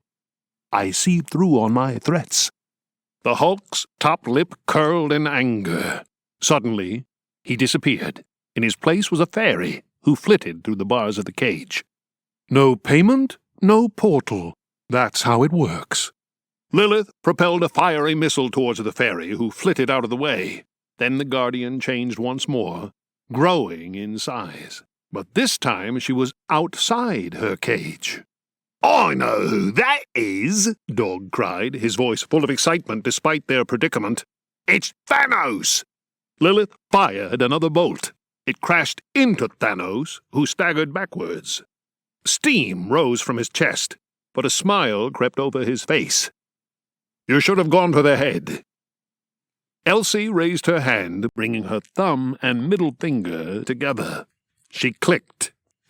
Lilith's eyes went wide with shock as a force, like a gale of wind, began to pull at her. "No!" she screamed, raising a hand to stop it, but she couldn't. Lilith was sucked through the portal. "Close it!" Rhea demanded, suddenly freed from Lilith's spell. Simba looked at the elf with hostility, but he did as she asked. Then Gurin was there, his chainsaw brattling into life. The dwarf wasted no time, hacking into the wooden door. He cut it into chunks until a pile of lifeless wood remained. "Og," Hasseltorf said, noticing the ogre's plight. "Is he all right?" "I don't think so," Grim gasped. The strain was too much now, and he collapsed onto his back. He stared up at the blue sky above Toya as his friends gathered around. The giant head of Thanos appeared.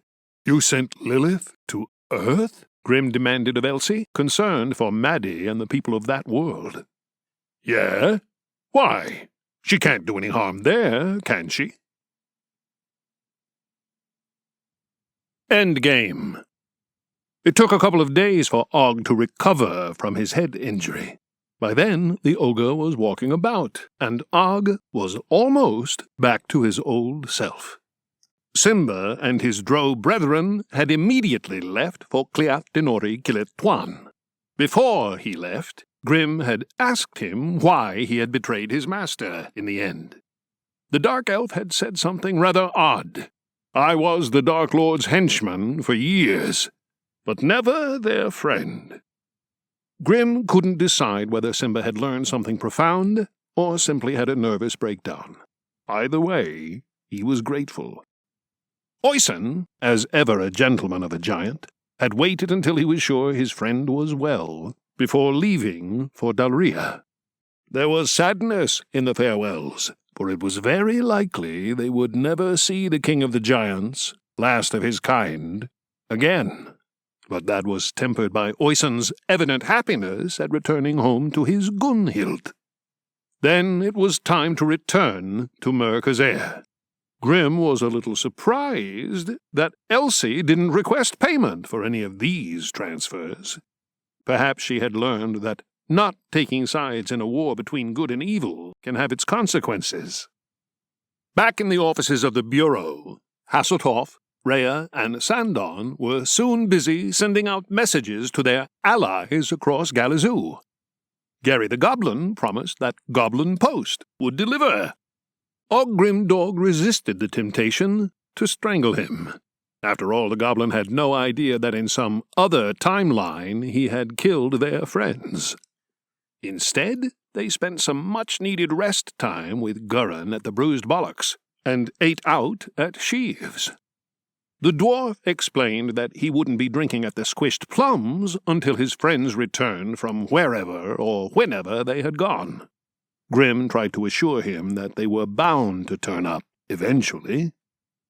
As the troops returned from Kuthenia to Mer-Khazer, news began to filter back of their other friends. Empress Borta, with the help of her barbarian minister Asata, had outlawed slavery in the Kuthenian Empire. There was still work ahead to enforce the law, maybe a lifetime's worth, but Ogrimdog believed that the Empire couldn't be in better hands. To the north, Brother Cain and his father, Carlin Stone, had returned to Fell Towers. The cleric explained that leaving the place empty might allow a new Dark Lord to emerge in the Badlands. Instead, they had turned Fell Towers into a hospital, offering free treatment to anyone who made the trip. Most remarkable of all, Brother Cain reported that the menials seemed to have found their calling as nurses. The Bureau did a deal with the orcs of Darkspike Dungeon. Krim didn't get her orc kingdom, but the ban on orc adventurers was lifted, and her exalted majesty seemed content enough with that. One day, Ogrimdog decided to have a drink at the Plums by themselves, just for a change-up.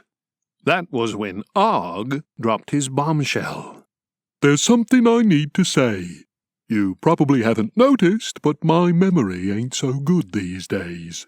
"Of course we've noticed," said Dog. "On top of that, I've taken a few blows over the last couple of years. Not just getting shot in the head on Toya. You might recall that spear in the shoulder I got at Fell Towers.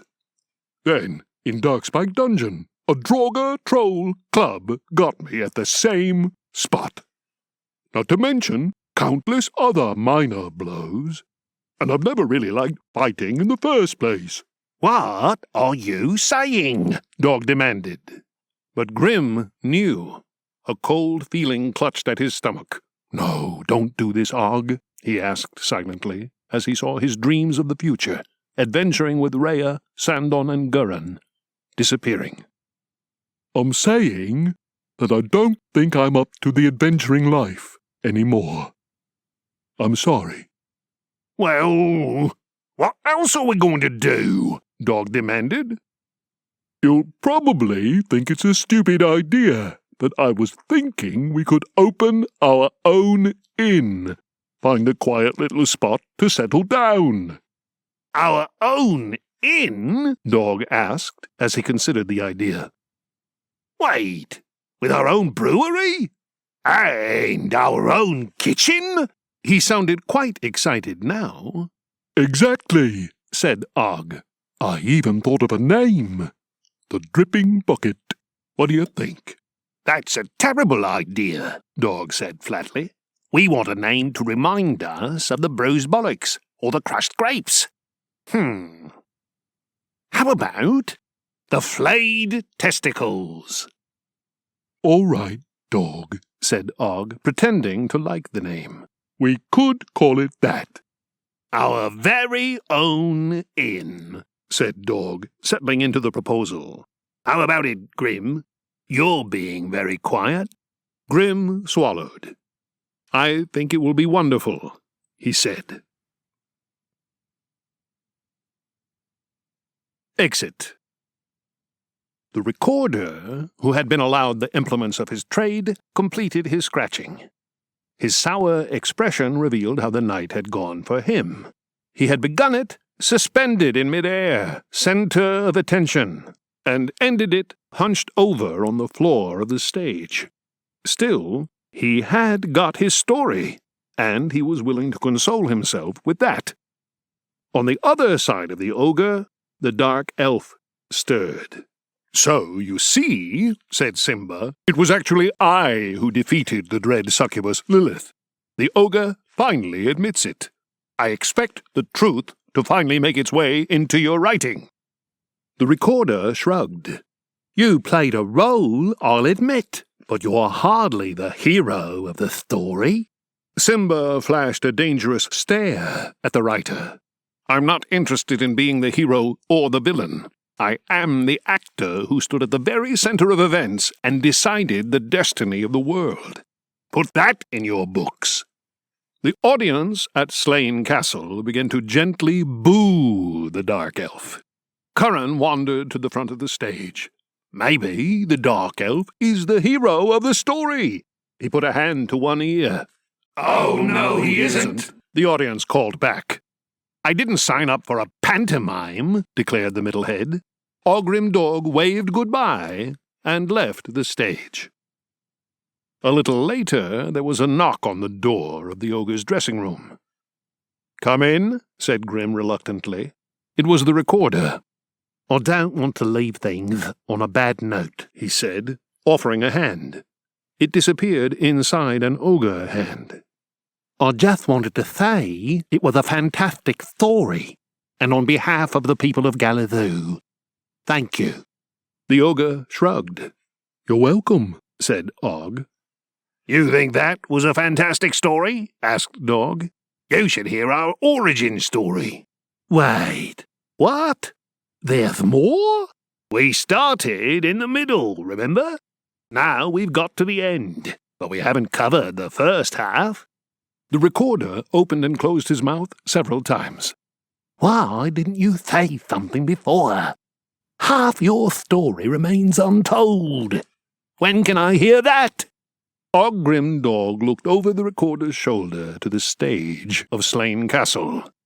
Maybe the best stories are the ones that never get told.